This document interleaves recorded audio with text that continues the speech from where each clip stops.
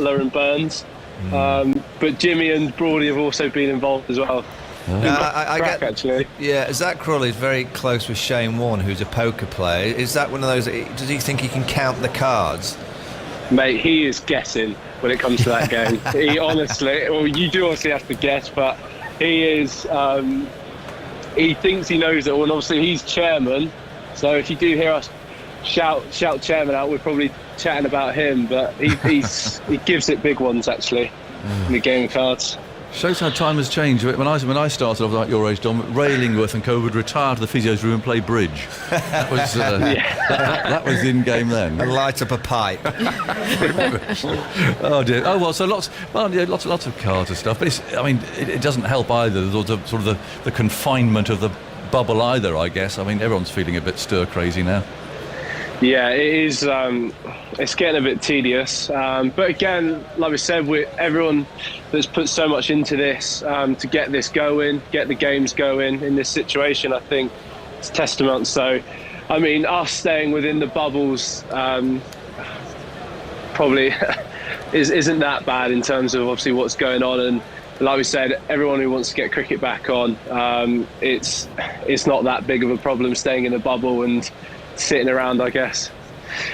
Are you getting sort of help about being in the bubble? I mean, Mark Saxby's very good at sort of caring role, isn't he, from the management and so on. I mean, are they keeping an eye on everybody to make sure people aren't literally going stir crazy?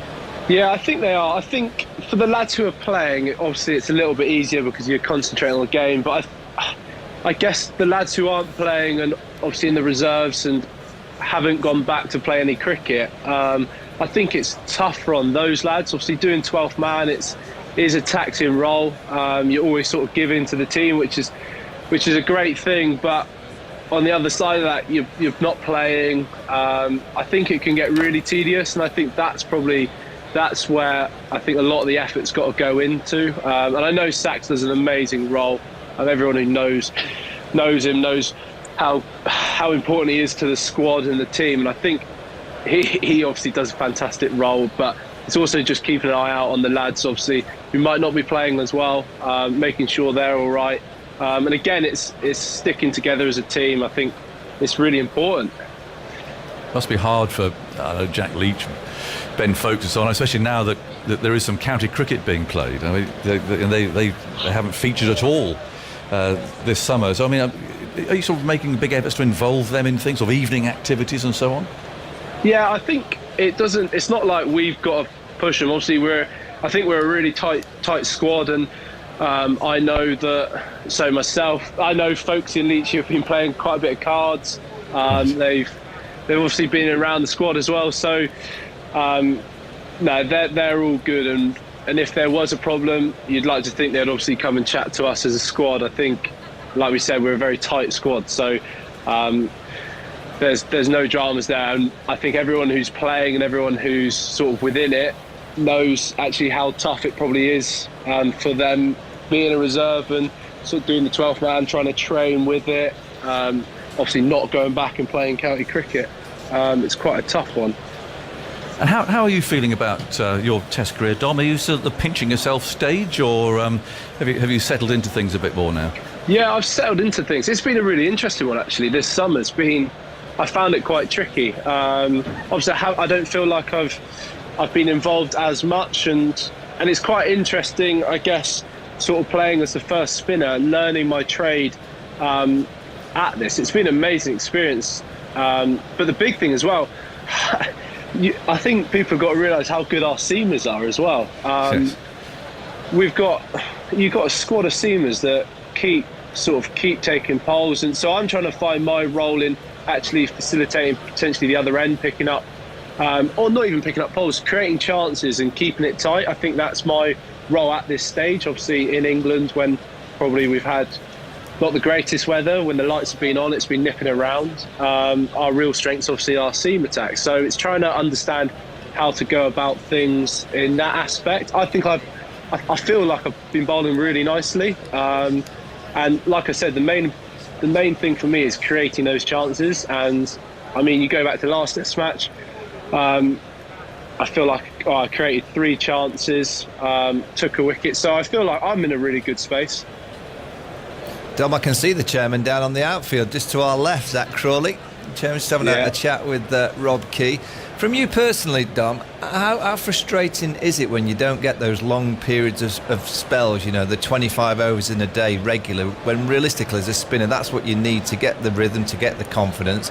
And as you mentioned, the seam attack, the conditions, and it can happen a lot in England. You get these conditions and the spinner doesn't get that much of an opportunity. How hard is it to stay in rhythm and stay in confidence when you don't get those spells? It's a really interesting one, Bonnie, actually. I think for me, I know that if you sort of, from my side of it, I bowl a lot in the warm-ups and make sure I keep that rhythm going, make sure that it's feeling really good. So I try and do it that side, and then then once going into the game, I know I've got that confidence that I'm hitting a good area. I'm switched on with my fields. Do you know what I mean? I'm still learning the game. I'm still understanding different players, but when those opportunities do come, I then know that I've put in the time I've put in. I sort of have a game plan around that, and I think my mindset. I think that's a really key one, is making sure that you're ready for it as well, mentally.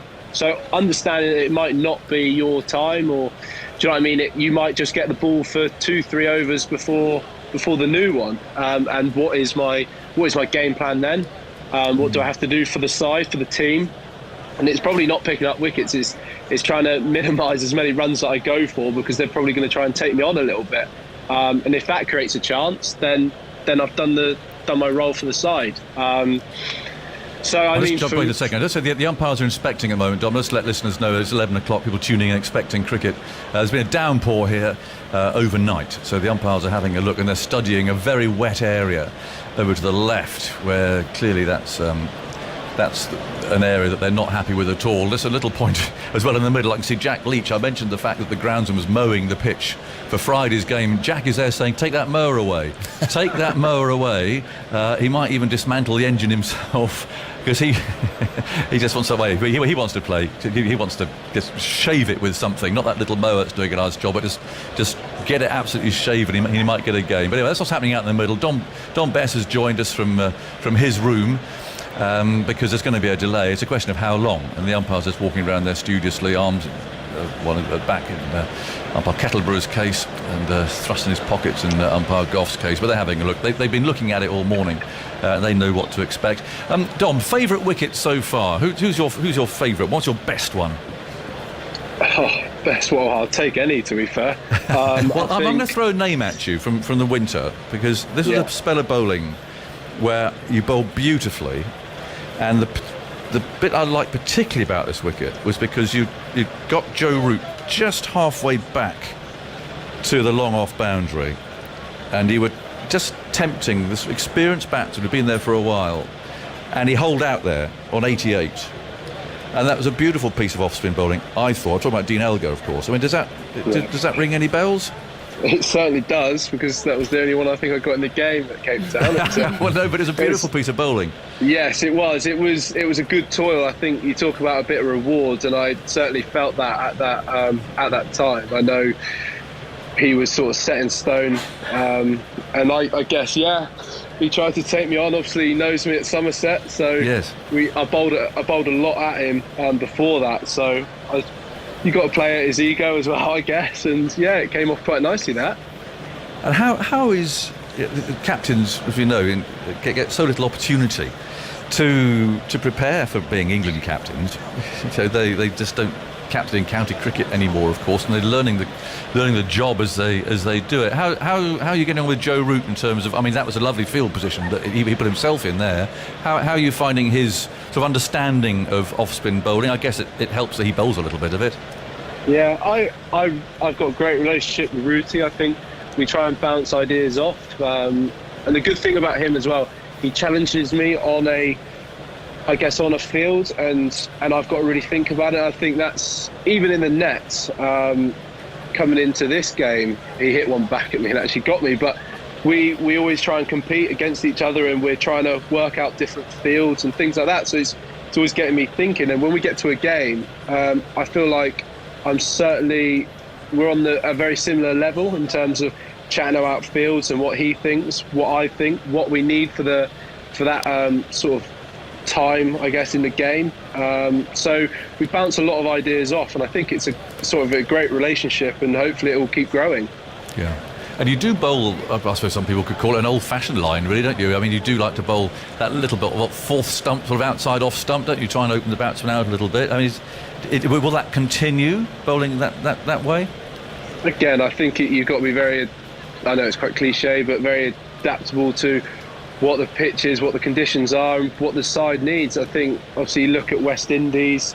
I got Shy Hope, caught a slip, and that was probably testament to bowling that line and being quite brave. And then I guess in terms of, it depends on the player and who they are. If they're a very good sort of player through the offside, you probably pack that side and you can keep going, or you go a little bit straighter. I guess it depends on what sort of days, what sort of day the wicket is, where we are in the game. Obviously at Somerset I quite enjoy bowling that sort of line because I know it will spin back and probably cause people some problems, but obviously Test matches is different. It's understanding what player they are, what field I need for that certain player, and what sort of day it is. I think it's really important as well, and understanding again my role in our England bowling unit. I think it's really important. Dom, there's so much data and information available for all players these days. How much do you as a spinner find out the paces that you're bowling? Yeah, it's a really interesting one actually, Rory, because I think I've looked a lot at it, but again, I'm still trying. I think I've certainly myself. I think I've got an optimal speed, maybe 53, 54 mile an hour, where you can get as much as you can on it. So you've got the revs on it, and it drops and obviously drifts, drops and spins. If you go any quicker. Or if you wanted to go any quicker and you lose that shape, it's not very effective as a spinner. So it's understanding yourself, and I think obviously once hopefully my action gets stronger, gets better, I would like to think that I can push those speeds and still create the illusion of it dropping, spinning, obviously drifting as well. So I think it's a working process. I look at obviously Lion a lot. Obviously he's got his speeds up there, but he still gets that drop. He still gets that shape on it, which is so dangerous. And again, obviously Jeetan's someone I've looked at a lot in terms of county cricket and his shape on it. He can bowl quite quickly. I think it's very dependent on where I am. I think I'm still growing into it. It's a good question though. I can follow it up in a second, but I'm just going to say, unfortunately, that noise is the cover being moved into position after all that hard work. The groundsman there's abandoned his mowing because it's not raining that heavily, but it is raining again. And so the umpires who carried out an inspection, they're heading off towards the dressing rooms. Another inspection at 12 o'clock is what we're hearing from that, but they're rolling out the sheets again.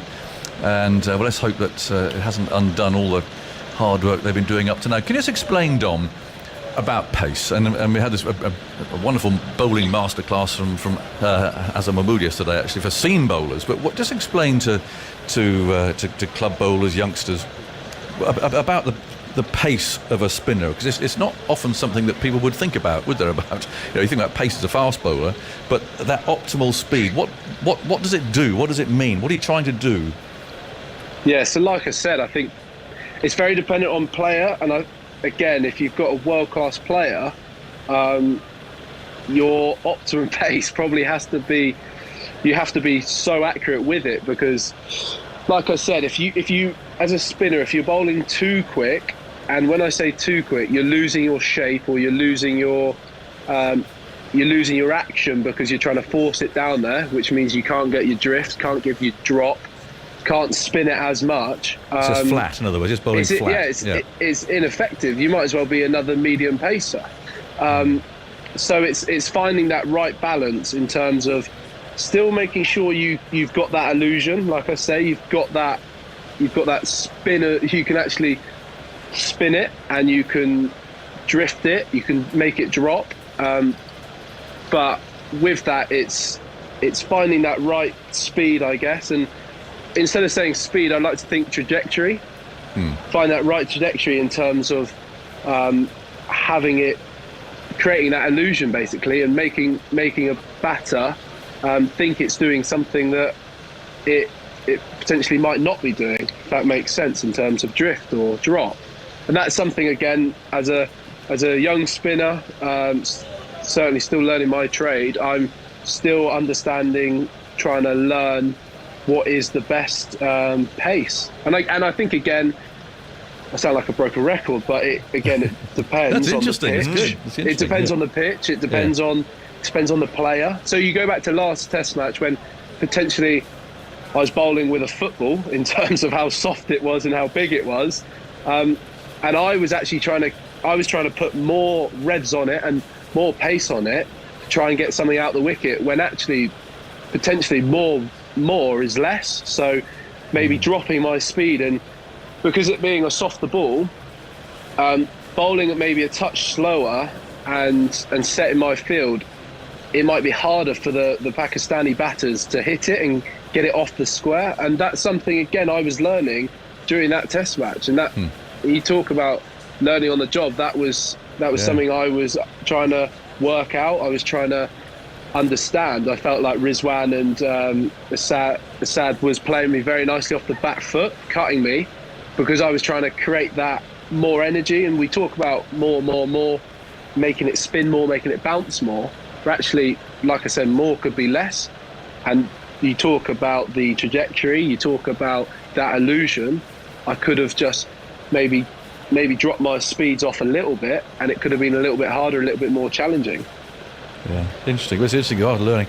So last one for you, Dom. Who was your hero then as a youngster? You saw someone bowling off spin, presumably, and thought that's what I want to do. That's who I want to be.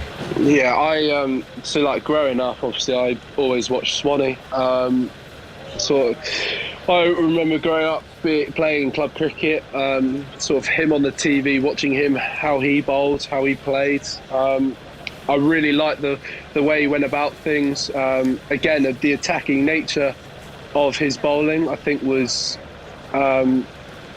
great to watch, and certainly now, being in this position, obviously being a little bit younger, but again, just almost respecting him even more in terms of what he did with the ball and actually how challenging it was. And obviously growing up then, I've seen Mo Ali play and bowl, and I think I don't think he gets enough credit of what a good spinner he is. And then obviously going into the county scene, watching people like Simon Harmer and Jeetan Patel go about their business is a great learning curve for me. I think they're two completely different bowlers. I think Simon Harmer's got this unbelievable knack of, again, changing his pace, being unbelievably accurate, and playing with batsmen. And then you got Jeetan, who might be a little bit different as a bowler, a bit more orthodox in terms of really ripping it hard and spinning it hard, the pace being a little bit quicker.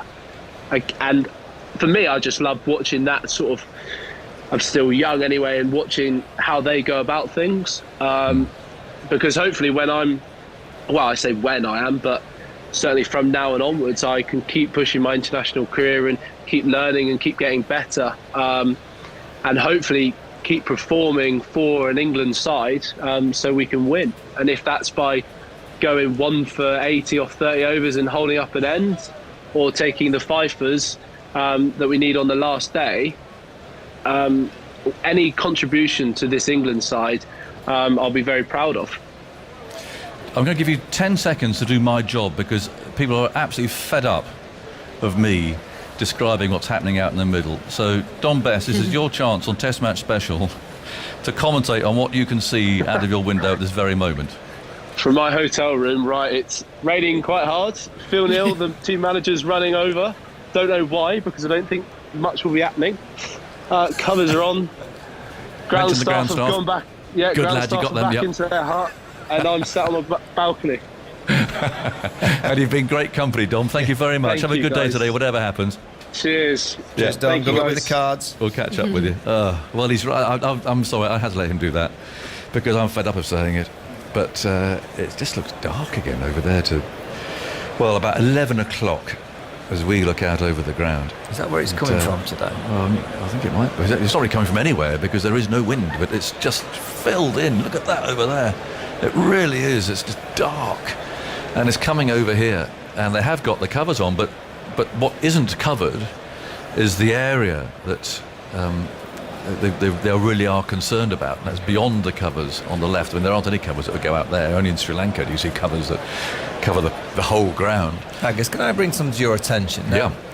We all have, I presume, double beds at home when you put your bed sheets on, and sometimes you get them on the wrong way, and you have to spin it round. Yes. Yeah. Don't you think the actual bowler's run-ups, the sheets are the wrong way round? Don't you think they've gone width-ways and it should be lengthways? I think it might be an interesting point. Yes, they are. They're covering certainly quite a lot of width from here. There's no one comes running in from that angle, do they? I don't think. It needs to be the other way to cover the length of the run-ups. Yeah, well, that might be a very, very good point. They're certainly a bit worried about the run-ups because they've been poking around with their umbrellas and so on. And again, just all they see, I think, is moisture at the moment. Oh, Ebony. Yeah, frustrating. One thing I just want to pick up, though, is how young Dom Bess is, Yes. but how switched on he is, right? Yeah. You know, on a day like this, you'd expect him to be switched off and just kind of go through the motions. Actually had a lot of energy for a young kid. He must be really nice to have around the changing room. He's very good company. I've lucky if I spend a bit of time with him. And he's again, what's something that people might not appreciate is that to be a good spinner, you've got to be quite a feisty character, actually. You don't just lob the ball up, wait for someone to smash it. You've got to be a bit like Swanee, toughers, bit in your face. And he's got a bit of that bounce about him. Well, when you're bowling finger spin, you're up against it because you can't really hurt anyone.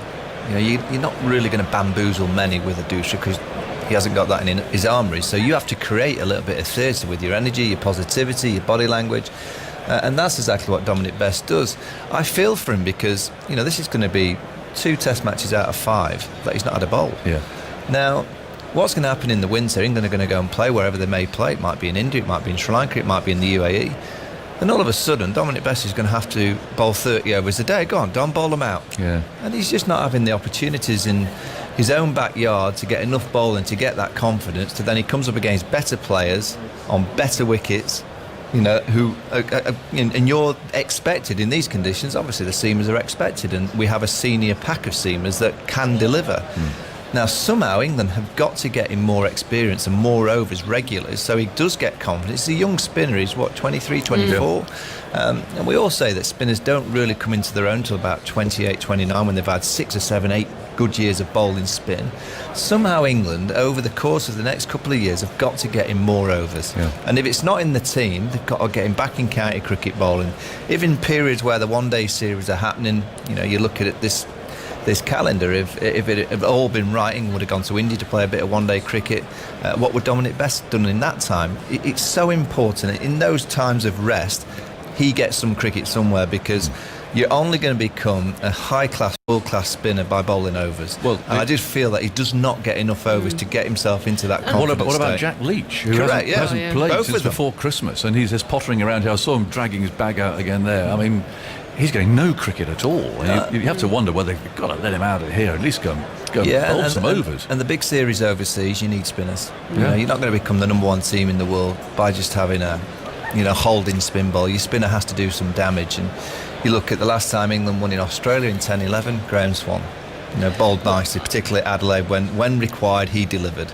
Now, I worry that with the fact that the spinners aren't getting enough overs, when we'll be on commentary, I guess, saying, come on, you've got to deliver, got to deliver, this is your day 5.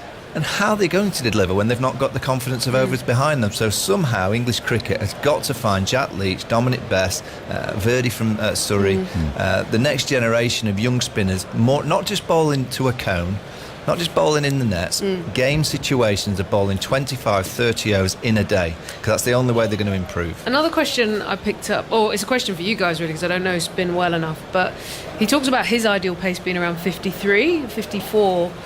I was just wondering, is that, if you want a frontline sit spinner who's going to dominate for you, is that the sort of pace, or does it feel like it should be more 55, 56 for a finger spinner? And I think he's bowled well, that's not what I think, but I heard him say, I feel my best pace is there, and I thought, I wonder if there's a little bit more, he could get that same dip and rev maybe a couple of miles an hour could make, if that's his ambition. Yeah, I think the answer, Ebbs, is I don't think the optimal pace is the same pace every day. It all depends on the pitch, the conditions, the game situation. I actually have watched him closely, and when he's bowled really well, when he had Shah Masood dropped and missed stumping, that delivery was 52.5 miles an hour, so it was a little bit slow, and he just got a little bit of flight. It dropped, so he had enough revolutions to get the flight and also the dip and the drop. So the way that he bowls, I've been crying out all summer actually to bowl a bit slower. Okay, interesting. Just a little bit slower and just kind of flight and then play your field. You know, try and say to the batsman, go on, try and take me down, Sam. That's, I think, what sometimes finger spinners. Phil Tufner was a pass master at just flighting the odd ball up there. You know, it's not every ball. You've got to have that ability to fire one in at 56. But you know, what is your stop ball? I'm not too sure. I think it's the right stop ball for that given day on that given surface against that opposition. I don't think it can be the same every day, but you know, I've liked him this summer, and I think he's bowled his best spells for me when he's just given it a little bit of flight. Yeah, a little bit of something. Very interesting, and love it to hear from Dom, who'll be getting his cards out, I think, again, because they're not going to be playing for a while. And I think it's just about stopped raining again. And I think, like yesterday, we were lucky that the heavy stuff has missed us by, well, maybe just a couple of miles. You can see it. And it's coming over the trees. But we've still had enough rain there for the covers to have to come on. They've got to start all that operation again of sweeping it off, mopping it up. We'd like to see them out there now, really starting to do that, because if the rain is falling, it's very light, and they could be starting to get to work to sweeping that water off the sheets now. So that would be good. Otherwise, apart from a couple of super soppers and one lone seagull who's strutting about all by himself about the area that Jimmy Anderson would be running into bowl under normal circumstances, that is about all that there is to report from here at the moment. The umpires are inspecting again at 12 o'clock, and just to repeat, it is very wet. There's not a question of any other than the conditions are not conducive at the moment to cricket at all. We've got Ask Tuffers coming. I mentioned email tms@bbc.co.uk. Ask Tuffers on a hashtag for social media. That should be fun. That's coming at 12 o'clock. We're talking about great Pakistan bowlers now. There was a batsman. Sorry, it was bowlers yesterday, wasn't it? Batsman today. Simon Mann's going to be in charge of that. Atif is sitting alongside me. Az is over there. Simon's going to come in here. Atif, fill the void, and then we'll get Simon in here. Yes, thank you so much, and good morning, everybody. And it's very disappointing conditions, and you know, you look out and didn't get to see a lot of cricket in this Test match, sadly. But hopefully, we can just hope that things will get a little bit better in time for the third Test match. And the good thing, of course, is it gives you time to reflect on some of the incredible achievements that have been made in the history of the game.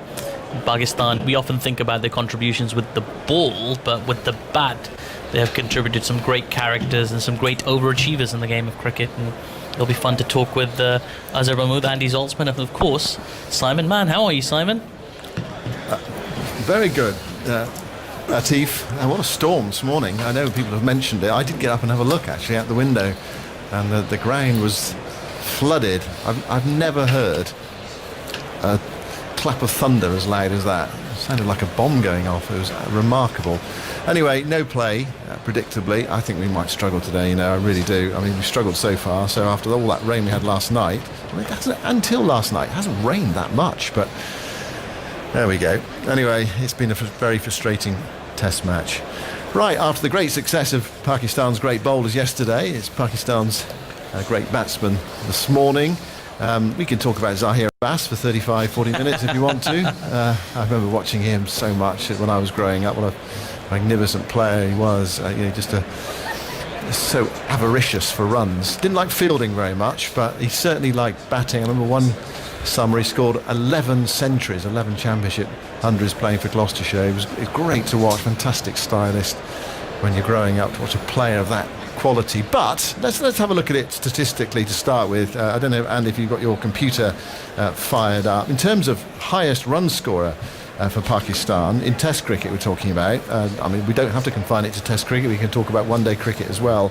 Yunis Khan, the only Pakistan player to score more than 10,000 runs in Test cricket. Javed was second. In terms of highest averages, Mohammad Yusuf with 52.4 52.29, just above Yunus Khan with 52.05. Yunus Khan, 34 Test match hundreds. Well, Azhar and Atif, do you have your own ideas about who? I mean, is it clear cut who is the best Pakistan batsman of all time or not? It's very tough. Good morning, everybody. It's very tough, Simon, because the era we're talking about, Hanif Mohammad, the innings he played in West Indies, the longest innings, 300 and something odd. You know, when we were growing up and we're listening to that, especially against that bowling attack, and then the likes of Zahir Abbas, Javed Miandad, and if you go to stats, Yunus Khan, 10,000 runs. If you see the conversion of Yunus Khan, he got, I think, 33 Test 100 and 34 50. So conversion rate of Yunus Khan is remarkable. He really was an overachiever, Yunus Khan. I mean, it's astounding. We often forget because in the great Pakistani lineage, people think about, Javed Miandad, Zahir Abbas, but people kind of forget about Yunus Khan in the modern day. But he achieved some incredible things. He's one of the only batsmen in the world. He's the only Pakistani batsman anyway to have scored centuries against every test-playing nation in every country. Obviously, since then we've got Afghanistan and Ireland, but they weren't there in his career. But that's extraordinary. It shows he played against everybody, scored runs against everybody. And as you say, 34 test centuries, which includes 6 double centuries, by far the most by a Pakistani batsman. It's hard not to make a case for him to be the best of all time for Pakistan. Where does Javed rank then? I mean, he was... what did CMJ once describe him as? Like an alley cat of a cricketer. I mean, he was a sort of, he had that sort of devil in his eye, didn't he? I mean, tremendous player, but he had something about him on the field. He was a spiky character on the field. I was looking back at what I consider to be one of the great Test series in my lifetime, which was 1988, Pakistan against West Indies in the Caribbean against a West Indies side that, they were so dominant in the 1980s. They lost that one series in New Zealand, possibly thanks to some questionable umpiring. And then they went to the Caribbean, Pakistan, under Imran. 1988, Imran was playing, and the likes of Salim Malik playing, and Javed was there. And they ran the West Indies so close. It finished 1-1. The test matches were fabulous. Pakistan actually won the first test match quite comfortably. They were 9 down in the second test in Trinidad, chasing around about 370 to win. They were 341 for 9. Javed made 100 in that innings. He made 100 in the first test as well.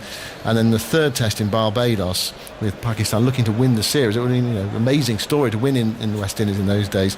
West Indies won by 2 wickets, chasing 260 plus in the fourth innings. It was one of the great Test series, real cut and thrust, brilliant cricketers on display. And Javed, in that Test series, made hundreds in the first 2 tests of the series, although his overall average against the West Indies was only 29. But he did play against, he played lots of Test matches against West Indies, but he played against a phenomenal pace attack. And that's the other thing, is about context, isn't it? Who you play against. And yeah, definitely who you play against and which bowling attack at that time, like you mentioned, 80s era, 80 and 90, fast bowling was brilliant. All the fast bowler running in. I remember your series. I was 8 at that time when you're talking about that series. I heard a lot. Patterson at that time bowling really quick, and Ramiz played well in that series as well. And Javed Miandad, I was lucky enough to work with under his coaching. Javed Miandad was really smart player, street fighter. And when we went to West Indies, and he used to stand on the chair and throw the ball from us because of the tall bowler from West Indies. So he prepared according to the situation where he's going. If he's going to Australia, he prepares something, brings something out of that, and he bring in Pakistan coaching system, the marble. So put the water on the marble and throw the ball into marble to get the pace and bounce to get ready. And he used to do the same thing when he was player. So.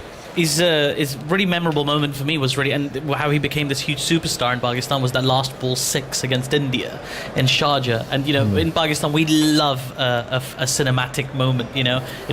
The final of the Sharjah Cup, and all the pressure's on, and 1 ball to go and 5 runs to win, and he hits a 6 out of the ground, and overnight he became a superstar. Javed Miandad was he was a real character. When we make a case for these cricketers, it depends on your criteria, I suppose, who's the greatest. But in terms of charisma, and character. Few people could beat him. He had the moustache, and he played against all these great fast bowlers without a grill for most of his career. And you've got these iconic images of him just kind of leaning a little bit forward, his head kind of tilted, slightly unconventional. And of course, there's great stories of him sledging bowlers. You often hear about bowlers sledging batsmen. There's a great story that Sunil Gavaskar has related, which is about an India-Pakistan series. There was an Indian bowler, and his name escapes me, but he was bowling to Miandad and kind of frustrating him, keeping him in his crease. So after every other ball, Miandad would come forward, and he had a slight speech impediment where he would pronounce his R's and L's the other way around. So he would come forward to him, and in Urdu he'd say to him, "Tumhara loom number kya hai?" Which means, "What's your room number?" And the bowler just tried to ignore him, right? And he'd just keep, every other ball he'd come forward and be like, "Tumhara loom number kya hai? Loom number kya hai? Loom number." He's like, the bowler's getting more and more frustrated. Why is he asking me my room number over and over again? So eventually the bowler loses it, and Mayadad comes forward one more time, blocks into the covers and says, "Tumhara loom number kya hai?" He's like, "Why do you keep asking me my room number?" He goes, "Because I want to hit a 6 into your room from here."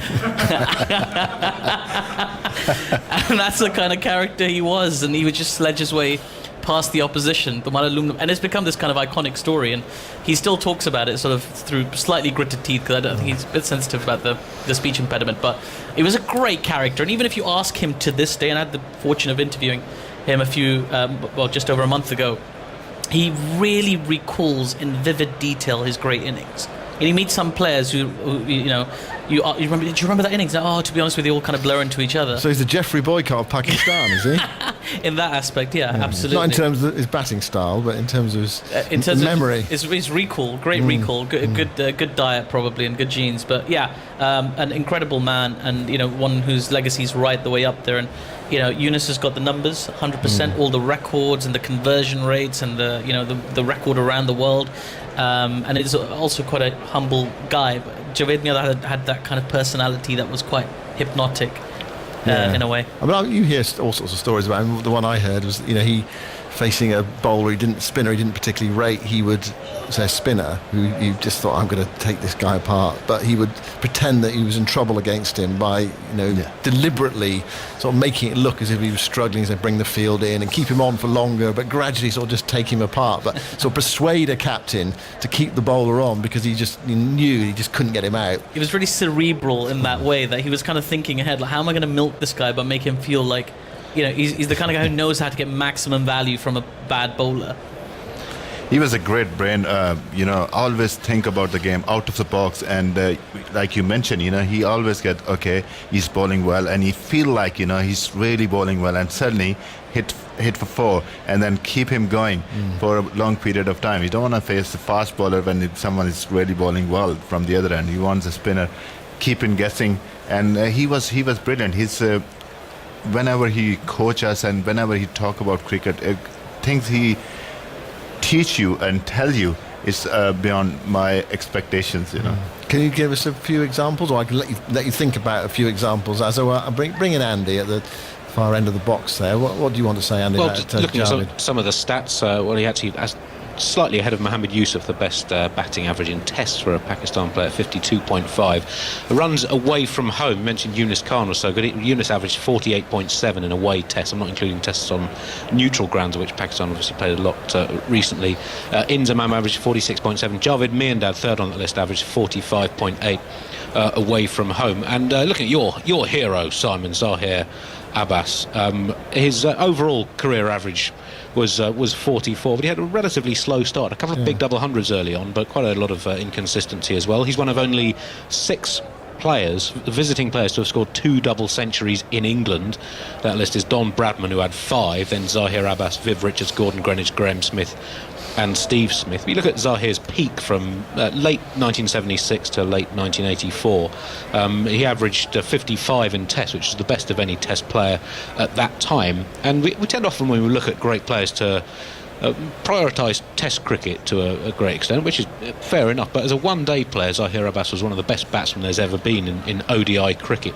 And in one-day cricket, up to 2005, a sort of era when scores started going up quite significantly, there were only 2 players who had an average over 45 and a strike rate over 80 runs per 100 balls in all of one-day international cricket. It was Viv Richards and Zahir Abbas, so they were both way ahead of their time statistically in one-day international cricket. So he was definitely up there in the higher echelons of Pakistan batsmanship. There was that great Guardian newspaper headline in the 1970s, because he made that double hundred against England at Edgbaston in 1971. It was only his second Test match, and then 1974 he came back and made a double hundred that you mentioned at the Oval, and the Guardian headline the next day was "Happy days are here again."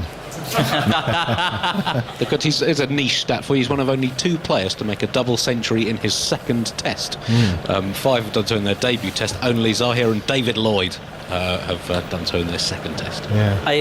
They pun his name in Urdu as well. It's so bizarre because they were in a match that Zahir played against India. Again, Gavaskar was right there. He's the great documenter of the India-Pakistan rivalry, and he was just frustrating them so much. He was just playing strokes through the covers, with the leg side, and he was just completely in control. And Gavaskar would say to him, like, Zahir Abbas karo, which means stop now, that is enough, like, right? And in Urdu it just translates as Abbas karo, and people do enjoy punning his name. I don't know what it is about him. He's also one of only 2 players to have scored 3 consecutive 150s in Test. He had innings of 215, 186 and 168 against India in a series in 1982-83. The only other player to have done so was Mudassir Nazar, another Pakistan batsman, in the same series. And we were talking about how great Imran Khan was as a bowler. In that series, totally dominated by batsmen, he took 40 wickets at an average 13.9, and no other bowler on either side averaged under 33. So that was sort of in the peak of Zahir's batsmanship. It also illustrates the qualities of Imran as a bowler. Yeah, well, he was a wonderful player. But back to Javed. Yes. Azhar, any more stories of Javed? Yeah, I said beyond my expectation, like we used to have Wasim, Waqar, Akib and running in and bowl quick anyway.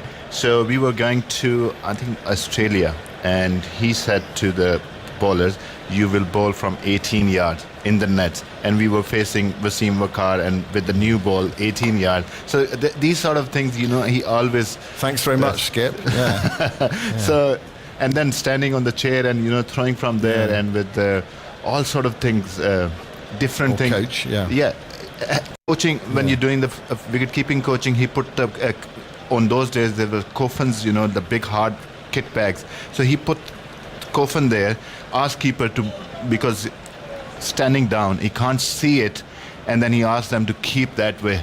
So he brings a lot of different things, different techniques. You never think of that, and he always come up with something very, very special. Yeah. What about Inzamam? Where does he fit into this? I mean, we often think of Inzamam here as being a tremendous player, but also a run out waiting to happen, or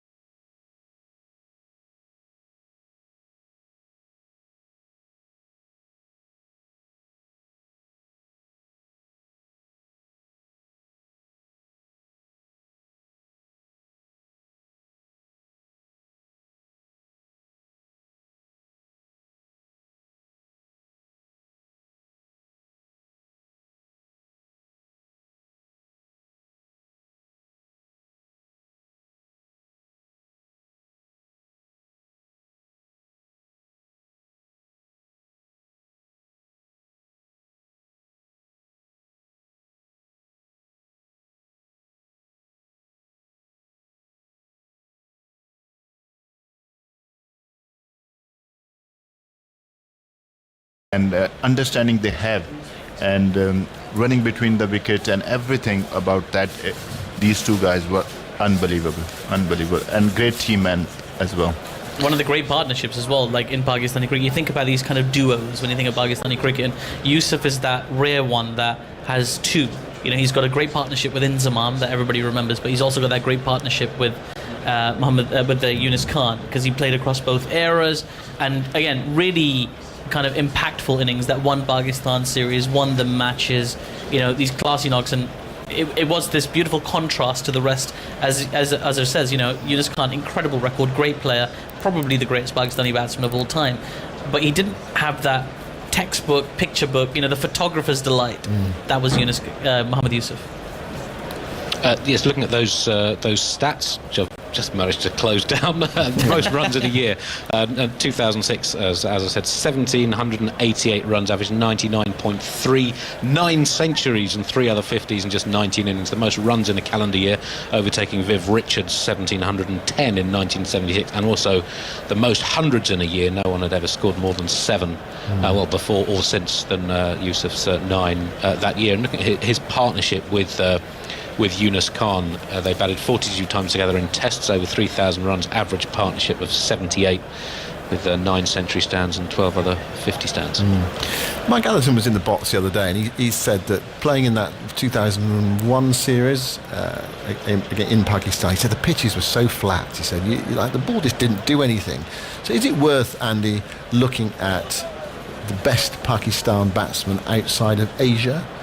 Who was the most successful? Who had the highest average? I don't know if you've got that, or whether you need time to look at it. Give me a couple of... Yeah, that's I did have the away stats that I mentioned earlier on, and one player who did well around the world, that didn't play sort of vast amount of Test cricket, and another player of sumptuous aesthetic attributes, Saeed Anwar, scored centuries in most of the countries that he played in, was a terrific Test player, magnificent one-day player, again slightly ahead of his time in the way he played one-day cricket, and just glorious sort of magical wrists. Yeah, he only played 55 Test matches. Saeed Anwar averaged 45. You talk about classy players, or classy looking players, and this is probably a bit before both your time. Was Majid as well, who was a fine player in the 1970s, a lovely, elegant player, played for Glamorgan. Yeah, Majid Bhai was great player, and Majid Bhai, Zahir Bhai, these guys got almost 30,000 first-class runs as well, and 80 odd first-class centuries, and Zahir Bhai, I think 108 first-class centuries. So remarkable stats. Unfortunately, haven't seen much batting them live, but their records speak for themselves, and they were a great icon of Pakistan cricket. And Majid Bhai was Islamabad president when I was growing up, and he told me one of things. He asked me, how long you bowl in the net? So I said about an hour. He said, no, you have to bowl the whole net and bat up front, and remember one thing. I said, tell me please. And he said, learn to bowl against tailenders. So, and I was young at that time, I couldn't understand why, and I asked why Majid Bhai, and he told me, because batsman, if you're bowling to the batsman, he will come into the line and play the ball and get edge.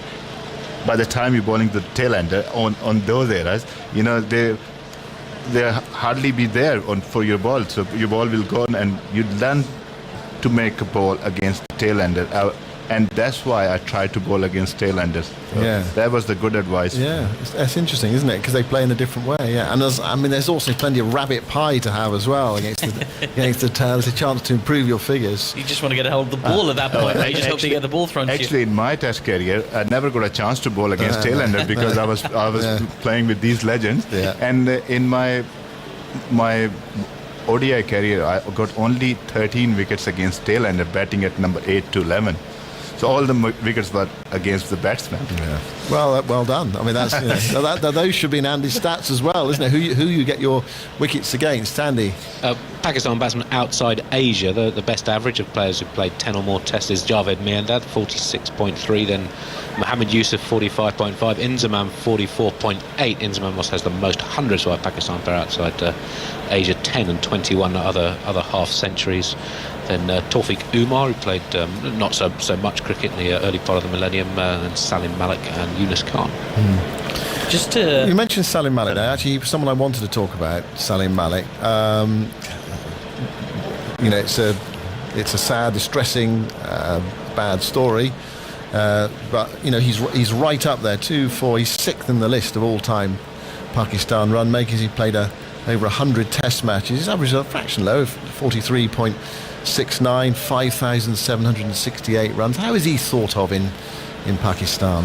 He was one of the top players in Pakistan before what happened with him about the match fixing and everything, and before that I played with him, and I remember seeing him, the way he prepared himself, and especially against outswing delivery, he was the one who can chip that through mid-wicket area, so no one can do that, but this guy got more ability and skill. And I remember watching in Rawalpindi Test match when he got double-handed against Shan. That inning is up there in my eyes, watching that ball was spinning, and I think he was one of the best player against spin.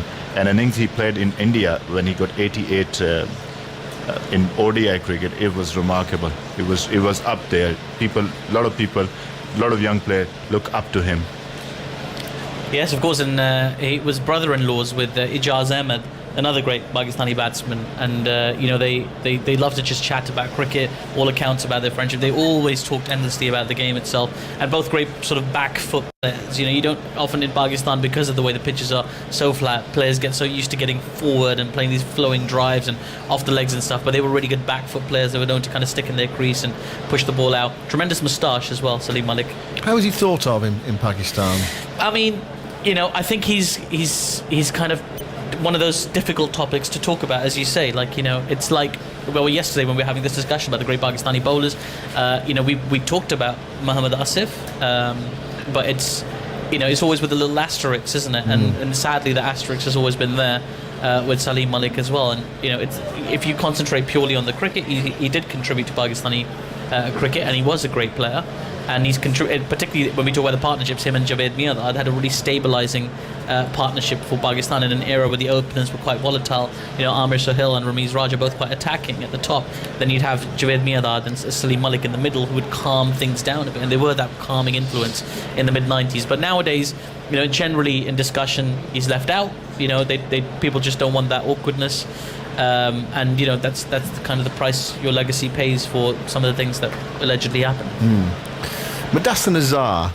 Now, I remember him making an incredibly slow Test 100 in a Test match in Pakistan against England. Andy, have you got that stat to hand? Mudassir's Test century. Is it still the slowest Test century of all time, or was it's maybe his dad's? It was close. I mean, he wasn't quite the. How would you characterise him? Well, Azhar was like a more kind of resolute opening batsman. He wasn't really known for being flashy, but he is remembered fondly in Pakistan for a series in which he top scored against India. I believe it was a 6-match series, and for the longest time it was the most runs a Pakistani had scored in a Test series. And nowadays, if I'm not wrong, he coaches the Lahore Qalandars in the PSL, so he's still kind of influential in the game. But yeah, it's quite ironic that a player who's remembered for being quite stoic is now the head coach of a PSL T20 team. No, he's not the head coach. He was head of National Cricket Academy. Yes, and he was a great brain of cricket. If you listen to Imran Bhai's interview, and he said he was the one guy. Whenever I'm in trouble, I go to him and ask for advice, and he was a great brain, and he done a lot. He worked really hard on Naseem Shah when he was coming out from his injury, and he was the one working closely with Naseem Shah. Yeah, because we think about actually Mudassir as being a top order, rather stodgy opening batsman. He actually golden arm. Yeah, sorry. golden arm. Yeah, I remember him destroying England on one occasion. Andy, his century against England in Lahore in December 1977 is the slowest Test 100 in terms of minutes taken to get to 100. 557 minutes, so 9 hours, 17 minutes, 419 balls. So there have been quite a few innings, even longer than that to reach reached the three figures. Wow. So who holds the record at the moment for the slowest Test century in terms of balls? Or was it hard to say because they didn't always put it down into balls? Yeah, so we had this issue when Sibley was approaching three figures earlier in the summer, and on Andrew Sampson's wonderful database, he has Colin Cowdery's 535 ball century against West Indies as England batted for a draw in 1957 at Edgbaston as the most in terms of balls, followed by South African Jackie McGlew's 485 balls against Australia in Durban in early 1958. And that period of Test cricket was the late years of the 1950s. I think 15 of the slowest scoring 20 Tests ever played happened in a 5-year period in the late 50s. So whatever you think for cricket now, it's speeded up. Yeah, so in the late 50s we'd have actually been praying for bad light and rain, would we? It was that bad. Oh great, it's rainy again. Oh, the light's bad, they've gone off. The situation here at Southampton is well, I understand an inspection at midday. Is it raining at the moment? It doesn't look as if it is. The covers are still on though. The super soppers trying to take some of the excess water off very sodden covers. The ground staff are going to have an issue trying to get something ready for Friday if it goes on like this. Getting a pitch worked out for Friday. I did see them working on the pitch this morning briefly when they had the covers off. It's two to the left as far as I could tell. Anyway, it's not going to be easy. It might be tricky first up against the new ball on Friday if things go on like this.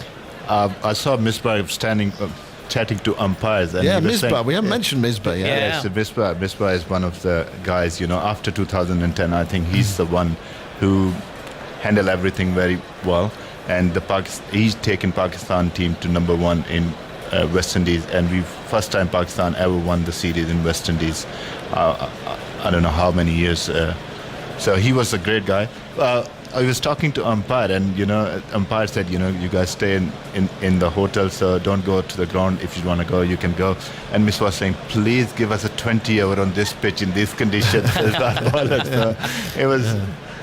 Yeah, and I can imagine it. But again, as somebody who you think what could have been in terms of great Pakistani batsman, because he made his debut in 2001 and then he didn't play again for quite some time. He was left out the side, and in between I believe he went to pursue an engineering degree, and he went away and did that, and that was going to be his life. And then he earned himself a recall into the T20 side in 2007 and played that. He was a man of the tournament that the inaugural World T20, and all of a sudden he was back in the setup.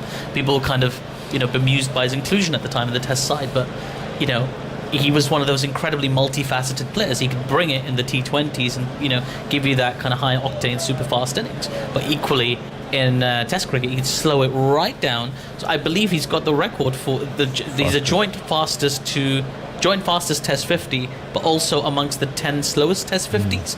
So he's that kind of player who could play multi-dimensional. The fastest Test 100 as well for 36 ball against Australia. And looking at most Test runs scored after the age of 35, Misbah had 4,509 at an average of 47. Only Graham Gooch beat him by just 54 runs for England, averaged 48. Scored more over the age of 35, followed by Sachin Tendulkar, Jeff Boycott, and then Yunus Khan in 5th place. Incredible fitness as well to this day. Like if you watch the Pakistani players at the end of the day, they'll be warming down, you watch them doing all their stretches and stuff. The last person off is Misbah ul Haq.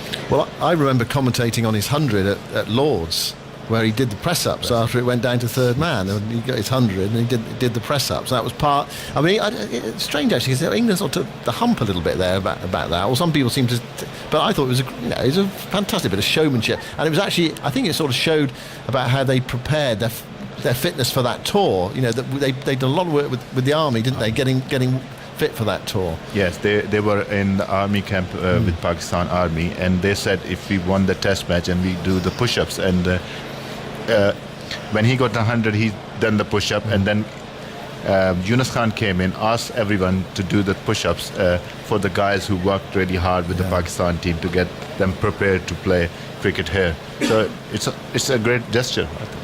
But the night before that century that you just described, by the way, I remember bumping into Misbah ul Haq at a restaurant in northwest London, and I was quite surprised because you don't think of that as pre-match planning. I was kind of worried about him because he ordered a nihari.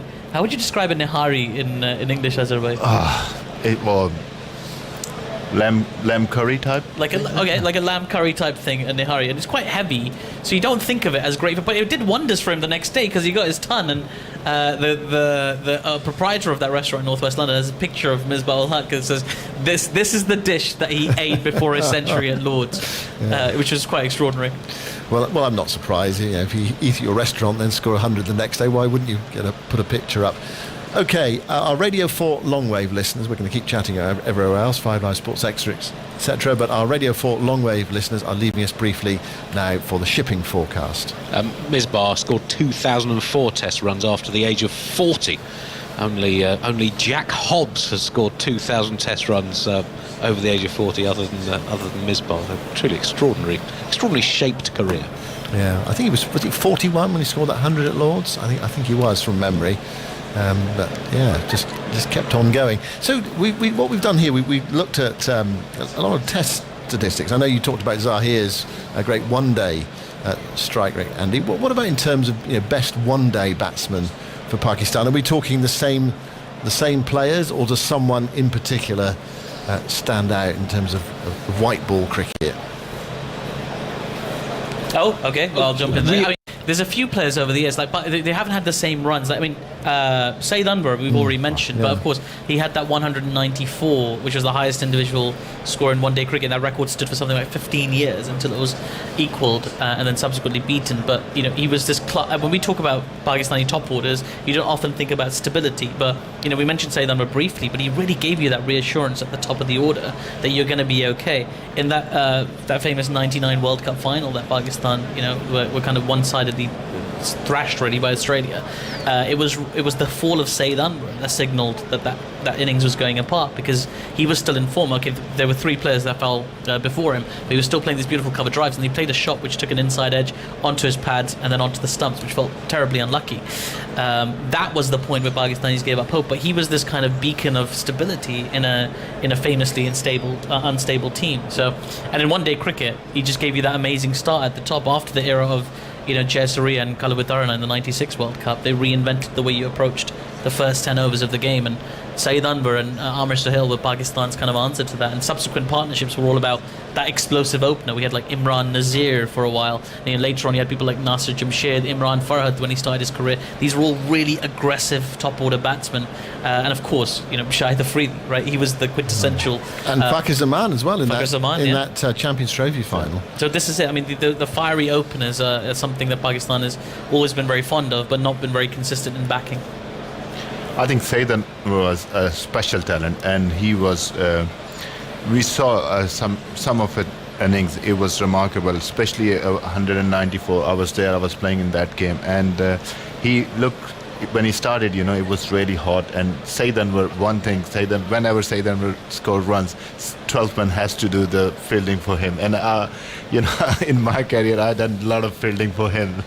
But one thing, So hold on a second. So he come off the field and he said, "No, I can't field. I'm too tired." Something happened on those days. I think now you can't change that because of only the Saeed Anwar.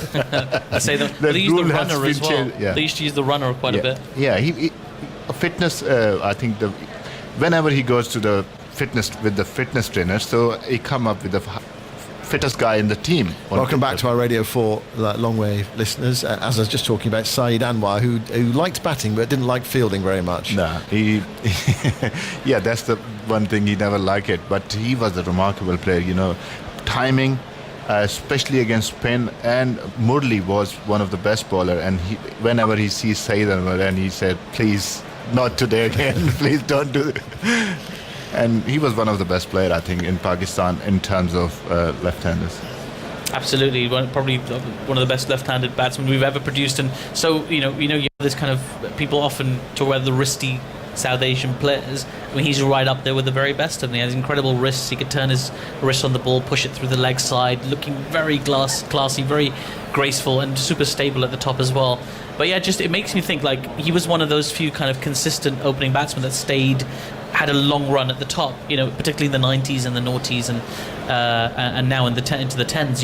You see a slightly rotating conveyor belt. I think management are trying to give more faith into people like Imam ul-Haq and of course Fakir Zaman, especially on the back of that innings. But you don't see that sustained run Because at the time, you kind of thought in the 90s in particular, Sayyid picks himself, Amir Shahil picks himself. But beyond that, it was very difficult to find that stability at the top. In terms of volume of runs in one-day international cricket, Inzamam had over 11,000 runs, average 39, strike rate 74. Yusuf 9,500, also strike rate 74. Said Anwar 8,800, strike rate 80. So if you going back to Zahir Abbas, an extraordinary average 47.6 and a strike rate of 84, compared with, say, Javed Miandad, another great player, averaged 41 with a strike rate of 67. You see quite how extraordinary Zahir was in that era of ODI cricket. More recently, Babar Azam has been fantastic in the 50 over format, averaging a 54, strike rate 87. Yeah, actually, we're coming to the end of our discussion about great Pakistani batsmen. I wanted to end on Babar Azam, because he could be the next great, isn't he? I mean, unless he keeps playing at Southampton, then he might not accumulate all those runs. Yes, of course, so much promise about this guy. So much praise, and it's the age of social media as well. So there's a lot more hype to the character as well. Like you see so much of his statistics; they're more readily available. People tracking them, people updating them. I mean, if you just boil it down, this boy's class on the pitch. You watch him; he's got this incredible balance, poise. He's got some of the characteristics we talked about. All these greats having time on the ball. Check. Having great balance, check. Great through the covers, check. Great wrists, check. Or all the shots, looks perfect, and box office cricketer in terms of you really want to watch him play and flourish. And it's one of the great shames of test matches like this one that get rained out and have difficult conditions and so on and so forth, that you don't get to see him play as much. But he's one of those cricketers that is going to fill highlight reels, you'd imagine, for years to come, as long as nothing unforeseen happens and he keeps his fitness and his attitude, which has always been quite exemplary. He could be somebody that in sort of 10 years' time you're talking about as amongst the very best.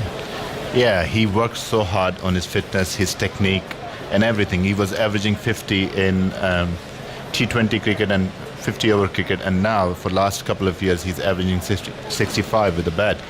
He worked so hard, and only thing he can do, just bat, and bat. And the rest of the thing, like he worked really hard on his fitness. He's a proper professional cricketer. I haven't seen much Pakistani with determination, and he set himself a really high standard and goal for the future, and he wants to achieve that. And when his time is for cricket, he just think about cricket, nothing else. Nothing else matter for him. And he got a lot of influence from his dad. He always take him and push him to do the right things, which is really good. I think he's got a good head on his shoulder as well. Apart from Babar, is it a thinner time for Pakistani batsmen? I mean, are there younger players coming through? Is there more focus on T20 cricket? Is that where the heads have been turned? And if so, who are the are there any young crackerjack T20 stars? Who are the players that we should be looking out for?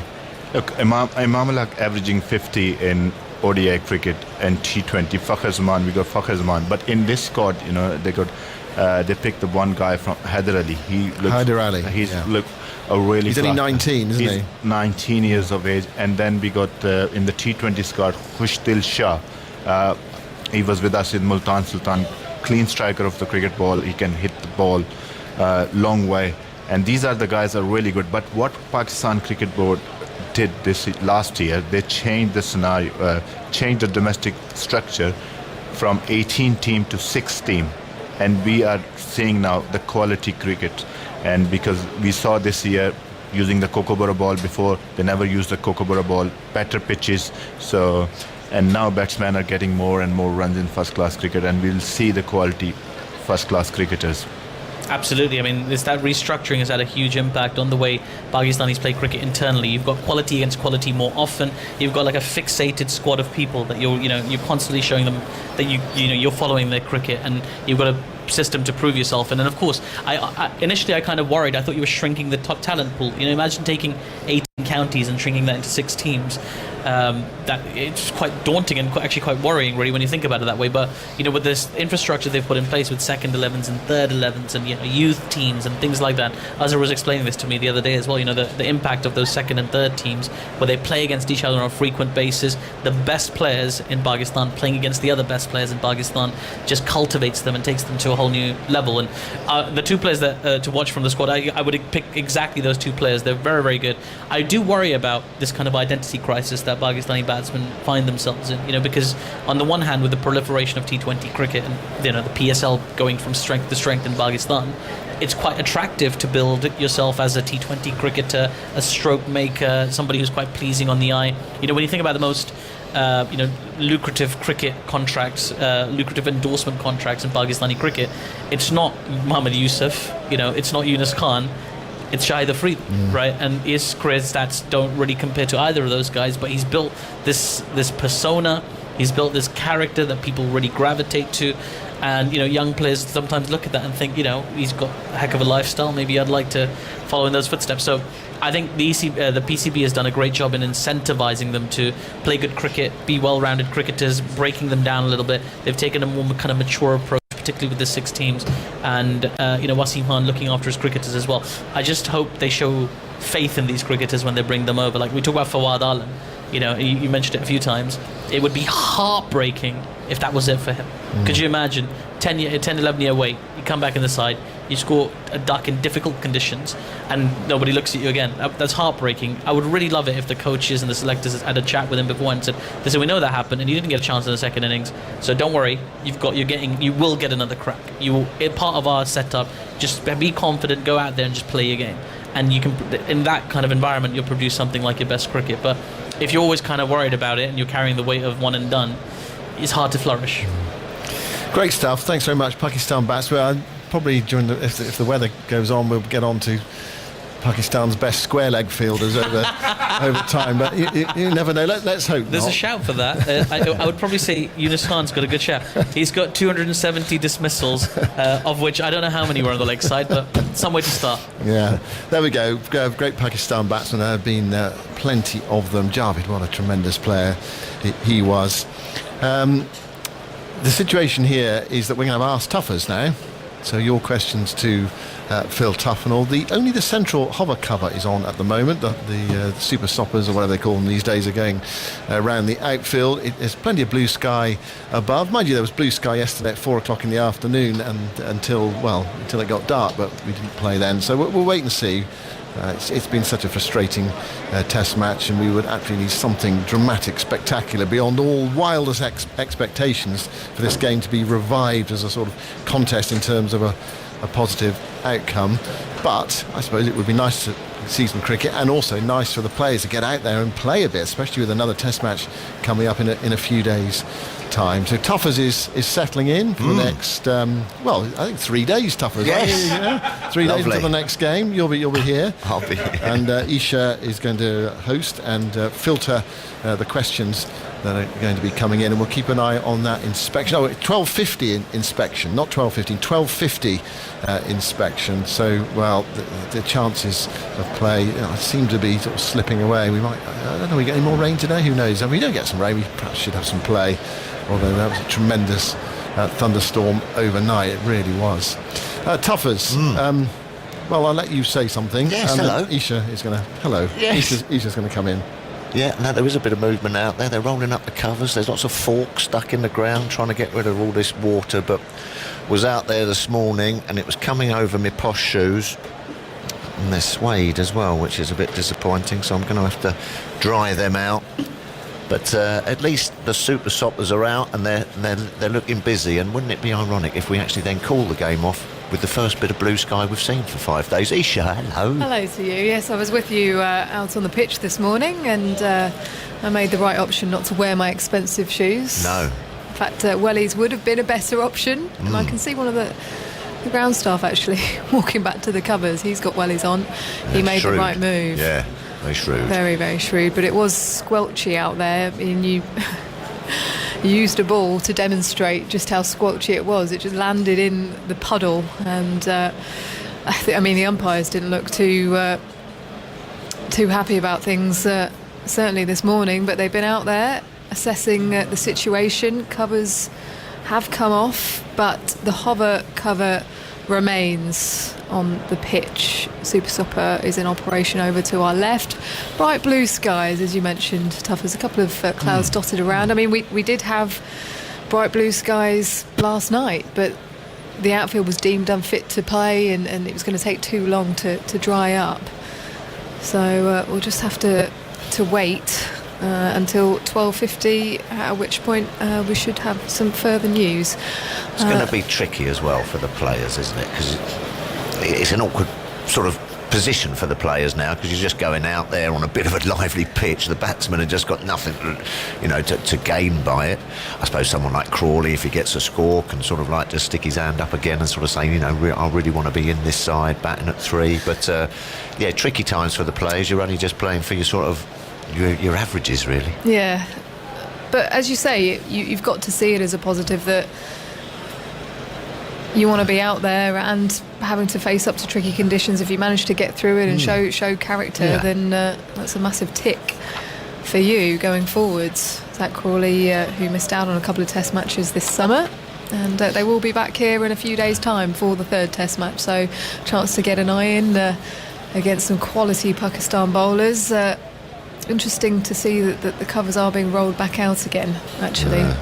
Well, the Pakistan bowlers be licking their lips to get back on it. Yeah, they're thinking, I'm going to get a couple of cheap poles here. It's doing all sorts. Yeah.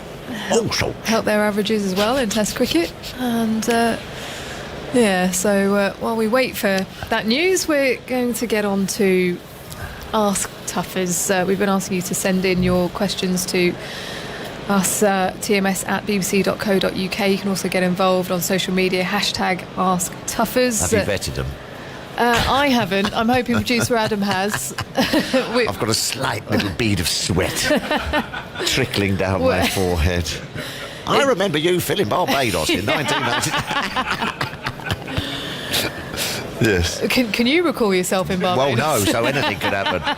Anything could happen. Well, an international career that spanned 11 years, 42 test matches, 121 wickets, a batting average at a healthy average of 5.1. I'll take that. And last night we actually had a quiz, didn't we? And you didn't know what your international ODI batting average was. Well, it was 15. No wonder no one got it right. How have I managed to acquire a batting average of 15? I think there must have been a lot of not outs in there. Yes, you hung around. You hung around at the end. Yeah. But let's get to the first question then. Jim in Cardiff. Right. Back in the day, I recall seeing you many times bowling for Middlesex and taking wickets, but consistently not getting picked for England, when even Boycott had nice things to say about your skills. No way. Really, Boykes? As I recall, the reason for not picking you was lack of ability with the bat. Instead, we had bits and pieces players who could neither make runs nor take wickets. How frustrating was that for you, and how did you deal with it? Well, I should have improved my batting. That's as simple as that. And I did with my fielding. I made myself into a sort of competent fielder and what have you. But remember, back in those days, there were times have changed. There were specialist places for people, even wicket keepers. Wicketkeeper didn't particularly have to bat, or could just hold a bat at sort of like 8 or 9 or things like that. So that was a bit of a regret of my career, not scoring a test match century, which would have been nice. But looking back, you've just got to get on with it, and you've got to go back and keep getting wickets in county cricket. That's how it was in those days. No central contracts or anything like that. And so if you were overlooked, and you felt you were doing well, instead of getting down, I was very lucky to play for Middlesex with a lot of, experienced England internationals in the dressing room, like Sir John Embry, Mike Gatting and all these guys. And the thing they just kept saying to me was, all right, practice a bit on your batting and whatever, but also, just keep knocking on the door with weight of wickets. And then that's what I did.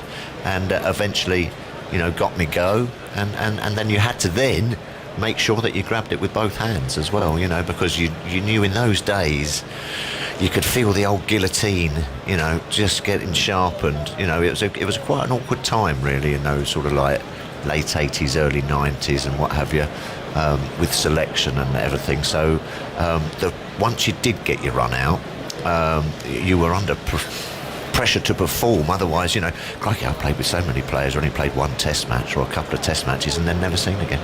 What was your method of operation in terms of learning and getting better as a spin bowler? I mean, these days players can watch all the different cricketers on television. They've got access to all the material.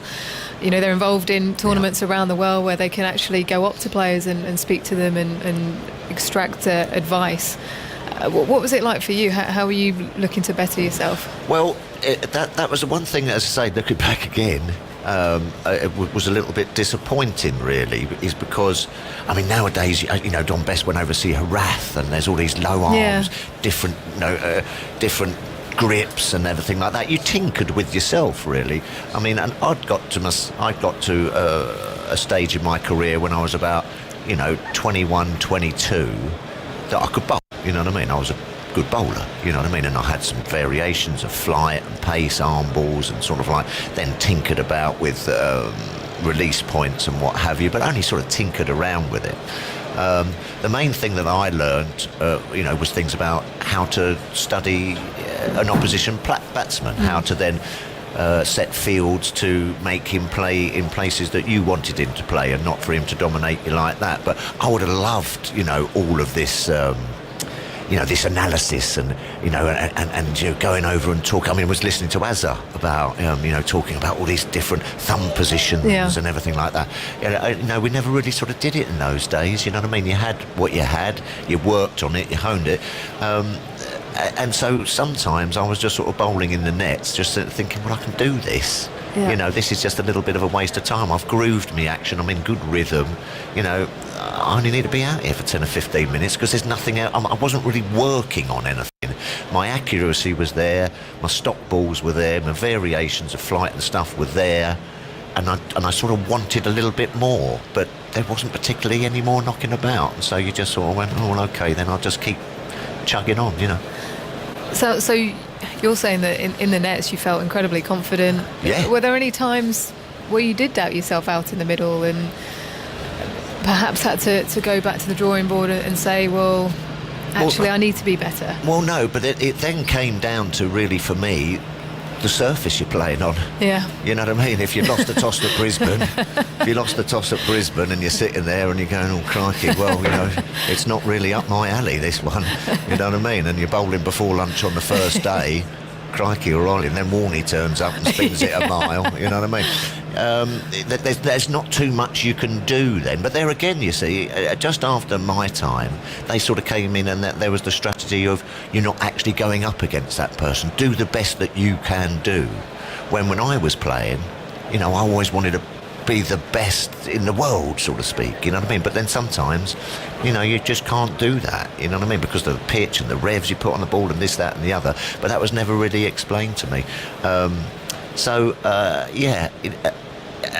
so you then just, when you got a picture that was conducive for you, make the most of it. It'd be like getting daddy hundreds, as an opening batsman. You're going to get the odd good ball, you're going to get the flat pitch to bowl on, but when you get your eye in or when you're on a spinning pitch, make sure you get plenty.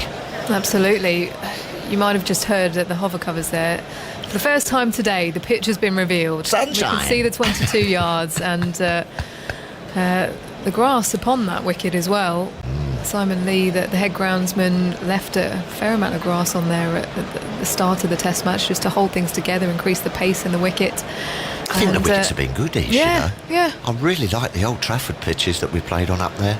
Yeah. Really good for everyone. And this one, okay, perhaps it's with the weather and what have you, a little bit decking about a bit too much, but I mean, good viewing. Yeah, well, it's been incredible to have as much cricket as we have had this summer, given the circumstances, up until this test match, where it has been very, very frustrating. But it is bright sunshine here, and Martin Saggers is walking around near the wicket. Prodding things with an umbrella. He is. We will have another inspection in about 25 minutes' time or so. Before I get on to the next question, was it always spin bowling for you? No, I was a fast and nasty.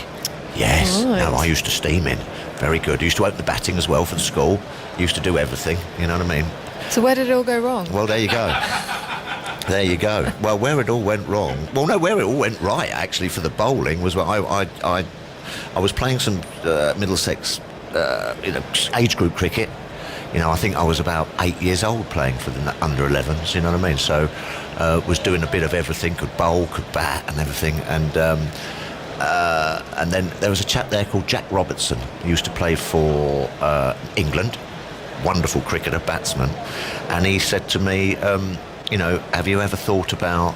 He said you're quick. He said, and you're good. You're a good bowler. You know what I mean? But he said, there's a lot of quick bowlers out there. You know what I mean? He said your advantage is you're a lefty. He said, have you ever thought about spinning the ball? Because there's not too many left-arm spinners about, and you don't have to run in all that way. So my ears pricked up immediately, and then he showed me how to do it. It's probably one of the first only bit of coaching I've got, really. And he showed me, turn the door handle and the classic sort of way of explaining how to bowl spin and what have you. And then the first time I ran up in the nets and tried it from a sort of a nice seamer's action, but then just actually then rotating the wrist with the seam in the right position and everything, almost did it like a seamer, like a cutter, but then bowled it and it pitched and it turned. And I've just gone, there was a little light bulb sort of like ping off in my head, and the kid down the other end's gone, oh, crikey, and missed it. And I've gone, oh, crikey, that's quite good fun, you know what I mean? And then it just then, I started doing it little bits and pieces in nets, playing around with it and still bowling quick. Ish, and then slowly developed into it through the age groups, and then just all of a sudden one day sort of decided, right, I'm a left-arm spinner. Yeah, right. But that is, it is a difficult thing to do. I mean, pace bowlers bowl cutters all the time, but actually it's a very different action because you have to get up and over a little bit more. Was it Laura Marsh? A similar sort of thing. She was a quick bowler. She started off life as a quick bowler and then became an off spinner. But I remember her doing a lot of work with Jack Birkinshaw. Yeah. And almost having, so sometimes they would put a chair on her length. Yeah. She had to get up and over just to create that loop. Yeah. Well, yeah, but then you work on it, you work on it and sorry, but for me, I think that natural rhythm I had as a left arm seamer, I had a naturally good action, just from as a boy, running in and sort of getting there and then following through and what have you. So that was always there. And you could always sort of feed off of that when you were then trying, as you say, get up and over, stand tall, chin up, follow through, core positions and all this kind of stuff. And then and the other thing that I did have, which was very, very lucky, is that I had a natural sort of loop and a natural dip, I don't know where necessarily that came from, but it just was very, very natural just to sort of like get that sort of up and down, you know.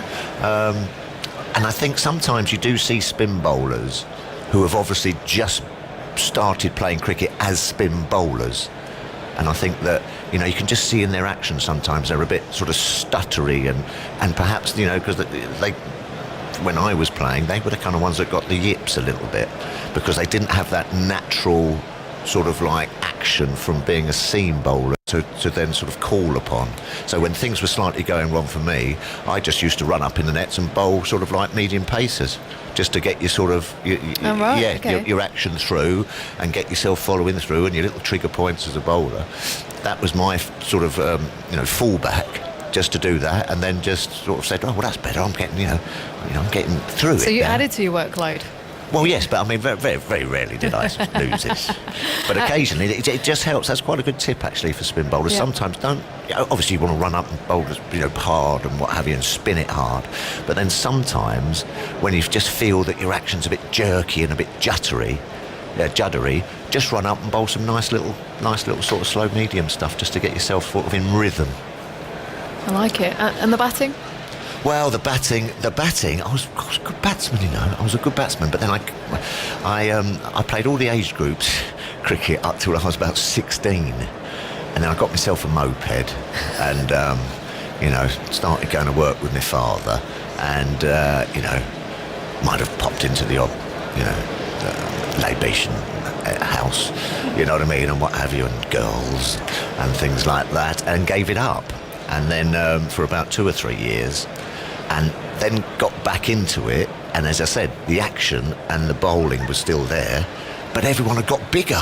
You know what I mean? Yeah. Everyone had become huge over this 3 years. And you stayed the same height. And I didn't know. I didn't say the same height. I just sort of stayed the same. Hold on a minute. All these half volleys I used to be smashing through extra cover because the little lads couldn't get it up around your head. Yeah. They'd all come about 6'8" and was bowling 90 miles an hour, and I hadn't then progressed with that, if you know what I mean. I'd stayed at that sort of part of my life in my batting, and then hadn't, netted and what have you, and then sort of like naturally become so it's absolutely terrifying. All of a sudden, wow, where's he come from? He's got a beard and a moustache and everything, you know what I mean? He's zipping them down at me. So, I was always struggling a little bit. And you were struggling with the stubble. Yeah, well, that's right, yeah. They changed. So your advice to teenagers is basically don't get distracted. Well, exactly. I mean, how many people have said that, in their careers, who are very, very good cricketers who then, just as you say, well, you've got to go and earn a living, haven't you? And you've got to go and make a few quid and make your way in the world. So you're very lucky to then get yourself back into it. We've got another question in. Tim from Northumberland. Does Tuffers think that Dom Bess is going to be the next permanent England spinner, injuries permitting, over the next few years? It seems to me that spinners definitely need to have some bravado and oomph about them, convince the opposition batsmen that they won't be able to read their variations, and just to confuse the heck out of them until they make a mistake, personally.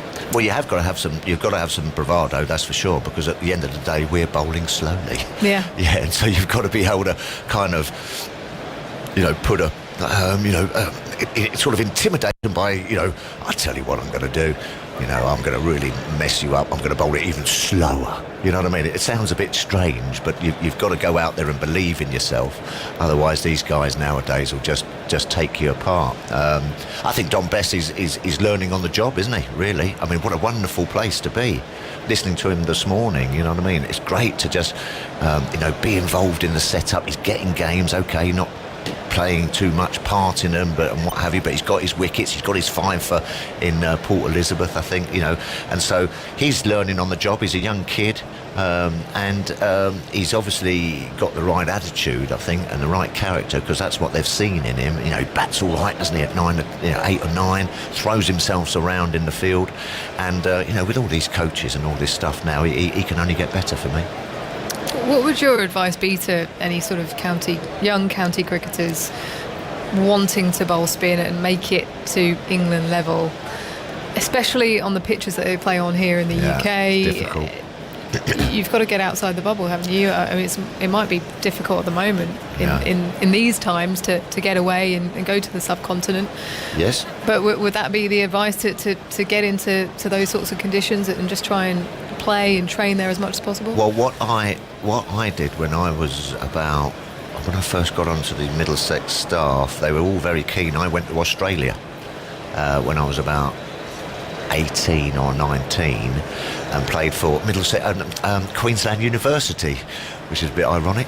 That was the first time I've ever been to university, actually, and played for them in grade cricket on flat pitches, very good pitches in Aussie, and against some big old boys, proper guys who were trying to get into Queensland stateside and what have you.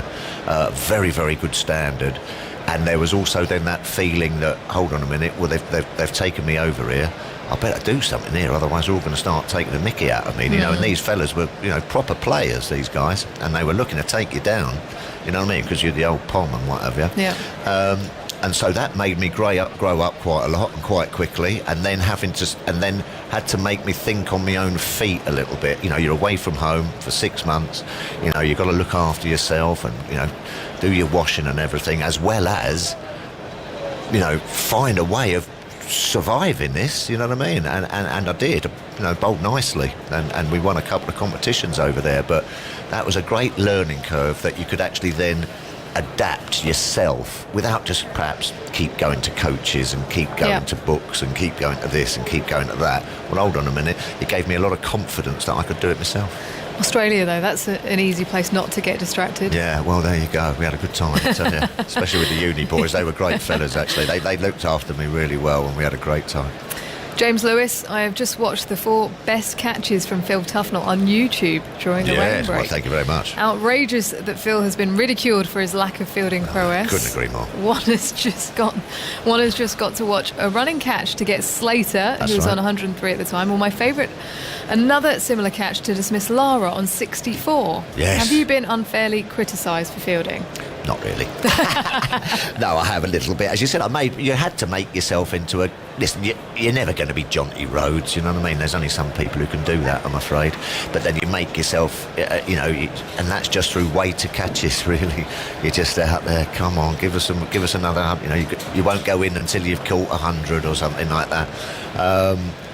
But it made myself a decent-ish, fielder, which you have to be. You don't want to drop catches. There's nothing worse than dropping catches. I mean, I've dropped a couple, but they seem to follow you around. Those ones, you know what I mean? Those ones are the ones that they can remember, and you just want the ground to eat you up. But didn't want to drop Brian Lara, crikey, or Riley.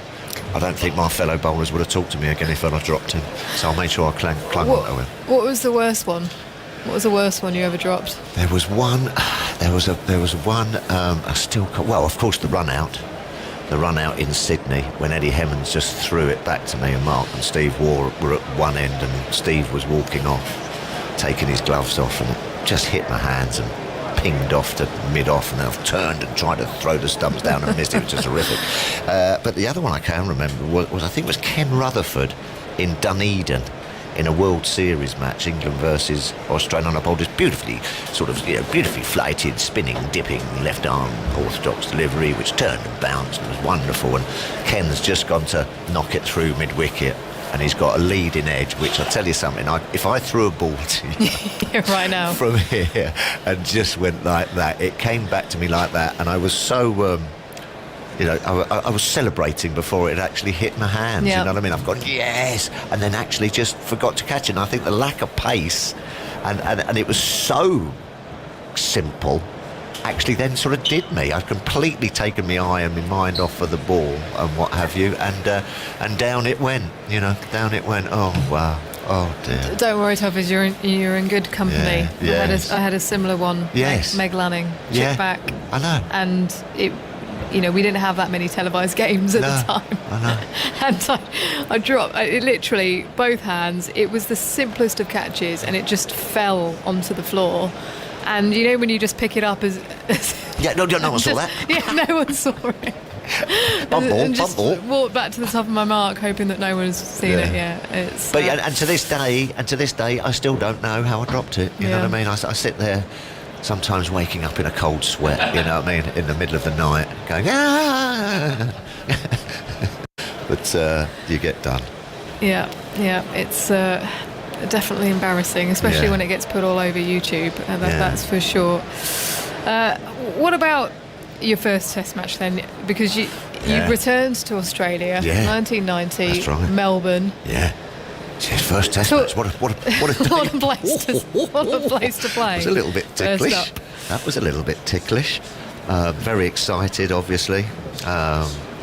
Thousands and thousands of Australian people there, all shouting and screaming. You know what I mean? Bay 13 fired up. I think it was. And even the drive on the coach was a little bit lively, because the whole of Melbourne is descending to the G, and you're in the coach and there's a few bangs on, bang, bang on the coach and everything. You go, crikey, O'Reilly, you know what I mean?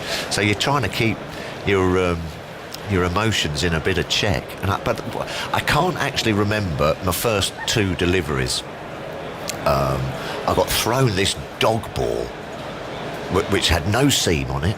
It was a Kookaburra ball, and it had dotted. You know how it dots sometimes when all the seam's been scuffed off by the abrasiveness of the pitch? So it's just dots. It had all the leather had sort of like splitting and everything. And then, I've been sort of wandering around, sort of getting stick from the crowd for a couple of hours, and then all of a sudden he's caught my eye. And I can sort of vaguely remember standing at the end of my mark and him throwing me this ball and just going, You're joking. It looked like my Rottweiler had been at it for about a week, you know, and I've gone, wow, what am I going to do with that? And then the next thing, Dean Jones was batting. Dean Jones, I think, was playing. And I don't remember actually bowling the first two deliveries, which is quite weird. But I've obviously got them down there. I think I'd gone a little bit on autopilot, you know, 1, 2, 3, hop, skip, dum-de-dum-de-dum, bowl. Jolly good, but didn't particularly think of anything. And then the third ball, I woke up because I bowled this delivery. Dean Jones had charged down the pitch and hit it straight back at me, right? And it sort of rolled, you know, it was coming back at me, and it hit me right on the inside ankle point. You know, like your ankle bone there. Yeah. And it smacked me really hard on that point like that. And it sort of woke me up out of this sort of dreamlike state. And I've sort of gone, oh, you're right, okay, let's have it. You know what I mean? Let's, right, wow. You know what I mean? Like that. And I've walked back, and it sort of like jogged me out of this autopilotness, and then I was off and away. But then for 2 balls, I still can't really quite remember what happened. No, you know what I mean? I can't remember that delivery. Yeah. The only delivery I can remember is after that. Yeah. And what a place, you know. What a place to make your debut. Could you hear the sounds as you were running into bowl, or did you just put it out of your mind? Yeah, as you walk through the members, I might have been given a few sounds that I perhaps heard a couple of times beforehand, and you were given some stick, but I kind of liked that in a funny sort of way. Gave you something to bite on a little bit. I as a cricketer, see, my wicket keepers, they always used to say to me, you know, Phil, get angry. I bowled better when I was angry, you know, or I thought sort of, you know, someone was after coming to get me, you know what I mean? I'll get you first, sort of thing, you know what I mean?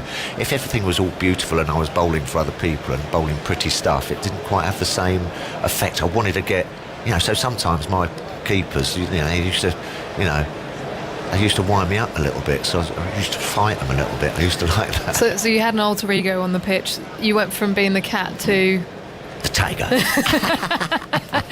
Well, it brings me to the next question. Nav and Leamington Spa, Phil, what was the angriest you got on the cricket field? You always seem so jolly, but I'm sure even you had a run-in or two on the field. Yeah, had a few run-ins. I used to like a little bit of chat actually with the.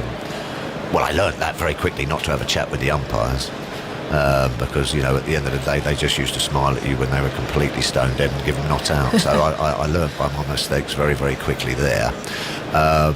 You have little run-ins, don't you? You know, you have plenty of run-ins out there and little chats. I kind of gave up sledging when I said to Brian Lara, you lucky old so-and-so, and I think it was all about 340. And he just looked at me and went, what, Phil? And I went, I know, it's a bit silly, isn't it? I don't know quite why I said that. But no, you've got to, obviously you're not, you know, shouting and swearing and everything, but as the question beforehand said, you know, you've got to give them a stare. You know, you've got to own that 22 yards when you're bowling it, especially as a spin bowler. You've got to, Shane Warne, brilliant at it, you know what I mean? You've got to create that theatre to try and put them under some pressure, because otherwise they just sort of go, well, hold on, he's just bowling slow here. You know what I mean? You've got to sort of, you know, and that can happen with the wicket keeper and the close-in fielders, you know. You've got to make them feel, you've got to try and get them out of their comfort zone. You know, this is my office here. It's not your office. He's trying to make it his office, and I'm trying to make it as uncomfortable for him as I can. What if you've just bowled a short, wide one? Well, I didn't bowl too many of them. No. So listening to Shane Warne, he does talk a lot about the theatre and the mystery, and almost sometimes just going up to the captain or getting Ricky over and just saying, they're not actually saying anything. Yeah, fish and chips. Just to put that in the batsman's mind. Yeah, pizzas. Yeah, and he's going, what are they saying? You know, talking. So you did that quite a bit? Well, a little bit, you know. Yeah, for sure. There's little tricks of the trade. Well, not tricks of the trade. It's just, I mean, what people don't sometimes realise that it's pretty intense out there, you know. I think that it's slightly changed a bit now, actually. When I was playing, it was pretty intense, you know. The Australian side were just trying to come back out of their slump, like with the likes of Alan Border and everything, you know what I mean? So they were absolutely on you know what I mean? We would try, they had the West Indies greats of Malcolm Marshall and Desmond and Haynes and all these guys. I mean, crikey, O'Reilly, you knew all about that and all when you went to the West Indies and stuff. So these kind of sides, it was pretty full on. It was full on, and they let you know about it. They wanted to work. Well, they wanted to knock lumps out of you. Incredibly intimidating. Alan Border, he very much was in charge of the start of that new era for Australian cricket, and that went from a time of being quite matey with the opposition, and I think back to 81, and in the middle of a test match they'd be round Beefy's house and all hanging out and having a few drinks, and that stopped, and almost ignoring the opposition, not even looking them in the eye, no highs, hellos on the day's play. So you would never socialise with them on a tour at the end of a test match? Not particularly. I didn't particularly get on with that. I quite liked, as you say, that kind of like, No, I don't want to let them into my. I mean, some guys they like that because they think you can get into the opposition and you just see him as a normal human being and what have you. And Glenn McGrath, he's just a normal bloke. He's sitting there. But no, I wasn't particularly a fan of that. You know what I mean? I sort of liked that kind of backs against the wall kind of attitude. Mary, we're going to change tack here. I love watching you on Question of Sport. Oh yes, good. How do you remember so much trivia? I know, well, because I'm quite trivial. No, I like it. It's great. Well, we've been doing it for a few years now, so you kind of got such a lot of information stored in the old noggin. Great fun. Got a great team down there, Matt and Sue. You know what I mean? We have such a good laugh, and just an absolute honour and a pleasure to watched it as a boy. With my family playing along to it. You know what I mean? With Emlyn and Beefy and Bill and all those people. Yeah. And so then to become part of that, is great fun. It's just great fun. Got such a good team involved there as well that everything's just they know what they're doing, you know what I mean? And so all we've got to do is go out there and try and answer a few questions. Because you record them all quite close together, don't you? So do you spend a bit of time just doing a bit of research ahead of it? Yeah, I think Dorse does. Yeah. He seems like that type. I've been round his house. Yes, I've been round his house and his downstairs loo. There's like loads of sports quiz books and everything. But I mean, you just kind of, when the golf's on, you watch the golf. When the tennis is on, you try and watch the tennis. I've always watched sport anyway. The missus is upstairs watching Housewives of New York or something, and I'm downstairs with the sport on usually, sort of thing. So you're always keeping up with it or reading the paper and social media and stuff, you know what I mean? But I'm not particularly sitting there cramming. Well, Dawes became a quiz master. Well, I know he during loves lockdown. it. Yeah, I know. He absolutely loves It's his full-time job. Yeah, I know. Well, he used to be a teacher, Dawes. He used to be a geography teacher, I think, like that. So he's got that sort of capacity for remembering things. When mine, kind of once it's gone in, it sometimes goes out the other way. Okay. But great fun, love it. It's great to watch you on it. Haroon Rashid, Tuffers are great of English cricket. I would like to ask, which batsman did Tuffers find most difficult as a bowler? Well, they all need getting out. Apart from when you get down to sort of like... Well, I couldn't get out Danny Morrison in New Zealand. Crikey, O'Reilly. So they all need getting out. Danny Morrison, Danny the Duck, couldn't get him out. And he saved the test match. They all need getting out as soon as they pull on that international jumper. There's not too many free wickets knocking about. You had a couple of good battles with Mark Waugh. Remember you coming down to Australia and... Sure. Fantastic player. Mark Waugh, Steve Waugh, Sachin Tendulkar, Brian Lara, crikey, Desmond Haynes, Viv Richards, and perhaps at the end of their careers, Vinod Kambli. I tell you something, Vinod Kambli on a spinning pitch somewhere or other got and one thing that I was pretty good at was a left-hander. I could virtually shut off the offside, because especially if there's rough. If there's rough outside the off stump, not too many of the players could cover drive me. even if they were using their feet, because I used to sort of like, take changes of pace, drag the length back a little bit and trying to get them groping. So it could almost shut down the offside and they have to just hit me on the leg side. But Vinod Camberley, I think, got 220 odd at, was it Madras or Bombay or something, or Mumbai? Chennai or Mumbai. And I was just going, oh, no one's really done that to me beforehand. And he almost hit me off the bounce and the turn, which is very, very difficult to do when it's coming into you. As Carl Hooper used to do the same to me. He used to come down, used to do him a little bit in the air. It used to pitch, and then he used to sort of like follow it as it spun and bounced, and then hit it. You know what I mean? Which is quite tricky, instead of just sort of like going down the same line and playing through the line, caught behind or stumped. And then Vinod Camberley almost did that to me out of the rough through extra cover for 220. Brilliant. Incredible. Yeah, I mean, BC, Lara, on song. Lara, as you said, had the privilege of bowling in for 2.5 days in Antigua. 375 he got. But then I think we went to Guyana. I got him out for 2. Just goes to show, doesn't it? Yeah. But Brian,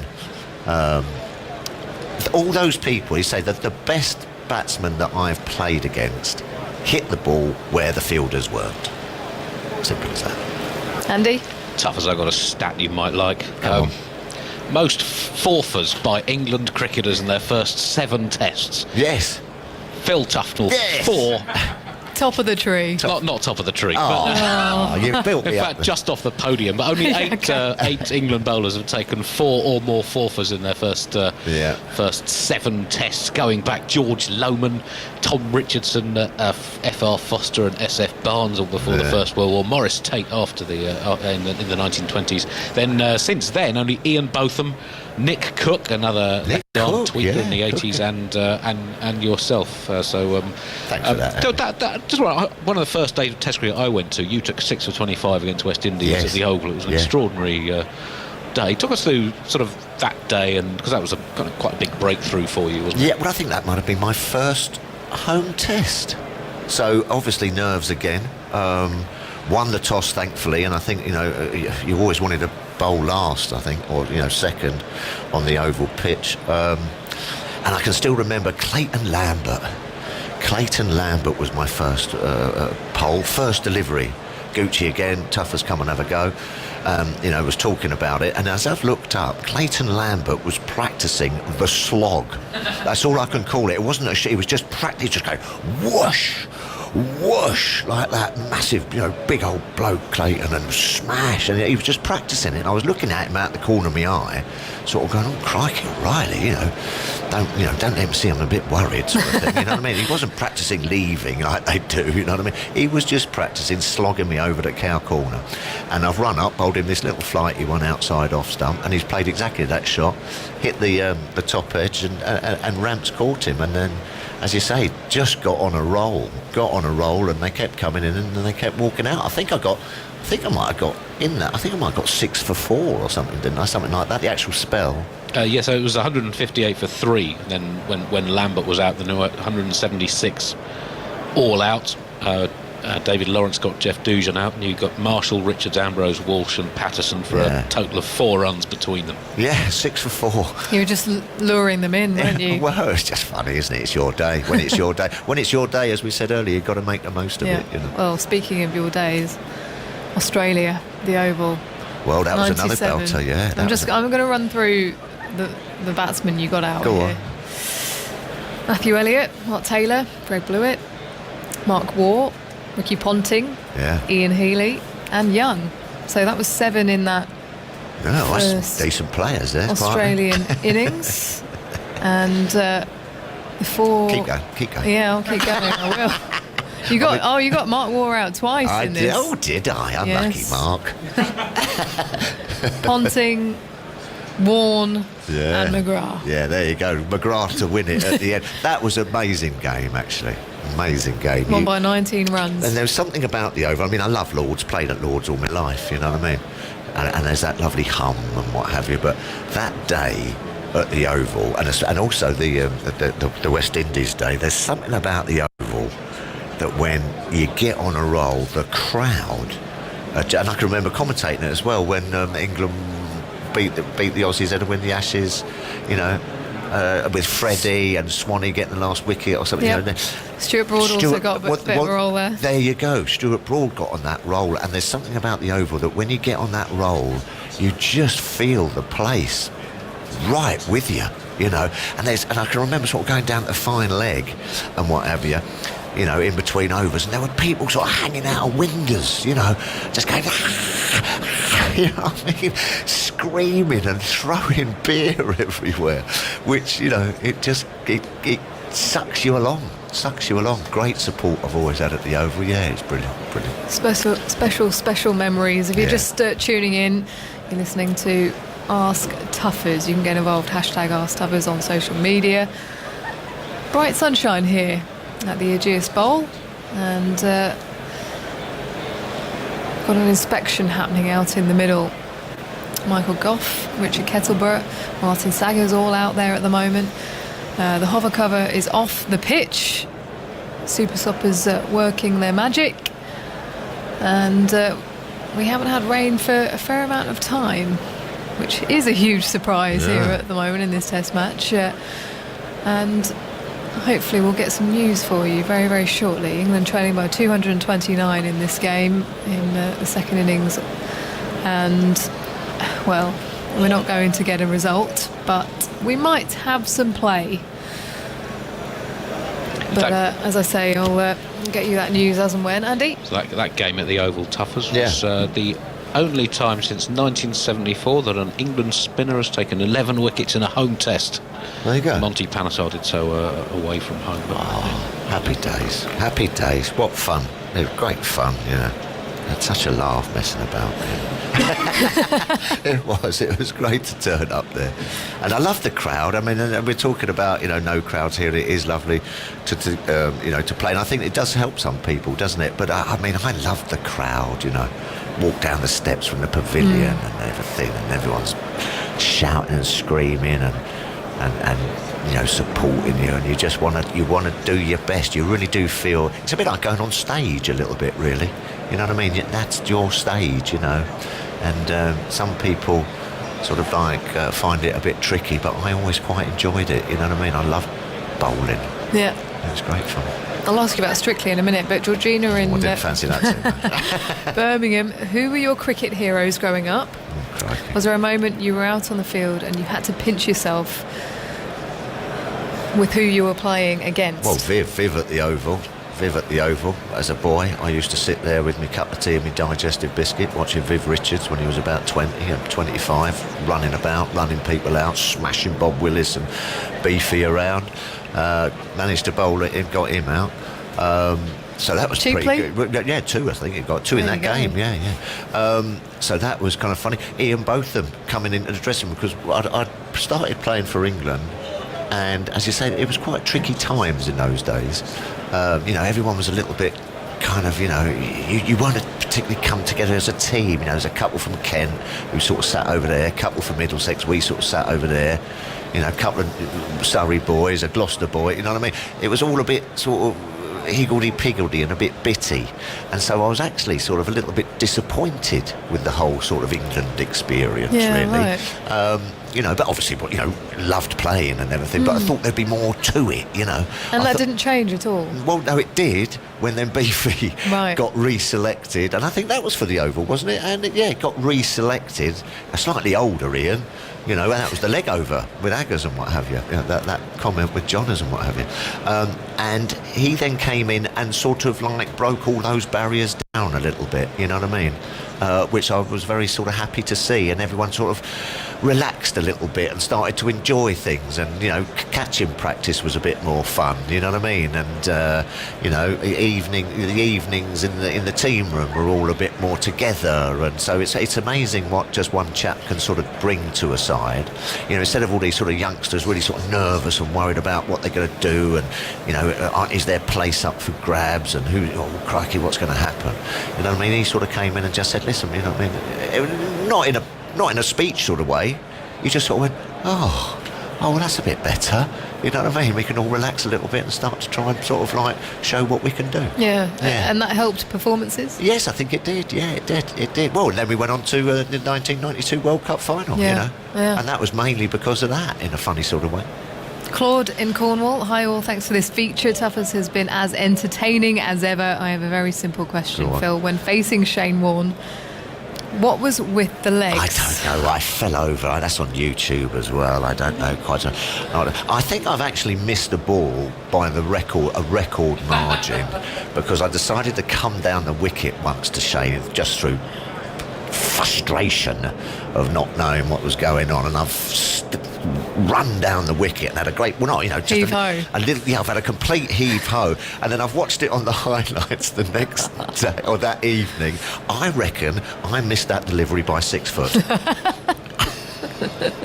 Because it turned and bounced, pitched sort of like, you know, in the rough on the leg side, and it sort of gone to, I reckon I missed it by 6 foot. Unbelievable. One of But Shane Warne's easiest dismissals. But yeah, you're talking about the legs one. That was when I fell over in Brisbane trying to kick him out of the rough. Oh God, just hit it.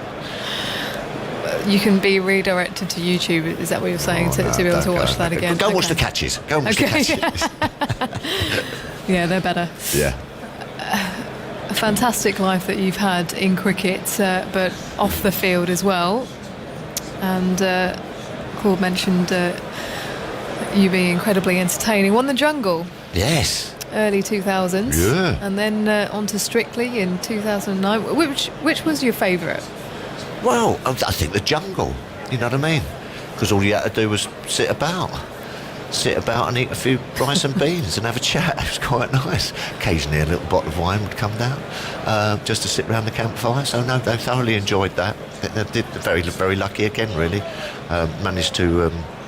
Was it just rice and beans? No, unless we got some stars, you know, had some sort of like rats put in our underpants or something, or beetles stuck up our nose or something, and then we'd earn some stars and what have you, and then perhaps get a possum or a mud crab or something to luckily, Anthony Warren Thompson was in there, wasn't he? He was the chef. And so we actually ate quite well. You know, when a bit of grub did come down, he knew how to cook it all and everything. When he got thrown out, the food went downhill sharpish, I can tell you. We all just sort of threw it in a pot and stirred it. That's when they had to eat the insects instead. Yeah. Well, I had to do that. Oh, you did that? Yeah, no, I did that. That weren't much fun.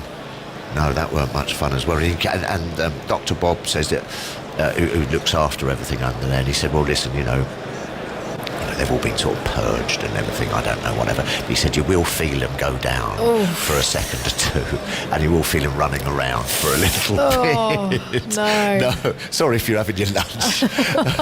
But so that was a little bit tricky, but no, thoroughly enjoyed that. And then, as you say, went and did a little bit of Strictly Come Dancing, which I think I was robbed, actually. I thought I was robbed. My dance partner said dancing with me was like moving furniture, which I think was a little bit harsh. I thought I was a little bit fleeter of foot than that, you know. But as you've just described against Shane Warne. Yeah, well, there you go. But no, a couple of really good kind of things, and then from off the back of that Jungle, you see, you know, you get to do a few other things, get involved with TMS, which has been an absolute joy. Well, we absolutely love having you, Tuffers. Before we finish this, I just want to ask, last question. Yeah. Curtly Ambrose, just how scary was he? Well, anyone who bowled was scary when I batted, really, let alone when you're 6'8" and bowling about 90 miles an hour. So, yeah, no, terrifying. As you said, one regret, never got my own back with the bat on him. Just a little 30 or 40 would have been nice. I know. Well, but there you go. You can't have everything. That will live in your dreams. It will do. You can't have everything. Phil Tufnell, thank you very, very much. Thanks to everyone who sent their questions in as well. Hope you enjoyed it. We're just waiting on the news from the inspection. Hopefully we'll be able to get that. Oh, we've just heard another inspection at 1:40. Outfield is drying well, but the run-ups need more work. We can see the footholes that have been created by the bowlers on an angle leading up to the crease. There's a bit of sawdust out there. And ground staff working away by the wicket.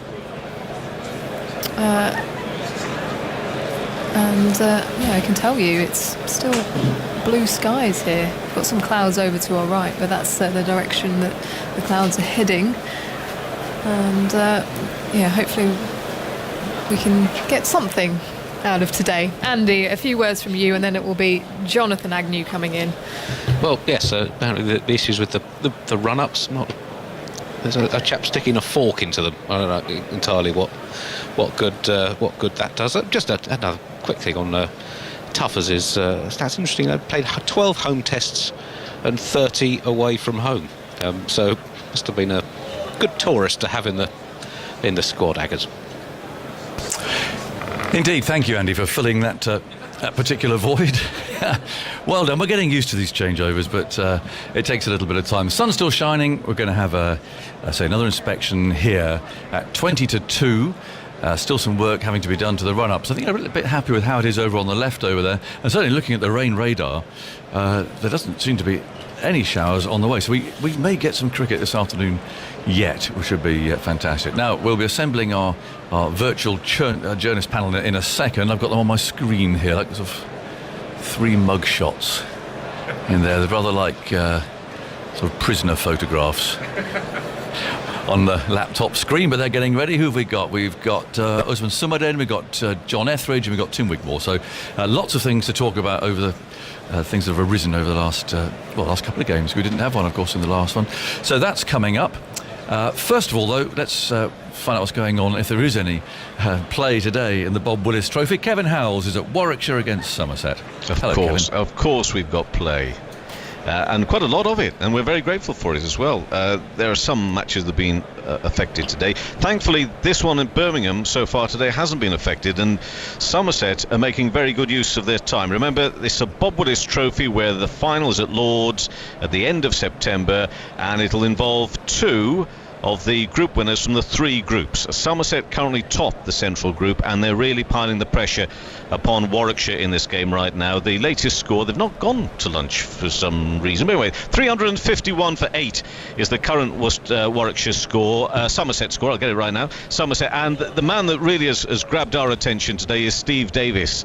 He's 107 not out, and along with Jamie Overton, who of course bats a little bit differently to Davis, but Jamie has played a very sensible innings as well, but he's still got himself quite a quick 79, a career best for Jamie, beating the one he got only last week against Northamptonshire. And of course the story about Jamie Overton is he's off from Somerset, off to Surrey at the end of the season. But for Davis, still remains one of the most elegant stroke players that there exists in the English domestic game. He has batted beautifully today for another century, bringing up 25 first-class centuries for Davis. Today, off 150 deliveries, 15 fours, and playing a really important innings for Somerset to extend the lead now to 226 runs, bearing in mind we're on the 3rd day of 4, only 5 rounds of competition, so this is important that you get as many points as possible, including the batting bonus points which Somerset are gaining. So in a very strong position, 230 in front at 351 for 8, and terrific to be watching Steve Davis playing so beautifully again alongside Jamie Overton. Quick run down the other scores. To say most places they've seen cricket. Nottinghamshire taking on Lancashire at Trent Bridge, where Nottinghamshire are 350 for 3. On this occasion, Ben Slater has scored 142 against Lancashire. You may remember 2 weeks ago he scored 172 against Lancashire, but playing for Leicestershire on that occasion. But 350 for 3 is the latest score for Notts. Durham at 250 for 7 against Leicestershire. Yorkshire have declared against Derbyshire at 400 for 6, so picking up the maximum batting points. And another career best here, we're talking about David Milan, having moved from Middlesex to Yorkshire at the end of last season. A career best 219 from Milan. Eventually Yorkshire declaring, Derbyshire 25 for no wicket trail by 375. Moving from the north to the central group again, Glamorgan 116 all out, Gloucestershire 14 for 1 in reply. Northamptonshire 209 for 9, and they trail Worcestershire by 10 runs, so a recovery there for Northants. You know about Warwickshire against Somerset. Let's move to Hampshire-Surrey. No place so far today at Arundel. They are hoping to start at 1:30, where Surrey are 130 for 8. Kent against Middlesex. Middlesex 221 for 7 at Canterbury. And Sussex-Essex. Well, Essex have made a poor start. They're 23 for 2 in reply to the Sussex total of 194 all out. More wickets to Jamie Porter for Essex, this time taking 5 for 60. So there you are, you're up to date with all the scores.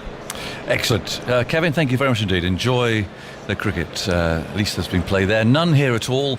Just a constant drone of groundsman's tools. Basically, that's the mower you can hear. I think Jack Leach might have got his way, certainly taking more and more grass off the pitch that'll be used for Friday's Test match, the final game of this series. Of course, we played here on Friday. There's inspection that's taking place in about half an hour, and of course we'll bring you news of that as soon as we can. But there are people wandering around trying to get on with it, trying to get things moving. So it may be that we get some cricket, I don't know, starting 2:30, 3 o'clock. It's possible, but there is some work still that has to be done to the run-ups, and bear in mind that this ground was underwater at 4 o'clock this morning, so they really have worked very hard indeed. Lots to talk about with our virtual journalist panel then. I can see them on my screen, although Osman Sumadin just left. I don't know where he's left the room, he's left the virtual room. He'll come back, but I can see John Etheridge from The Sun there, and it looks as if John is probably here at the ground. We'll work out where everybody is. Tim Wigmore from the Daily Telegraph. You look as if you're at home, Tim, but it's nice to see you there on my Zoom screen as well. Hello everybody, give each other a virtual wave. All good? I'm not hearing very much of them. I hope that'll improve. Let's start with John, because I think you're here, aren't you? You're here at the ground, John? I'm down the far end from you, Aggers, yes. It has been odd covering 2 Test series. I mean, colleagues of best part of 30 years, and I don't think I've seen you yet. No, lucky you, but no. I mean, normally you bump into each other, have a chat, maybe have a beer or a glass of wine after play in the evening at some sort of hostelry or a restaurant. But yeah, in a way, I think we're quite lucky because the print journalists from the newspapers are regarded as sort of day staff, and we're in the outer bubble. So I'm able to go home every night from Southampton. It's about an hour and 10-minute drive up the M3, so which is quite nice. So and likewise in Manchester, I've been staying in an apartment. Quite a few of the guys have been staying in hotels and so on. But we're able to leave the bubble each day, each evening, and come back the following morning, which I think is probably a good thing.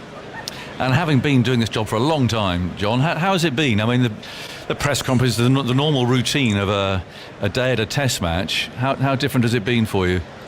Yeah, it's been different, but I think we're all getting used to Zoom, aren't we, and doing virtual press conferences or virtual chats on TMS or whatever it might happen to be. I think, actually, it's been a bit of a triumph so far this summer. The cricket's been good. It's been competitive, and I don't think the fact that there's nobody in the ground in terms of spectators has really diminished in terms of the quality of the games. We've had some cracking Test matches. I suppose the most exciting of all was the first Test against Pakistan when Buttler and Woakes put on that fantastic partnership. But I think it's definitely been worth doing. They've gone to a lot of trouble, the ECB, to create these biosecure bubbles, spent tens of millions of pounds and so on. But I think it's been worth it. We've had 4.5 or almost 5 Test matches now, and they've been great. I think the only disappointment really has been the last few days here when I think they probably could have played more than they have done. The general inertia, lack of activity on the ground and going off the bad light, that sort of thing, that's been disappointing. But I think taken as a whole, the summer's been something of a triumph. Yeah, we'll talk about that in a second. Osman, hello. I should introduce you, senior editor of ESPN. It looks as if you're at home. Oh, we don't have him. I can see him, but he's wandering around. I'm not sure what's happened there, but we'll come back to. He's going to change his headset or something, so we'll come back to that. Tim Wigmore, hello. Nice to see you from long range. You're obviously working from home.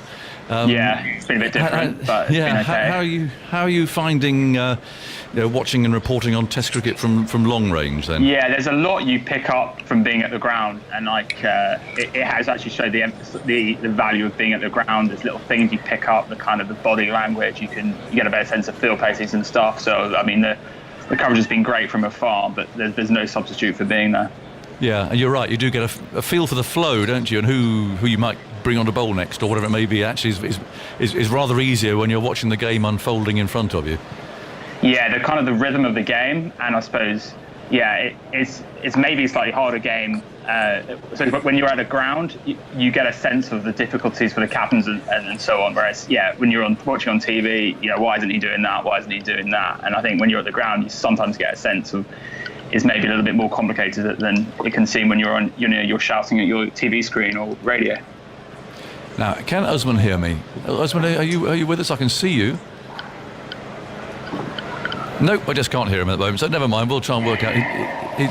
He's in London, I think, so it shouldn't be that complicated. Right, John, well, you touched on it, and it has been it's been an issue in this match, hasn't it, with the bad light. I think to be fair to the umpires, it's just hovered around that awful, horrible, sort of borderline mark for quite a lot of the time, and you mentioned about the not being a crowd. I mean, one of the things we've talked about here is whether they might have felt more obliged, if you like, or more pressured to allow play to continue or to resume if there were 20,000 people here demanding action.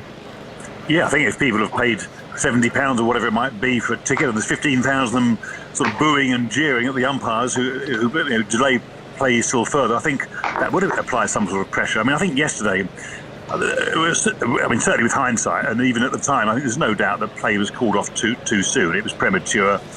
3:45. They said that it would take 3 hours to mop up. I'm not quite sure how they arrived at that figure. I know they've got local knowledge of the ground, but nobody actually went out in the middle. No member of ground staff, none of the umpires. When I had a look at the surrounds and the bowlers one-ups, that sort of thing. So I think that was a mistake to call it off so soon. Even if they couldn't have played, I think they could have given themselves a bit more leeway by saying we'll have another look in an hour, that sort of thing.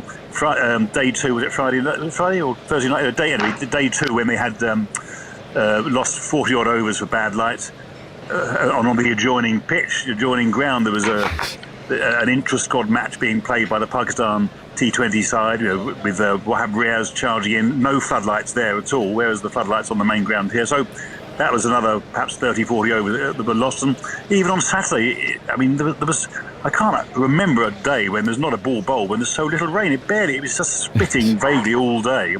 And at no stage did anyone go out and try and sort of preempt things a little bit by getting the super sobbers going or roping the outfield. They just sat there and watched as it kind of drizzled and a bit of mist and mizzle in the air. So I think that was disappointing. I mean, today, absolutely clear that they're far more proactive today. There's been a lot more energy and activity out in the middle. The super sobbers have been going, and clearly I think somebody's probably had a word, say, crack on and let's try and get some cricket played, because what we've seen over the first 3 or 4 days of the match has been disappointing.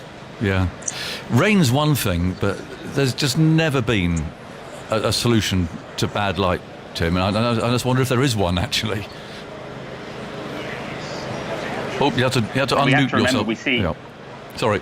Carry on. Yeah, we have to remember we actually see a lot of cricket now when we wouldn't have seen it a generation ago. So there has actually been big improvements with floodlights. I think umpires are generally more proactive.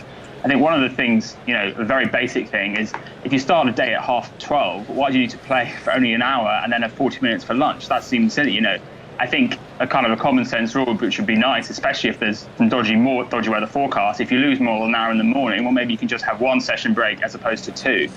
Because there was that point a couple of days ago where we could have played on during those 40 minutes. We were having lunch, and then we were off later anyway. So that was just time taken out of the game for no real need. So I think there's a lot in.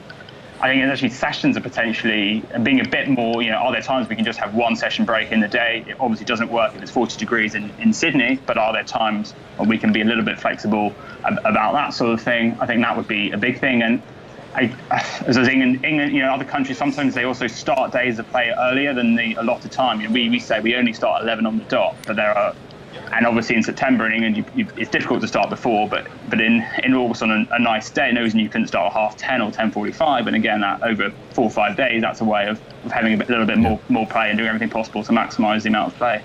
Well, with everyone here, they could have started at 10 o'clock. I mean, everyone's here and ready to go. I mean, so that's, I think, something that, if this is the future for a while, there must be more flexibility at that. John, you were going to say something. Well, yeah, to me, I think that they've just got to be prepared to play when conditions aren't ideal. In fact, the ICC regulations say that conditions don't have to be absolutely perfect to play, and umpires are encouraged to play absolutely as much as possible. I mean, people talk about players' safety, and that's clearly an important issue, but this is a dangerous game. I mean, you've got a bloke standing at short leg for 90 overs a day. That's a dangerous thing to do.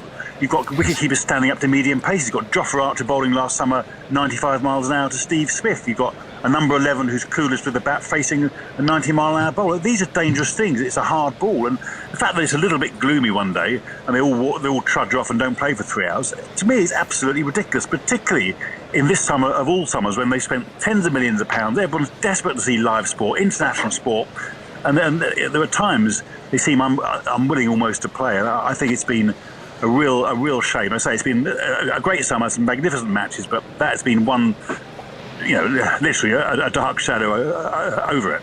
Yeah. Osman's with us. Hello, Osman. I can see you. I think I can now hear you. Hey. I've arrived. Well done. Well, you're not too late. It's good to have you with us. Have you been having a chunter about the bad light and so on, the interruptions? I'm sure you have. Yeah, I've been trying to control it. I mean, because I guess we deal with the ICC on almost a daily basis, just as journalists, and you chat to people there, you chat to other boards, and so you try and be a little objective about it. But ultimately, I think what I caught the end of what John was saying there. I don't think there's anything wrong with what he's saying. It has felt at times in this test like there's not been that urgency to get actually a game going at various moments. And look, it's not easy for the umpires. I don't think they're kind of restricted in what they can and can't do. I mean, they have to work within the regulations that are set for them. It's not like they've had a massive say in those regulations. They have to work with those regulations, and so. I feel for them a little bit, but I do think, and I think it was maybe Atherton who made this point earlier this morning, Mike Atherton, about how the ICC they kind of protect them and wrap them up in cotton wool, and they don't let them speak to anybody, and they don't speak on their behalf to anybody, and that's something that's bugged me for a long time now. It's that it was really good that they now have umpires speaking through their DRS decisions. Yes. But surely there's got to be more open communication between the decisions they make and what we see, as spectators or on TV. There's just got to be. I don't think there's any question about that. The ICC has got to realize that everyone knows that they're not perfect. They're not flawless. They are humans. They're going to make mistakes. But just be open about the mistakes that they make and be open about the decisions that you're making. It's not like I think people will appreciate it more if you communicate better with them about these kind of decisions. Than if you just say, there are employees, we're not going to talk about it at all. That's not going to help anyone. It was interesting that this morning the umpires were very keen, although we're not allowed to go on the grass, but those who are allowed to go on the grass, television people and so on, were actually being encouraged by the umpires to go over to the really sort of offending area, which is on the left as I look at it here, and just go and look. So at least the umpires are saying that is the issue. You can't see it from here. You can't see it from the press box. I mean, you can see, obviously activity, but you can't actually gauge how wet the place is. So they were very keen this morning, I think, that people who could go and have a look were able to have a look. We haven't touched on the solution, though. We haven't come up with a solution yet, fellas, and we've had all sorts of ideas thrown around. Pink balls all the time, pink balls some of the time, sorting out the floodlights, nailing a roof up, just playing on. Where do we start with that? Come on, Tim. Yeah, I think the pink ball has been talked about the last few years as a possibility. There was a lot of resistance to it from players initially to it being introduced in Test cricket at all. It's worked really, really well so far. Now the next sort of frontier is, can you play with different balls in the same game? Can you switch from a red to a pink ball? You probably need to do some trials before you do it in the Test match, but it's a good idea, and it's a positive solution. So I think that would be something to look at. And yeah, to go to what I said, I think being a bit more flexible in terms of those session breaks, that would maximise play as well. Let's say you lose some time in the morning. Well, let's just have one half hour break in the whole day. So just one session break as opposed to two. And you're doing those things. And actually, there's quite a lot of things over a test such as this. You can find a few hours extra of play. Clearly, we'd still be heading towards a draw anyway. But yeah, those sorts of things actually over an English summer would make, I think, a lot of difference. And it would. I think for fans watching either on TV or we hope again soon in the grounds themselves, there'd be some goodwill. I think what fans really hate is the sense that they're always looking for reasons to not get a game on. That's what really, really irks people. John, what are you suggesting? Well, what I said really, just be prepared to play when it's gloomy. I mean, I don't think it needs pink ball or illuminated sight screens or light enhancing glass or whatever it might be. Just play more often when it's dark or when it's gloomy. Nobody's suggesting that play in the middle of the night, but you've got floodlights. it's 5 o'clock in the afternoon. Just play the game. I mean, on Friday evening we lost 40 overs. Because it was a little bit gloomy. I mean, I spoke to one of the photographers here, and they have their light meters, and his light meter was one notch, one smallest little tick down on how it had been when they were playing. So it just deteriorated an absolute fraction according to his light meter, and they came off and didn't play for 2 or 3 hours.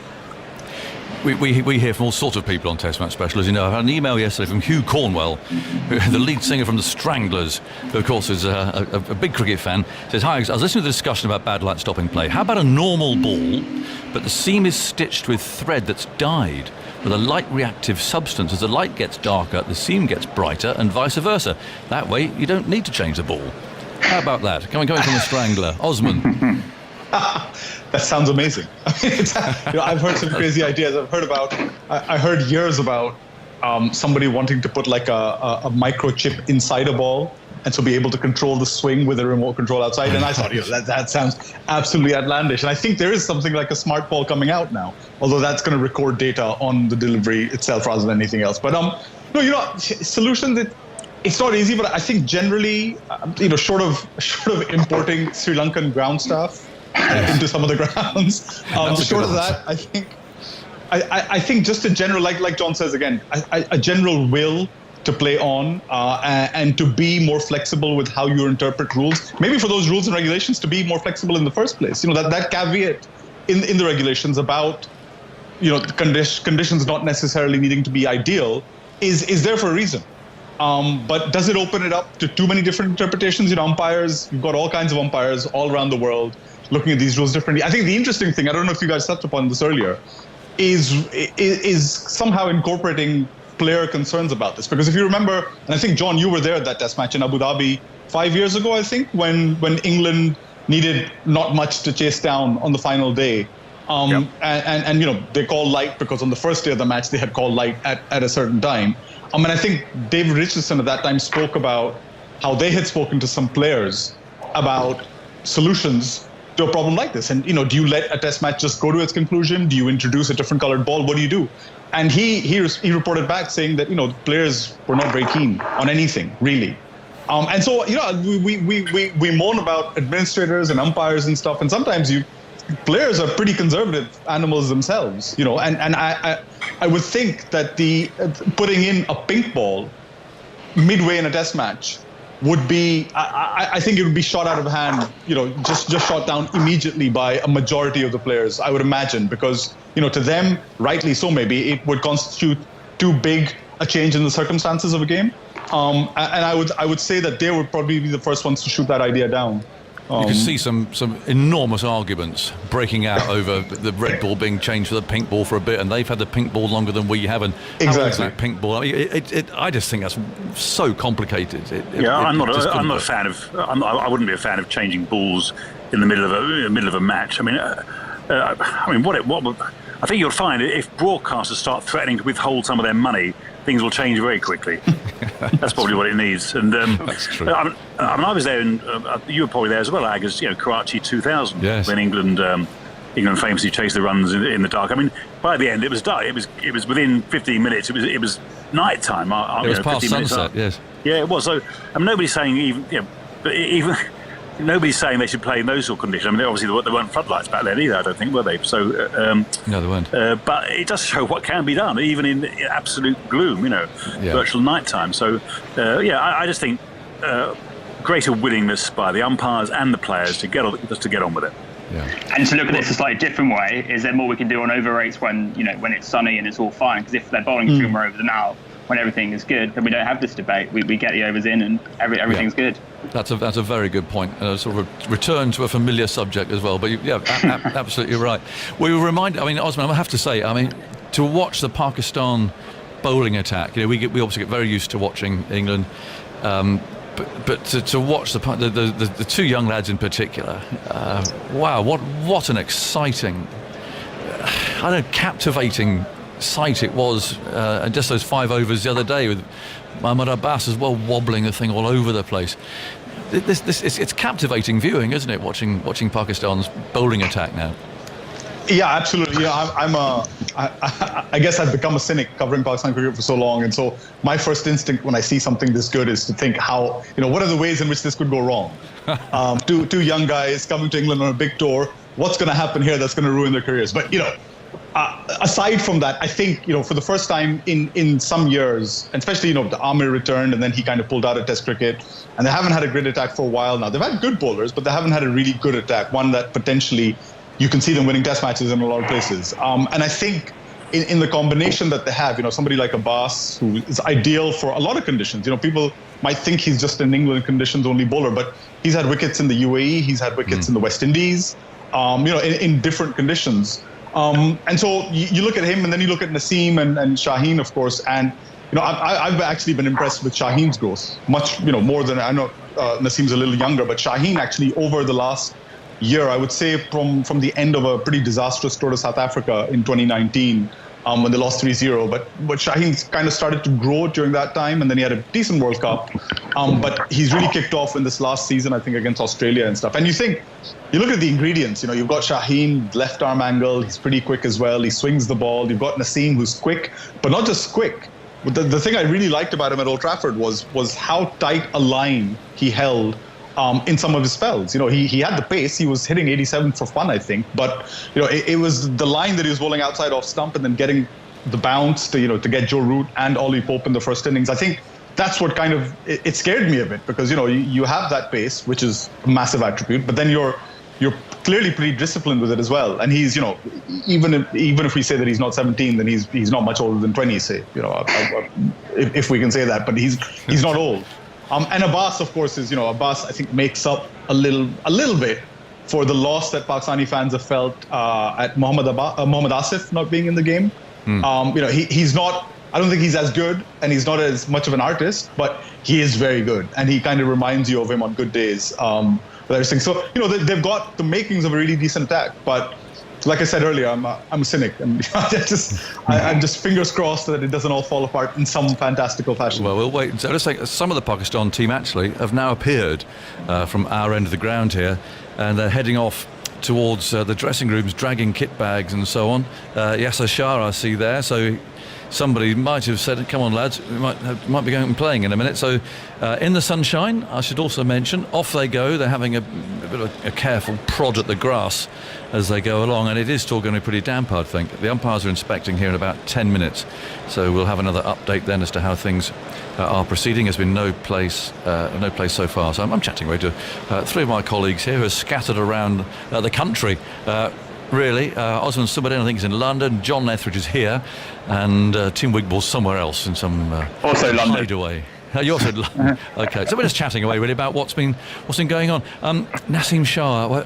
What I love about him, John, is that in a way he's so old-fashioned. He's got that perfect action that Fred Truman, I can just imagine sitting beside me here, puffing on his pipe, would just be leaning back, and he would just be absolutely drooling over this 17-year-old in the year 2020, running in with everything that Fred would consider to be the perfect bowling action. Yeah, he's beautiful, and he's not shy, is he? He's not frightened to engage batsmen in words or stares and eye contact. So he's got that aggressive side to him as well, and he looks a magnificent prospect. I mean, presumably he'll get a bit stronger if he, is at age 17 or late teens anyway. So he'll get stronger. I think Misbah was saying the other day, his bones will get stronger and all the rest of it. And I think he's a tremendous prospect, isn't he? And I do like his attitude. He's not afraid to engage batsmen in a little bit of chat and eye contact. There's been a lot of chat and noise all around you, Tim. I mean, it must be quite interesting for you following on the telly or on the radio back at home and actually being here, but without the crowd. The noise from the Pakistan fielders around, I mean, I'm used to that. It was like it when I played Pakistan, India, Bangladesh, Sri Lanka. The noise around the bat. So for the batsman coming out, especially a new batsman, he's got enough to cope with one of these quick bowlers roaring in at him, or Yasir Shah or something. But the noise, the constant noise, do you think people have been a bit surprised by it? Yeah, it's been great to follow, actually, and even in England's run chase last week, we could really hear the Pakistanis from the balcony, the wider touring party. They were really getting involved as well, and creating a bit. I mean, obviously that run chase, we had a packed crowd. That would have been one of the great days of kind of Test cricket in England, and it was still a brilliant day, but just a little bit different. Yeah. Talking of that, should we touch on Jos Buttler? Odd, isn't it, that a brilliant innings possibly salvages a wicketkeeper's career. Where did you stand with that, John, and with Jos Buttler as a whole, and with the winter coming up, maybe? What do you think? Yeah, he's a curious one, Jos Buttler. I mean, he's got a huge talent. He's one of the most gifted ball strikers England have ever had, really, and he destroys a bowling with barely a second thought in white ball cricket. But Test cricket seems to have stumped him a little bit in terms of his batting. He's made 100 in, I think, 43 Test matches. That was in a losing cause as well. And but I think he's quite a sensitive chap. And he speaks openly and honestly. I mean, he by his own admission, his keeping was not up to scratch in the previous match. He missed 3 chances. I mean, a couple of them pretty straightforward, to be honest. And whether he would have been under real pressure for his place if he hadn't made those runs in the second innings, we'll probably never know. Ed Smith, the chairman of selectors, is a big fan of Jos Buttler's. But to me, he's famously got this sort of expletive on the top of his bat handle, which is designed, I think, to say, well, I don't care what everyone thinks. I'm going to do my thing and so on. And we'll probably one up to the critic, or a finger up to the critics and so on. But he actually is quite sensitive, and it's designed to sort of say, well, I don't care, but actually it shows probably he does care, and he's a deep and thoughtful cricketer, and he knows better than anybody that the scrutiny was on him. He missed a chance here, didn't he? Not an easy one down the leg side, wasn't it? Hook shots and so on, but. I think he's probably done enough to keep his place for the winter, whatever the winter looks like in terms of Test cricket. But it's a shame, really. I think he, looking at his career as a whole, people would have expected more from him with the bat, certainly. I think for Buttler, the challenge has always been the tempo he tries to bat at. He's actually talked a bit before about when he tries to bat in like he does in one-day cricket. Sometimes that doesn't seem to work. Yeah, that was sort of the approach he took last week, and it worked fantastically. I think for all his sort of white ball brilliance, there's little to suggest he's going to be a sort of a top 5 test batsman, which at one point was the idea. He's got 6 first-class centuries in 110 innings, so in 110 games, sorry. So for Buttler in Test cricket, batting at 7 is probably where he needs to be as a keeper as well. We have to. I mean, his average is 32, which is not terrible. I mean, it's only 1 less than Rory Burns. I know batting at 7 is easier, but it is a hard era to bat around the world, especially in England. So clearly, has had a very disappointing year and a half in Test cricket. But yeah, you see his talent, and there's always a sense that there's more there, and it's a tricky one, really. Meanwhile, Osman, you've got a gem. Haven't you? Rizwan, he's. So talking of the noise around the bat, I think he probably contributes most of it. But beautiful glove man. Yeah, I think he's kind of like the flip side of the Buttler argument. In the sense that it's his batting that people kind of wonder about or ask questions about. Whether he can hold his place in the side with the bat. And he's to credit to him, I know people close to him who've worked with him on his game, who thought that he might struggle here with the bat. But he's actually played 2. I know he looked a bit out of sorts in that first innings that he played at Old Trafford. But the second innings, he was looking pretty okay. He was looking as good as any Pakistani batsman in that innings. And then, of course, the 72 the other day, again, he started off very uneasily, but then he moved on. So, his glove work is... I've been surprised, actually, a little bit about how good it was. Because, keepers come to England... First time, they always struggle. A series of keepers over the years. I know Wasim Bari a long time ago used to talk about how much he struggled when he first came to England, and then Kamran Akmal didn't need much of a reason to struggle, but it didn't help that he was in England and he was struggling. Sarfraz didn't have a great tour here last time round, so for him to be keeping Rizwan the way he did was pretty phenomenal. But I guess the thing about Rizwan is that he's become part of this kind of mild controversy in Pakistan. There's a strong backing for. Is there such thing in Pakistan as a mild controversy? I mean, it is mild. I mean, it is mild in the sense that it hasn't really gone beyond its bubble. But right. So there's a lot of support for Sarfraz. There's a lot of people out there who thought that Sarfraz was done wrong when he's kicked out of all the sides, and he probably didn't deserve to lose his place in the T20 side or as captain. But Test side and ODI side, you could make an argument that sure he could. So, the Sikandar Bakht was on TV last week, former fast bowler was on TV last week, in which he ripped apart Rizwan's performance at Old Trafford. And he said, there's no reason to drop Sarfraz in the first place, and what did Rizwan do to that test match? And it just seemed really odd.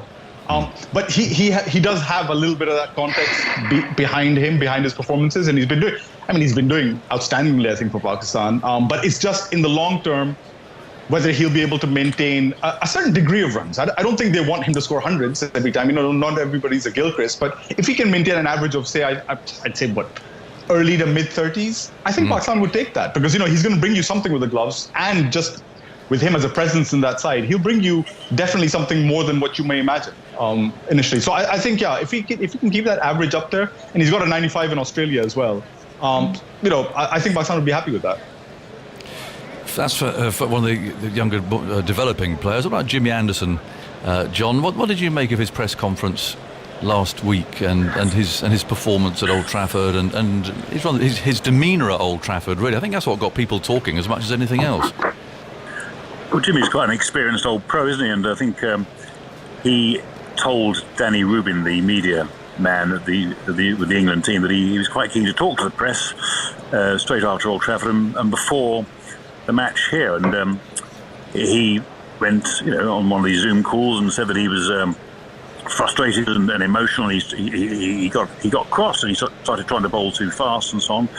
But he made it absolutely clear that he had no plans whatsoever to retire. I don't think anyone was saying he was going to retire, really, and certainly nobody was questioning his ability. He had one slightly below par match. It wasn't that bad. He didn't bowl terribly. He just didn't get many wickets. But as a consequence of that press conference, the next day, Joe Root said that he was going to play in this game. It was unusual because Root wouldn't name the team, but he said Jimmy's going to play. So he kind of did the job. I think the plan originally was probably for Anderson to play in the first and the third tests of this series. Missed the one here, but he sort of almost guaranteed his place by going public and saying that he wants to carry on. He wants to play as many matches as possible. So I think, in a perhaps not dissimilar way to Stuart Broad at the start of the summer, when he was left out here for the first test against West Indies, Broad, was very public about his anger and frustration at not playing. Sure enough, he came back for the next match and he bowled really well, and he's played every game since. So I think it was Jimmy kind of using the press to a certain extent and making it very clear he wants to carry on. He wants to go on to the Ashes if he possibly can, even beyond that. So I don't think anyone was really questioning his ability or seriously suggesting he was about to retire. But it seems to me that he was feeling the pressure himself, actually, and that because of that game where he wasn't absolutely at his best. Well, I say it wasn't terrible, it wasn't at his best, but if he hadn't played in this game, and whoever came in, or the bowlers had all done well and kept their places for the final game, with the winter looking so uncertain, and even if it does happen, Sri Lanka and India, they're not exactly places where James Anderson is expected to go and bowl particularly well. It'll be very hard work for him if he does, and then by next summer you've really got to be looking to nail a team down for the Ashes. I just wonder if he was slightly staring into the abyss, do you think?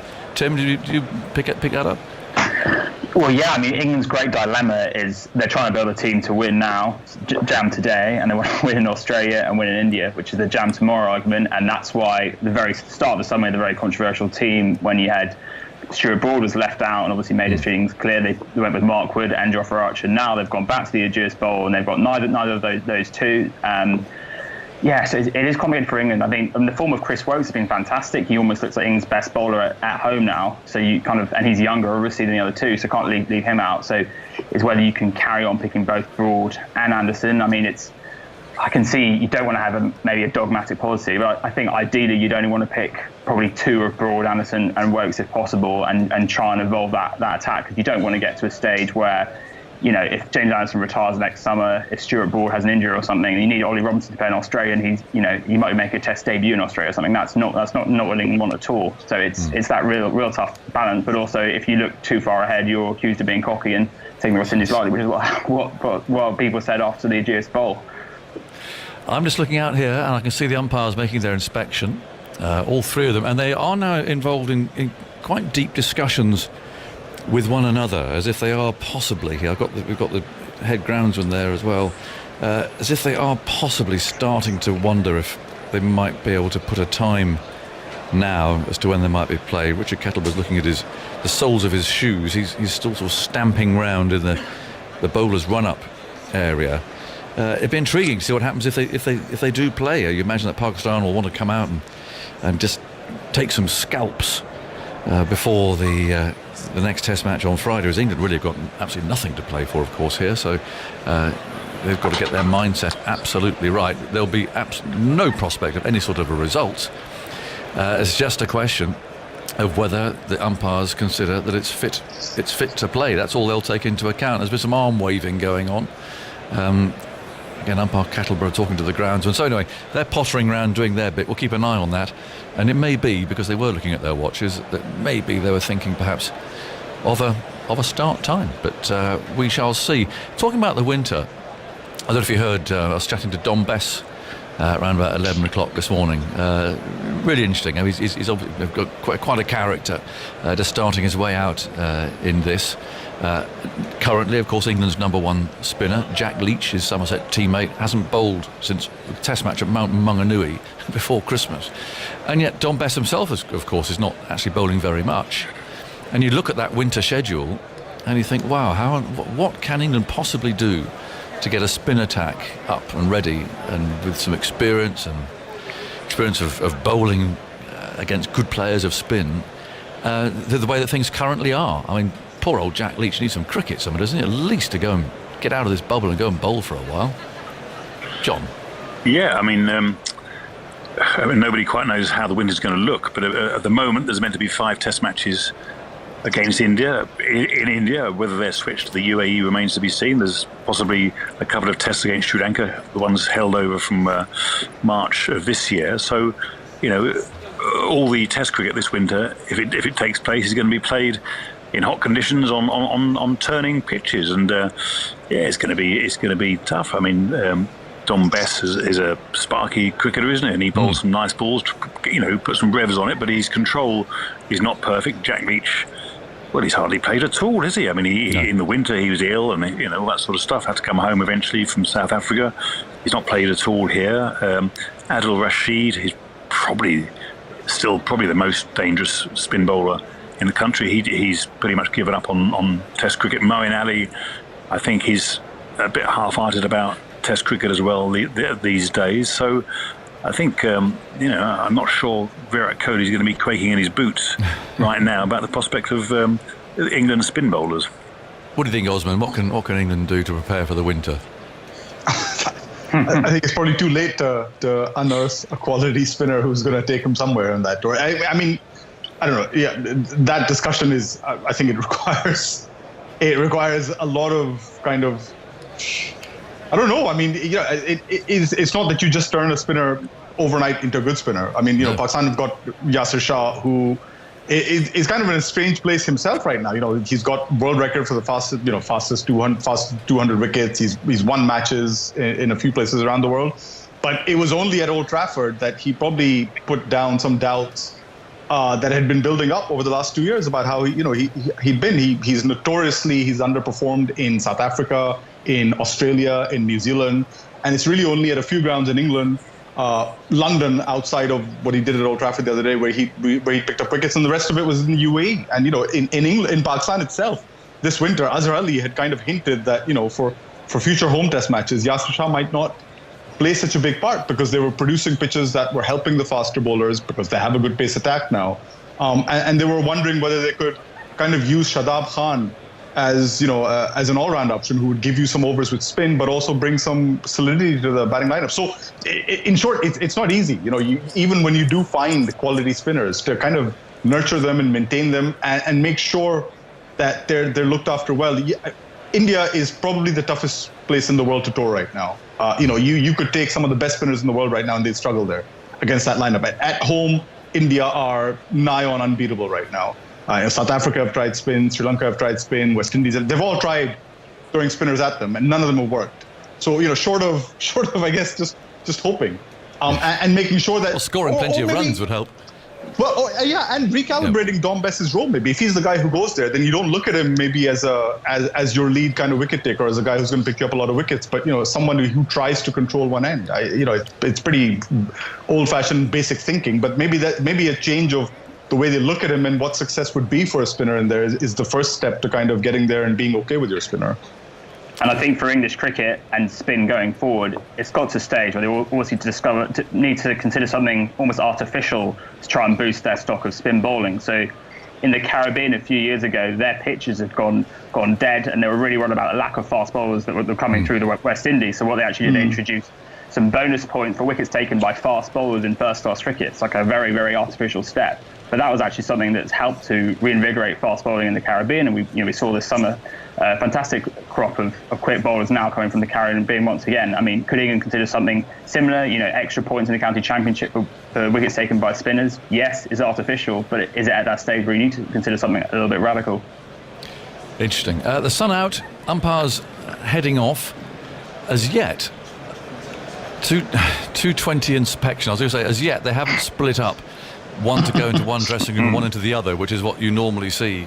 So another inspection, 2:20. That's half an hour away. So it feels as if we might be on the verge of getting something, but the clock's just ticking, and it's as far as the actual Test match is concerned. Obviously, that's gone. Now I've got here, Usman, you'll like this. I've got a report from Cricinfo, 1997. And the paragraph I've dug out is the effect on the county championship is that there'll be the biggest changes ever made in the championship's 197-year history. It's never been split into divisions, but from next season, 1998, there will be 3 groups of 6 teams. Each county will play the teams from the other 2 groups with playoffs in each division at the end of the season. This is Lord McLaurin's raising the standards. And I thought it was a rather good idea. It got absolutely panned by virtually everybody, to the extent that obviously it never happened. But that was raising the standards in 1997 to take effect in 1998. And Tim, I've been reading your latest piece that says it's going to happen anytime soon now.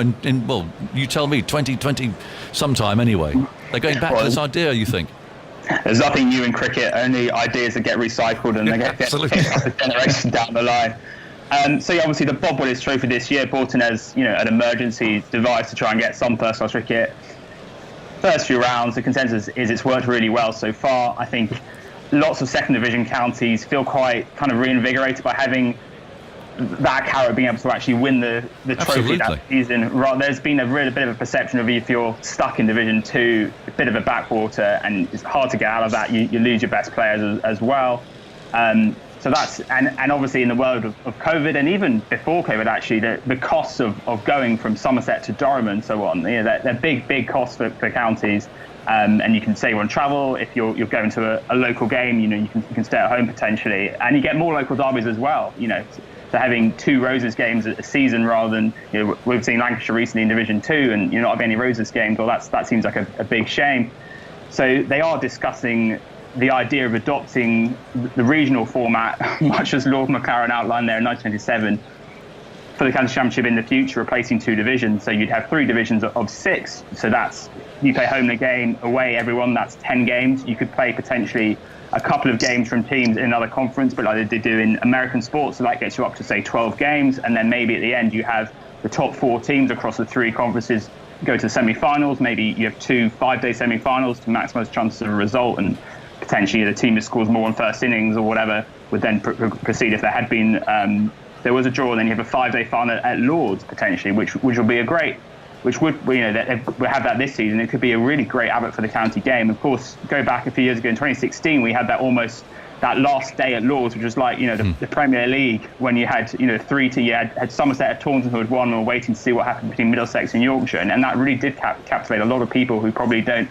normally pay that much attention to county cricket. So yeah, adopting that regional format going forward is one of the proposals, but there's actually a series of other big changes as well being discussed. One of them is to make the Royal London One Day Cup a 32-team event. So you have the 18 first-class counties, you have a series of the national counties, formerly called the minor counties, Devon, Cornwall and so on, and you could potentially have teams from Ireland, Scotland and the Netherlands as well. And the idea of that is you'd be taking cricket to kind of new parts of the country, and again you get kind of local events. If Cumbria were hosting Lancashire or Yorkshire, that would be a big local deal, as opposed to a real shot in the arm for those counties too.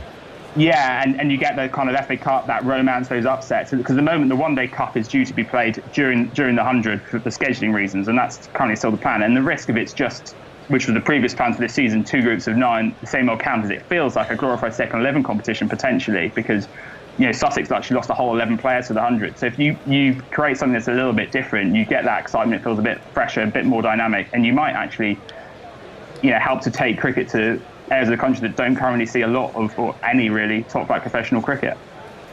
John, I don't know what your view was in 1997 when Ian McLaurin raised the standards, but I like it. I like it because local, so it creates interests.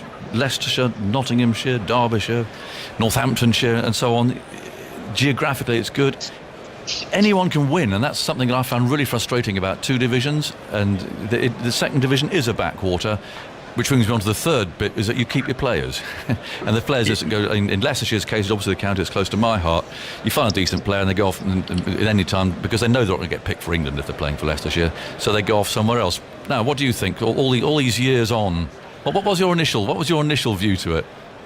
Well, I've got a recollection of being at a press conference with Ian McLaurin, and basically people saying, "I'm not sure we understand this. What's that about?" So there was scepticism and general sort of bafflement almost from the start. But Tim follows his things more closely than I do. Really, he's got his finger on the pulse of county cricket. I mean, what would be a great shame if counties started going bust, out of business? That would be a shame. I mean, I think however they're mixed up into conferences or divisions and so on, I think it would be nice to think that all 18 can still survive. I don't know if Tim, if you think that there's a big fear that some of the counties will go out of business.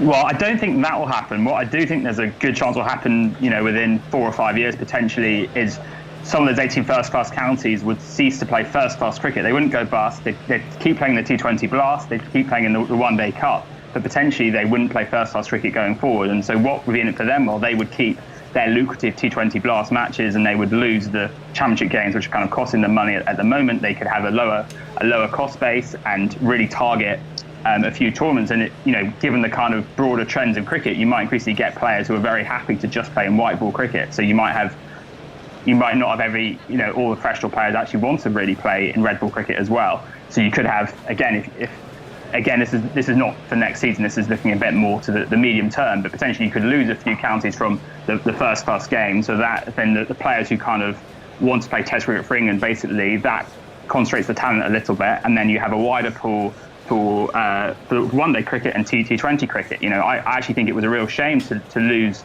the minor counties from the English game altogether, because you could create those fantastic stories about when Durham beat Yorkshire and Babar in the 70s. That was a kind of a catalyst actually for them to become a first-class county, and look at the talent that's come out of Durham since. So you might actually find some very good cricketers who have been overlooked by the first-class game kind of got out of the system. So you might unearth some talent in a pretty cost-effective way, and I think you just create some good local drama. But I think, I think if I was to take a bet, will there be 18 counties playing first-class cricket at the start, 2030? I would say the odds are they will not be. But that's not to say these counties will go bankrupt. They will just have to adapt their model, and it's probably not ideal, but actually county cricket has been very adaptable throughout its history, and there's actually a feeling there's going to be cuts, there's going to be fewer professional players, we might have a move away from 12-month-a-year professional contracts, 7-8-month-a-year contracts. Some of this, a lot of this is not ideal, but there's also a real feeling that this can be used as a bit of an opportunity, a bit of a catalyst to try and get the county game to do its job a little bit better, which is obviously both to produce talent for England, but also to engage as many people in cricket as possible, and a chance to create something that's a bit more exciting for fans. So, there is turbulent times ahead. I mean, there always are in county cricket, but there's also, I think, an opportunity perhaps to do things a little bit better as well. So there are some signs to be optimistic, and we will see some big changes in the coming years, and a lot of Lord McLaren's 1997 proposals, well, they might just finally see the light of day. Osman, can I just put a last one to you? Ihsan Mani was on here the other day, really being quite firm now about England and others touring Pakistan. I mean, the quote was something like, when England play Pakistan, it will have to happen in Pakistan, and in other words, not the UAE. Is that realistic? I mean, and can you see that happening? I can see it happening with England for sure. Outside of the Asian countries, I've always thought that England would probably be the first country to actually, from outside that continent, to come and tour Pakistan. They've done that in the past. I think England, but last tour they made in 2005, 2006.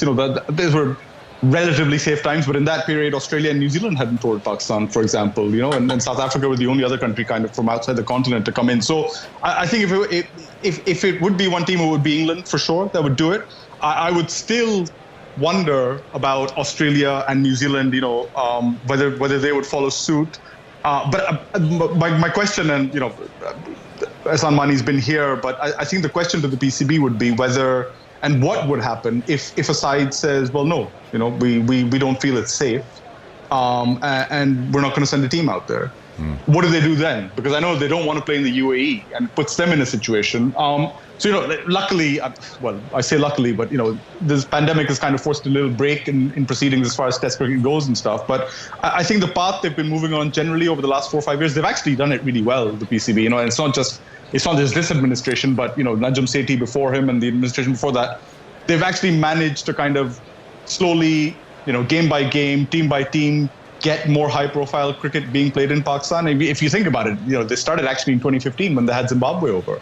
And they've kind of brought it up slowly. They've done it well. They haven't pushed too hard.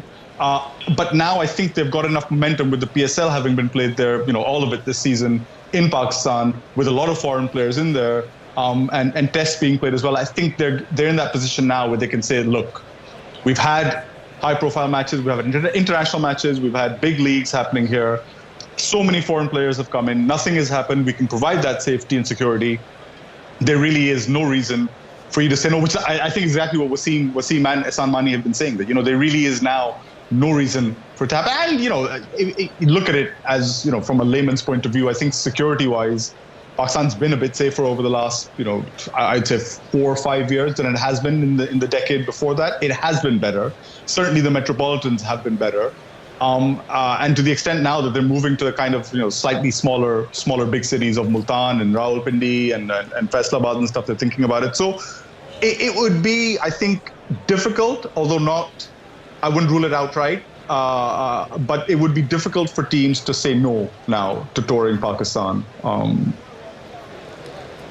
Tim. Yeah, I think there's another important strand there, which is the ICC. We now have these leagues. We have the World Test Championship. We have the ODI Super League as well. So the ICC was to say it's now safe to tour Pakistan. If you don't tour Pakistan, you forfeit all your points in these competitions. But they'll never say that. Well, because then they could have gotten India and Pakistan to play, right? Well, there's the old issue of the ICC not being empowered enough. But yeah, that would obviously be, if they were to do that, that would be boost for Pakistan. I think it's helped that they've used security consultants who have been used by the ICC before. Reg Dickerson is a guy they've used quite often. And, I think that builds confidence in other teams that they're seeing a security consultant who's been used by the ICC in the past and other boards who says that, listen, guys, I think it's good to tour. They've used him, and I think that sends across a message to other boards that, listen, this guy, we trust him, and so we trust what his assessment is of security on the ground in Pakistan, and so we can go ahead with it. Okay, fellas, it's lovely to catch up, albeit remotely. Osman, thanks much indeed. Have a good... Thank you. Thank enjoy you. the rest of the game. John, of course, in the Sun, and Tim Wigmore. I hope the book's going well, 2.0. I'm sure it is. Always got some interesting ideas. Tim Wigmore from The Telegraph. So thanks to all of them for helping pass... that hour. We're still ploughing on.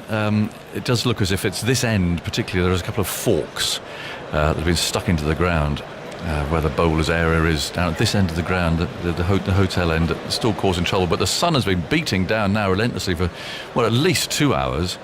But of course, the clock is ticking, and just the common sense practicality of everything now as well. But I think Pakistan will want to get out there. Get out there and bowl. It's better than a net session. Get out there and bowl, take some wickets. England, you'd think, have got nothing to gain, although if they get some runs, then of course that'll take their confidence with them into the next Test match as well. So we will just wait and see. We'll cross our fingers and hope that we are going to have some cricket shortly. So while we wait for news, we've got a treat for you here. You may have heard of the last few weeks we've been rummaging through the archives to bring out some of our favourite interviews as we celebrate 40 years of View from the Boundary. On Saturday we heard from the author Sue Townsend. There are dozens more interviews to enjoy via BBC Sounds. Here's another one. Michelle Hussain is one of the regular hosts of the Today programme on Radio 4, getting up in the middle of the night ready to grill politicians and those in charge from 6 o'clock in the morning. In 2016, she brought her family along to the Oval Test between England and Pakistan and took a seat next to Simon Mann, who began by asking how she felt about being the one answering the questions for once.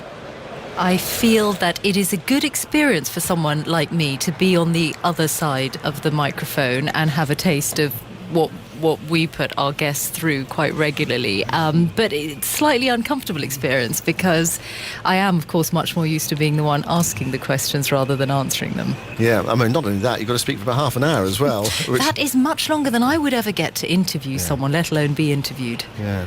I mean, how long would you normally get? Like about 3 minutes or something? Or longer? It totally depends what the interview is and where in the programme it is. If we're talking about the Today programme, one of the best pieces of advice I was given before I began was from Alan Little, who I think is one of the best broadcasters in the country.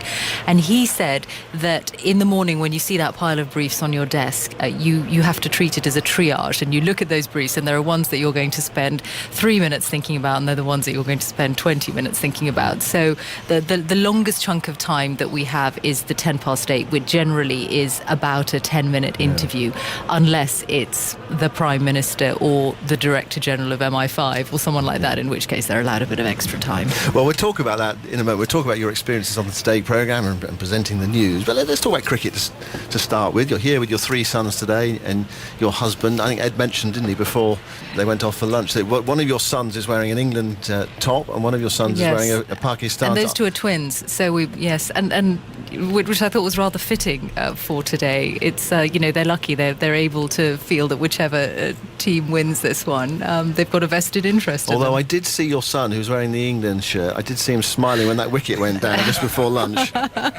Yes, that's the problem with being actually in the commentary box. When in danger of revealing too much. Yeah. So who are you supporting?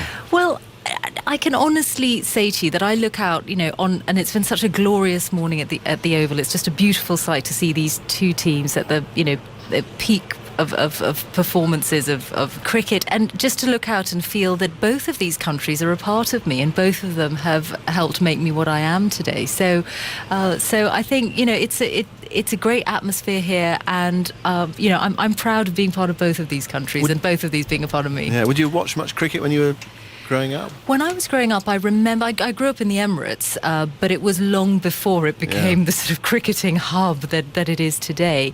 But I remember being taken to an England-Pakistan Test match at Lord's. It must have been towards the end of the 80s. I remember thinking a day at the Test was quite hard work, actually. So you'd have been what would you have been at the time? I was born in 1973, so I reckon I must have been early teens. I can't remember the year that this was, but I think I wasn't the sort of fan that my sons are. Doing fantasy cricket teams every moment they can and absorbing all the statistics. But I think if you're of South Asian heritage, cricket really runs in your veins. And so I think that even if you're not a huge fan, it's just somewhere in the lifeblood. And then I married someone who's not only a big fan but plays, and my sons play cricket all year round, actually. So you've been drawn into cricket by them? Yes, it's very much a part of my life all year round. So they do nets in the winter, and so I think it's whether it's watching something like this or watching them play. I suppose I'm a cricket mum really now. So you have to drive them to nets and wait for them and watch them and encourage them. Yeah, and I won't even get into what it's like dealing with 4 lots of cricket whites in the laundry in the summer. Well, they teach them to wash them themselves. You're right. I need to get to that point. You're right. Good point. And I'll say you said it. Yeah. It's not me making you do this. It's Simon Mann. Absolutely. Wash your own cricket whites. But what about your parents? Are they big cricket? Your dad was a doctor, wasn't he? Mm-hmm. Your mum started off as a TV presenter and then became a teacher. In the very early years of Pakistan television in the 1960s, she was one of its early producers. And today is Pakistan's Independence Day, so perhaps that is also perhaps the team are faring well, partly because the stars are aligning for them. But my father's a doctor, not terribly big on cricket at all. But I think I grew up as an expatriate kid, so I grew up. I was born in Southampton, but then I went to live in Abu Dhabi, and then I came to live in the UK essentially when I came to boarding school here when I was 12. You went to boarding school. What was that like? Yes, it was. For me, it was a great experience in the sense that it made me very independent, and I think that has stayed with me throughout my life. But I loved my school, and I was very happy. But I do remember that saying goodbye to my parents at the airport and getting on a plane, and I wouldn't see them for 3 months, usually 2 to 3 months at a time. And I do remember how heartbreaking that was, and I would always be in tears, but not in front of them. And in fact, I think my mother realised, but my father was blissfully unaware of all of this until we did the Sunday Times relative values section together, and I told the Sunday Times that I used to cry for most of the journey to the UK back to school. And he said to me afterwards, I never realised.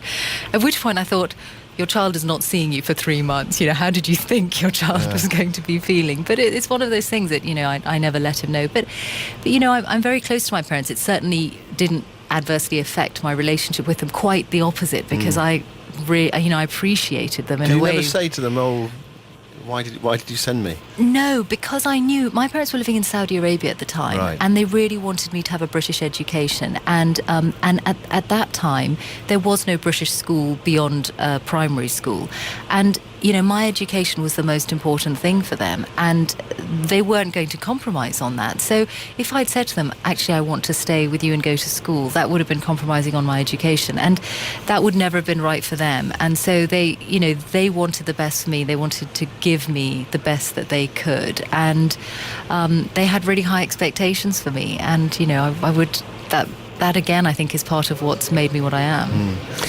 In your interviewing, you've interviewed Sachin Tendulkar and Kevin Peterson and Moeen Ali just before this series began, actually. Sachin and Moeen are both quite hard to interview because they're both very modest about their achievements, and while that is, I think, an admirable personality trait, it's not so easy in your interviewee when you want them to talk about their achievements. And so both of them are, I was very struck by that you really had to draw, to actually, for them to acknowledge their greatness was quite hard work, but in a way that's very personally charming. I noticed you missed Kevin out off that list, the list of 3. I could not associate that particular trait with Kevin Peterson, but I found him incredibly impressive to interview, and he also very charming. And after that interview I thought, gosh, managing someone like him is probably no different to managing one of the big beasts of broadcasting. It's talent management, and it's clearly not without its challenges. But I think it's a great shame, for whatever reason, that we didn't see more of him play at in this sort of arena in his peak years. Were they trickier interviews? I think sometimes sports people, we feel this. They don't have to come on and be interviewed. They do their talking out there, and yet perhaps in your trade, politicians, they need to come on. They need that oxygen of publicity. Yes. And there's a formula, or there's a grammar to a political interview that is well understood by both sides, and I that sort of interview is easier in that sense that there are understandable parameters they need to be on, the politicians, and you need them on as well, so each side has something in it. But I think sports people, to some extent, and I did a lot of interviewing of champions, for example, when I worked on London 2012, and I had this fantastic experience of sitting on the BBC Sports sofa and getting to interview one gold medalist after another. I think the hardest, sometimes the sorts of people we interview on today who've gone through terrible experiences, and essentially what you're doing in the time you have with them is asking them to relive that terrible experience, which is a very big ask. But I think people from the world of entertainment are probably the hardest and the most unpredictable. I once interviewed one of the Chapman brothers about a new exhibition, and as we came to him on the Today programme, I could hear him munching what I think were cornflakes right, as the interview began. So, perhaps it was interviewers' performance art. I don't know. But they are the most unpredictable, I think. Do you ever get to a situation where you just can't think of the next question? Yes. I like to think you try and hide that. But I think the the golden rule for interviewing, if you can call it that, is it's listening to what the guest is saying, while at the same time having your sort of armoury of where you want the interview to go next, but being able to junk it if the person says something that really deserves to have a follow-up. So the worst moments are where your interviewee has said something that you just haven't picked up on, which is probably very obvious to the audience who have been listening properly. So I think that is the heart of the challenge. Yeah, because actually, you're potentially thinking about your next question. Are you thinking about where you want to go? Yeah, well, you're certainly thinking about what you wanted to get out of this interview, and it may be that the guest is taking you in deliberately taking you in a direction to avoid you getting to where you want to go, or they may be saying something really interesting that turns out to be better than what you had planned. So that's the judgment you have to make, and every presenter might make different calls in exactly that scenario faced with the same guest. Yeah. What's easier? Is it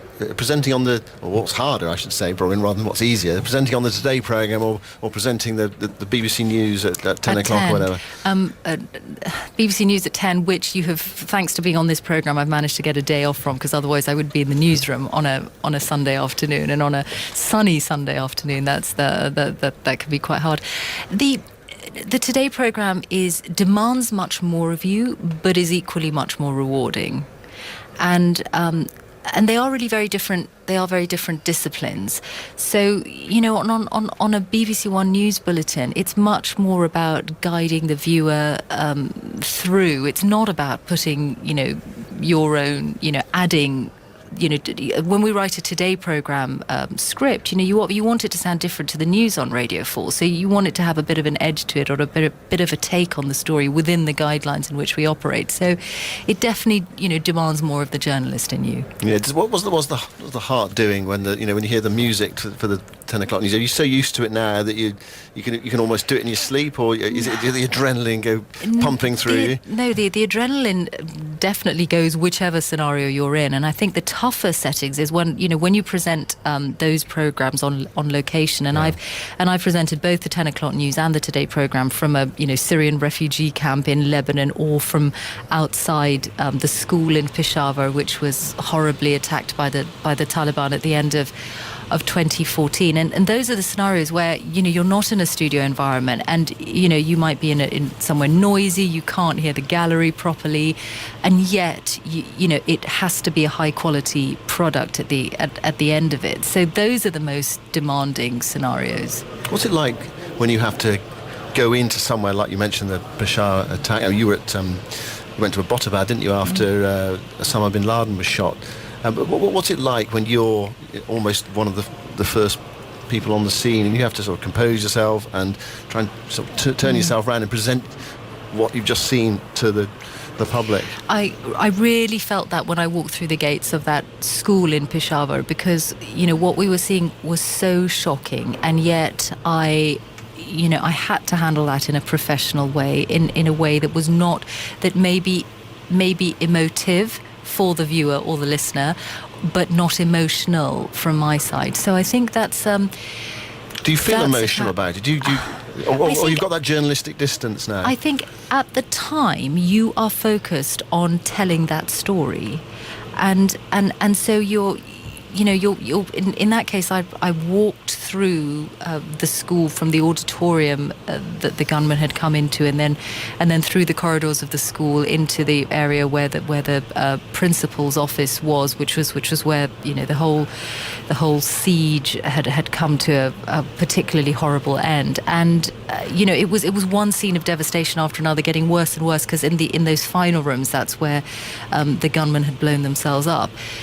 It was almost unimaginable. So actually you are, what gives you something to hold on to there is you are focusing on describing that scene. I was walking through with a cameraman, but I had to add more description than you would if you were just telling the story through pictures, because I had one chance to record this for radio and television. So I think that the sort of mechanics of what I was doing actually gave me a structure to what I was seeing, because my job was to describe this scene to people all around the world who would see it and respond to it. Do you think your colleagues would, people who do the job that you do, would say the same thing, or do you find other people more emotionally drawn into it, and other people less emotionally drawn into I it? really admire those of my colleagues who do that kind of thing day in and day out, and there are many of them. As a presenter, I only, that there are some things I see firsthand, but a lot of my time is in the studio. But I think the ones who go from one often horrible scene to another, Jeremy Bowen or Lagirin, at least you said, I just have so much respect for, because I think that, you can't become accustomed to it.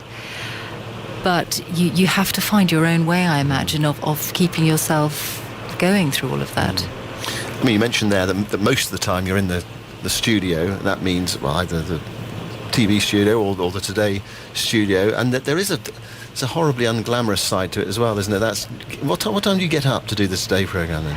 When I first started, I got up at 3 a.m. for the Today programme, and now 3 years down the line, I've allowed myself an extra 12 minutes. So it is 12 minutes past 3. That's the point I've graduated to, and I think it may go a bit beyond that, but I can't imagine it's ever going to go beyond about 20 past 3. I actually know that feeling so well from having done early shifts myself over the years. You never get used to it, do you? No, always you feel don't. a bit sick first. I mean, don't feel sorry for us, by the way, dear listener. No, it's great fun. So, what would a huge privilege. What would your day on the Today programme, or your morning on the Today programme, what does it entail? Well, so you get up 12 minutes later than you used to. Yes. Then yes, and you arrive. The Today presenters arrive at about 4 a.m. And the thing I found most surprising when I first joined is that often you have to do a pre-record almost as soon as you arrive, because any pre-record. Yes, well, just briefly. A pre-recording ahead of the programme on tape, not live. So that because for instance, any interviewee in America is going to be persuaded to stay up late, so 11 o'clock midnight their time, and you'd record them at that point, and then you'd run it later on, because it's really the middle of the night by the time you go on air. So that was the biggest shock to me, that you arrive and sometimes you hit the ground running straight away. But otherwise, there's a sort of grammar to it. You spend the next couple of hours writing your scripts, reading your briefs. Probably that's the wrong order I've said them in. Reading your briefs followed by writing your scripts, and reading the newspapers. So the triage lesson that Alan Little gave me is really important in that, because the rookie mistake is to spend an equal amount of time on everything you're doing, when some things are going to demand much more of you than others. And you've got to be your best as well at a time when actually you feel wretchedly tired often. Yes, but I am quite religious about sleep. So if I'm awake beyond 9 o'clock on the night before a Today programme morning, then I start to feel increasingly, annoyed at myself about that.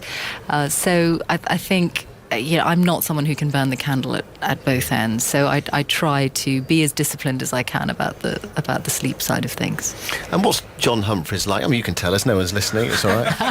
It's just us in the commentary box. Is, yeah. He is a really brilliant colleague, and I can't deny that before I started on the Today programme, I did think and feel a bit apprehensive about what is this co-presenting thing going to be like? Is it going to be a sort of, survival of the fittest type scenario? And actually, I think, a bit like you work in here, that actually when you see other people approach the same material, you're learning from them all the time. And John is a very generous colleague, and I've learned so much from him. He's really good to be around. He'd be the first to acknowledge that he can give the team a hard time, but does he give you a hard time? No, never. He's a very civilized colleague, and I really enjoy the mornings that we're on together. Because you sort of had a bit of a history with him, didn't you, with the celebrity mastermind thing? He said to me, this is when I was unfortunate enough to have to be interviewed by him. So now you see, it's great sitting alongside him in the presenter studio. But he was making a flippant comment about auto cuties, which was the term of the time, and I didn't take very, very kindly to it. But he's a brilliant colleague, and I really enjoy the mornings when we're on together. Actually, the first time you presented, you were with him, and that was perhaps a way of just shutting that off altogether sort of BBC sort of politics, say, right, get them together first morning, sort out any differences or any potential problems there would be between them. And there's never been a single problem, and quite the opposite. I've relied on him on so many occasions, and that first morning actually, because the tricky thing is, you can prepare as much as you can, but you can't have a dry run at doing the Today programme. So there was no way that I could just sort of quietly go on air and settle in and then then be broadcast to the nation. You just have to go on it. And the first morning when I saw the green light come on in the studio was pretty terrifying. So that's the only way to you just have to go for it in that moment. And after the first half hour, I looked at the clock on the studio wall and it was 6:30, and I looked at him and said, I can't believe it's only 6:30. I feel like we've been on air for hours. And he looked at me and I thought, God, he just, obviously, to him, he's just baffled that I could say that, because half an hour, the programme's barely, but to me it was a long time. He's been doing it for nearly 40 years. But, You must have read the Guardian review. I made me laugh this morning. I did a bit of research and I looked back and I saw the Guardian review of your first morning. First day where it says, in the first hour, she stumbled ever so slightly and said a couple of times. But that was it. She made presenting the show sound easy. If only a couple of was what the mistakes that we made. Saying since then, but not the case. It just seems an extraordinary, esoteric thing to pick up on, really. But as much as I could prepare, I did. In the summer before I started, and I started in October 2013, so it's nearly 3 years, I did come in and I sat in the gallery and I watched the programme, and actually I sat in the studio a fair amount with the headphones on, trying to just get as much as was possible in as much of a feel of what it was going to be like to present this programme. Because remember, I was really new to BBC Radio. I'd done a bit of filling in on Radio 4 news programmes, but very little. I had by and large come from television, so the Radio 4 audience are pretty exacting, and so they should be. So I actually, within my first few days, I made a grammatical mistake on air, and I ended up having to apologise for it on air. Not a mistake I've ever made again. I used I got less and fewer mixed up. I can't remember which way round it was, but I've never made that mistake again. Well, we're learning the whole time, aren't we? They do. Our listeners, our tweeters, they tell us. Put us in our place. They do. They're very quick to let us know, and some of them are very generous as well, I have to say. What about being a prominent British female Muslim? What does that phrase mean to you? It means I have a sense of responsibility about it. It's being a Muslim is part of who I am, but I'm conscious, particularly in the times we live in, that it's something that people are going to notice. When I was appointed to the Today programme, I was struck by how some of the coverage was very much about, she's the first Muslim to present the Today programme. And I thought, gosh, 10 or 15 years before, it would probably have been first, Asian to present the Today programme, which was also the case. But by that stage, because of the times we live in, it was the bit about me being a Muslim that stood out the most. And I understand why that is notable or interesting for people. But I have to say, I think the thing that really means something to me is when British Asians, usually of my parents' generation, will say to me, we're proud of you, because that I don't take for granted. I feel, my parents are part of a generation that came to this country in the 1960s, and my father's a doctor, and my husband, who's also British Pakistani, his father was a dentist, and these were the professions that they would have wanted their children to do. So me going to the media at the time was quite unusual, certainly for someone who's a British Pakistani, and still not terribly well represented. And so I think it just means a lot to me when people, especially those of my parents' generation, say, we're proud when we hear you on the radio or see you on the television. But yeah, there's a sense of responsibility with that too. Do you get that thing where they say, oh, your hair wasn't looking quite right tonight, and things like that? Do people, your family... Well, beyond my mother... Yeah, well, possibly. I don't know. Does she do that? Does she? Yeah, she does quite a lot of that. Actually, her pet hate is when I wear black on air, which she can't bear. So I tend to wait till she's out of the country and then wear black sneakily on BBC One. You described yourself as a liberal Muslim. What does that mean? It means that I'm not dogmatic about my faith. I try to live as good a life as I can. but I'm not interested in telling other people. Well, certainly in terms of faith, I'm not interested in telling other people what they should or shouldn't do. And I think that's really the message I was trying to send about that. I want to bring up my children with as much knowledge of Islam as I can, because I think it's really important that they really know what their faith says, and that, you know, they're hopefully it will be a part of them that is not a noteworthy part, and just something that they won't think too much about. It'll just be a part of them, just like cricket is a part of their lives. One actually question I meant to ask at the time is, I mentioned you went to Abbottabad after Osama bin Laden was shot.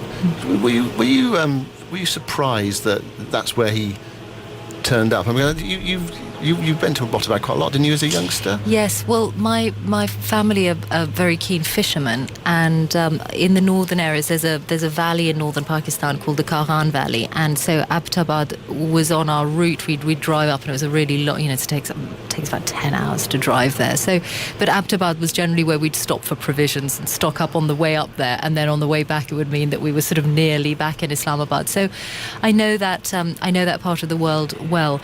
You know, Simon, when I look out on the Oval on a day like this, I feel so sad that cricket fans in Pakistan just don't have the opportunity to see international cricket played there. I think of, kids, obviously my children's age, but also for the last 15 years, Pakistan has suffered under the blight of terrorism. And I think, occasions like this, just seeing fantastic cricket played, for the team as well, not being able to play like this in front of a home crowd, I think that's the loss of something of a source of joy in a country that has suffered a great deal. And I really feel that when I look out here, and I think this is something all of us in this country can take for granted, and it's one of the many things that has been taken away from ordinary people in Pakistan. How often do you go back to Pakistan? I go to Pakistan quite often, about once a year. Sometimes it's for work, but at Easter, for example, my husband and I took the children, and we were in Lahore, in the old city of Lahore, and I'd taken them to look at the beautiful architecture, and the boys just they just kept stopping to watch the street cricket, and the children were playing with 2 concrete blocks sandwiched together and sticks vertically for the wicket sticking out of the top, so I was trying to tell the boys, look up at the wonderful architecture of the Mughal emperors, and all they wanted to do was to look around down the alleys and see the street cricket. But it's a great country, and I hope that one day soon it will be a peaceful country again. I mean, do you sense that there is a possibility of international cricket going back to Pakistan? Well, at the time we were there on Easter, it looked like it might be possible, and then there was that horrendous attack on the PAK in Lahore. But, I hope so. Yeah. Can I tell you about the wonderful experience we've had this morning here, which was that all 5 of us were out on the terrace, and the children, realised that coming up and down this corridor, they realised that Ian Botham and Shane warned other people up and down the corridor. So one of them wanted to go and wait outside the loo for Ian Botham, and I said absolutely not. And so he was in tears, and then Michael Holding came out onto the terrace, and I said, look, if he's on the terrace, you can go and ask him. So he went to ask for his autograph. And Michael Holding said, why is he crying? And I said, it's because we said he couldn't wait for Ian Botham outside the loo. And he said, I'll go and get the autograph for him. And he took the book, and he went down the corridor, and he came back with Ian Botham's autograph. And, the tears on that 10-year-old's face just disappeared in an instant. I mean, what a gentleman. But wasn't your husband turned down by Ian Botham for an autograph when he was 13? Apparently he wasn't. I mean, in fair, I think it was here at the Oval, actually. In fairness, he does acknowledge that, I think Botham was playing at the time, so it probably wasn't the right moment. But yeah, I think he's still a bit scarred by that experience. And your son's play, I think one of your sons met Sachin Tendulkar, the nets at Lord's. He was very lucky. Yes, actually, they went to have a net at Lord's, and Sachin was with his son, and very kindly allowed them to have a photograph together, which I thought was really, really sweet, given that he was with his child. But actually, when I interviewed Sachin, it was an afternoon slot, and I asked if I could bring my eldest son. So he came along, and I said, you've got to sit really quietly while we're recording the radio interview, not say a word. But at the end of it, he got a signature. So yeah, they're really, they're big fans and they're thrilled to be here today. I'm sure they are. What about some of your high-profile interviews? Malala was on our program last week. She came on. I know. My heart slightly sank when I heard her, and I thought, great, one week they've got a Nobel laureate. Then you had Eddie Jones, you had the Mayor of London, and now you've had to settle for another BBC radio presenter. Well, no, it's been fascinating. I'm sure people listening have really enjoyed you talking through it. Aung San Suu Kyi as well. Yes. How did that go? You've been doing your research, haven't you? No, it's just off the top of my head. Well, she's. I interviewed her a while ago, and then later on, according to her biographer, when she, I have no idea if this is true or not, but her biographer later on was told that after she finished the interview, she said, "No one told me that I was going to be interviewed by a Muslim," but I have no idea if that's true or not. That was the first I'd ever heard of that reported remark. Do you have a thick skin? You have to have a thick skin. I think my skin has got a lot tougher since I joined the Today programme, and I think that's been quite good for me. I think I probably needed to toughen up. I've had to toughen up, and I think it's been a valuable experience. Yeah, you come off air and you see comments people have made on Twitter, some flattering, some not flattering. And it's a tough programme, it's a tough environment, but I think I have grown and developed so much as a journalist and actually as a person in the last 3 years because of it. What advice would you give to young journalists or aspiring journalists listening out there, or people who want to be television or radio presenters? To be as well informed as possible, because I think one of the things that really worries me today is when people are consuming too much of the sorts of media which reinforces what they already think and know and believe. And I think that is, that's just not good. And forget about someone being a journalist. I think it's just not good for personal development as a whole. That was broadcaster Michal Hussain talking to Simon Mann in a classic view from the boundary. You can listen to more of those in our 40 from 40 series available on BBC Sounds. Well, here in Southampton, I'm very pleased to say it's turned into a gorgeous day. The sun is out, there's bright sunshine. I think I might be getting a slight tan. There's not a cloud in the sky, only those really white puffy ones. It looks very picturesque. There's sawdust on the field, and I'm very pleased to tell you that play is due to restart at 3:20. So in a little over half an hour's time, we're going to have some cricket, hopefully. And as long as nothing changes, there's some ground staff furiously pushing some sawdust around the bowlers' footmarks towards us here. And there's even a few. I can see Waqar Yunus on the practice wicket, just marking it out, getting his bowlers ready to come out there and maybe run through the England team. I'm very pleased to be joined by Mark Ramprakash to my far right, and is Ebony Rainford Brent. Guys, I mean, you can look at this scenario as sort of almost it's a dead game now. The positive result is out of the question, and some people think, well, it's all rather pointless now, but there's actually a lot to play for, considering the next test match is here in 3 days' time. Time in the middle, bit of practice, and a psychological edge, perhaps. What do you think, Abbas? Yeah, I mean, it's an interesting one, isn't it? I was thinking about this before we came on. I think for the older players like Jimmy and Stuart, there's nothing in it. Rest your feet, in a mental kind of, they've been here, done that. But actually, if you throw it forward to the younger players who are trying to make a name for themselves, Zach Crawley, Dom Sibley, I actually think it's a brilliant opportunity. If you get an hour at the crease and you look good and you weather some good bowling, it makes your name. I also feel, and it depends on what sort of batter you were, but Ramps, I always found if there was too long between games or too long between a real good competitive opportunity to get bat on ball, I actually kind of lost my flow. So actually I enjoy just more opportunity to play out in the middle rather than another net session. So I'm just thinking, look, 2 hours for the top 3 or 4 maybe to be tested, come out with a nice little red inker. I would take something out of that as a batter. And Mark, from those batsmen's perspective, some of them have had some rather tough inspections in that previous game. Had it not been for Joss Buttler and Chris Woakes' heroics, they might have been under significantly more pressure. But they will still feel that weight of those those poor innings. Really, it's a good chance to redeem themselves, maybe a little bit. Oh, look, unquestionably, if you bat for an hour and a half out there in the middle, it's worth probably 5 to 8 nets. It's match practice. It's against obviously the opposition, so the standard of bowling is high, and you can take so much confidence from having some time at the crease. The guys will have a net or two before Friday, which is the next match. But what they bite your hand off really for a couple of hours in the middle, unquestionably. And of course, these players have had very little match practice apart from actually playing in the test matches. So it's been quite tricky for them, really. I've got a lot of sympathy for them, and particularly the batters. And when they're playing on wickets that dart around and they miss out, and Old Trafford was an excellent pitch, but there was plenty in it for the bowler.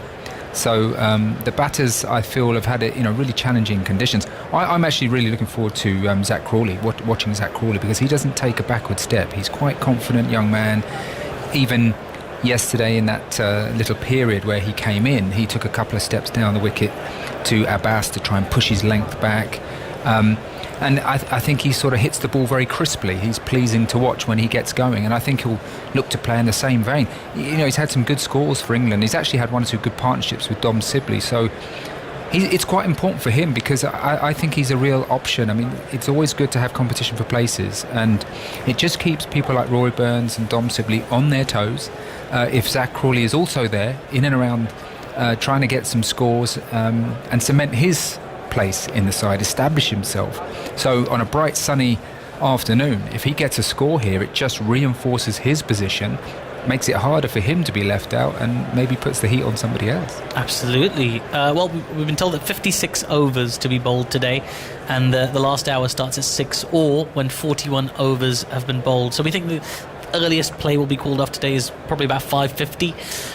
We'll see how that kind of pans out. We can see lots of fielders out there, lots of the England team and the Pakistan team all out, kind of getting stretched and ready for some action. How about from a bowler's perspective? Now, we've talked about this Pakistani attack. There was that famous picture of the 8 of them doing their kind of Vogue cover shoot thing. 8 fast bowlers in this Pakistan lineup. I mean, I guess they've performed quite well, Shaheen, Naseem and Abbas, but it doesn't hurt their cause at all to go out there, cause some more problems and show their worth ahead of the 5 guys waiting in the background, does it? It doesn't. Look, there was seam movement, there was good bounce. Maybe the overheads now aren't quite as favourable, but I'm thinking, first of all, if you're Naseem Shah, you want to be charging in, right? And a bit of heat on your back actually might help you get through the gears. A couple of scalps will leave England mentally vulnerable later on. If they can, let's say they cause a little upset and get through 4 or 5 wickets, you never know, it's very much possible, or very possible, then that mentally throws it back. It means you're getting through your gears.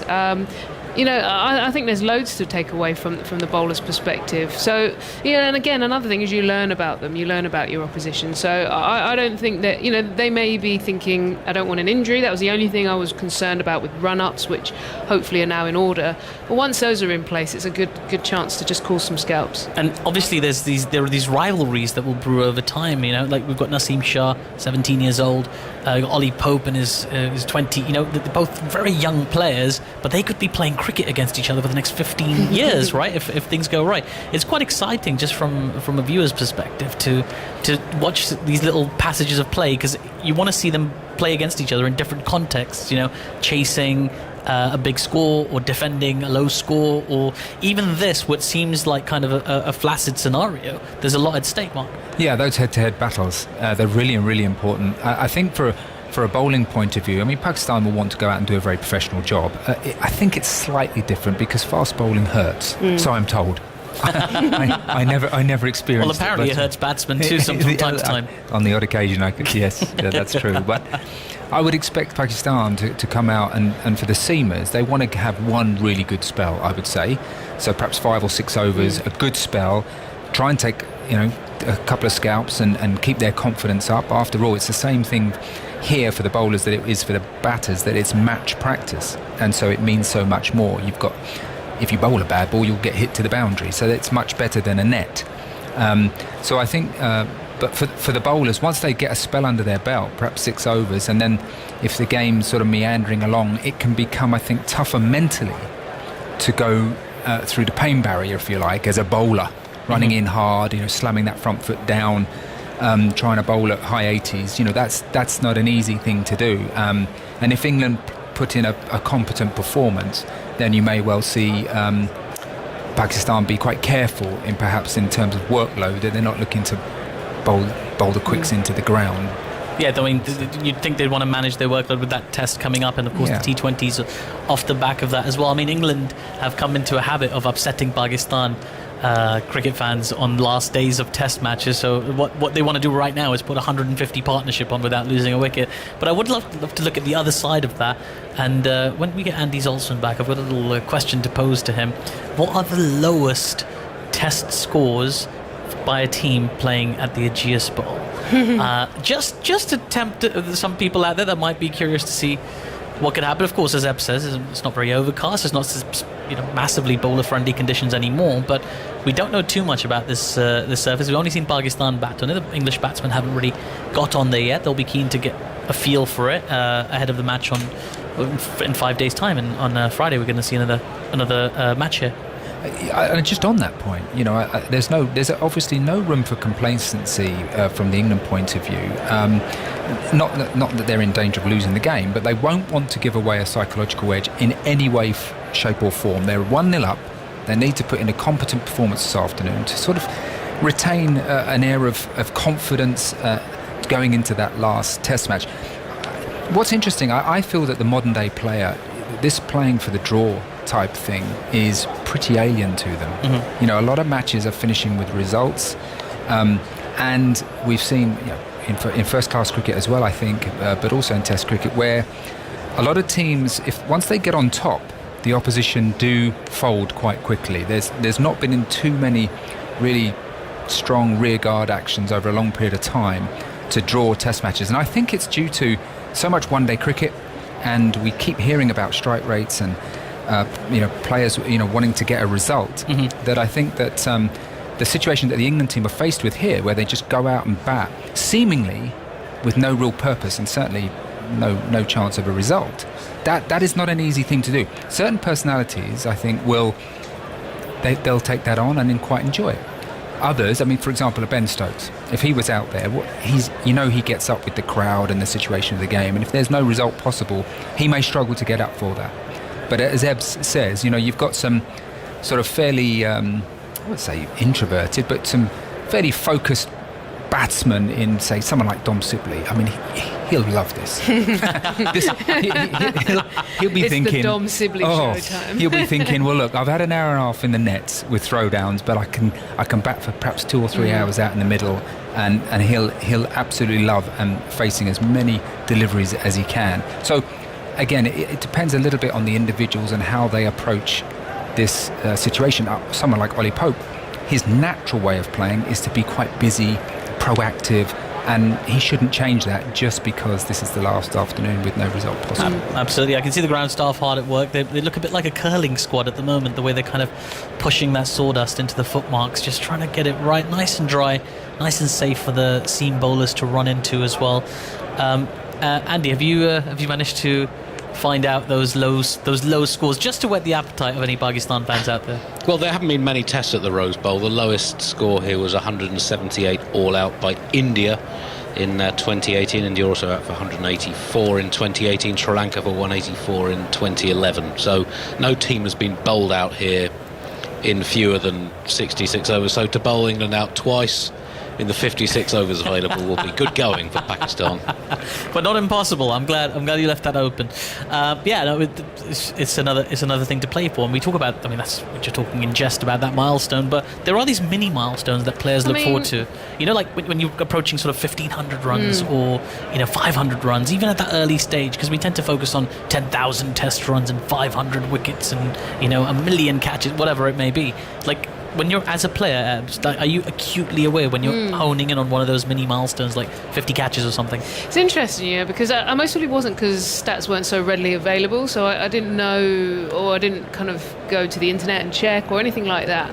But what is interesting is some players used to bat in chunks, so they were counting their own runs. They would count to 20 to 50 to, and those sort of players were very aware of where their career stats lied, and so sometimes you do look for those mini milestones. I don't know, I was such a keen batter. Anytime I could have a bat in my hand, like right now, I think maybe a bit like Dom Sibley, even though I didn't quite bat like him, but I would want to just be out there. I'd be just like, fine, don't worry if anyone just fancies it. Give it to me. So I do think there are some players who are motivated by those sort of milestones, that sort of win of half an hour or an hour of play, or adding a little and those sort of players tend to be sort of a bit more introverted and calculated and well thought out.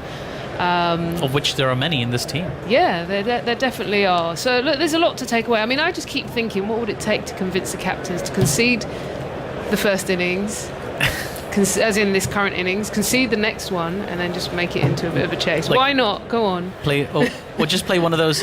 Myself and Andy were talking about this over lunch. They could just play like a beer match, or maybe in this case a lassi match, right? just for fun, just for the entertainment of it. Because after all, that's what it is. Andy. Yeah, well, whoever wins first innings, the loser buys dinner. The lowest first-class all-out score on this ground is 76. Essex against Hampshire in 2017, also Hampshire against Essex in the same game, also all-out for 76, 29.4 overs. So there have been first-class collapses here. So there's something for Pakistan to aim at, to make some history here at the Rose Bowl.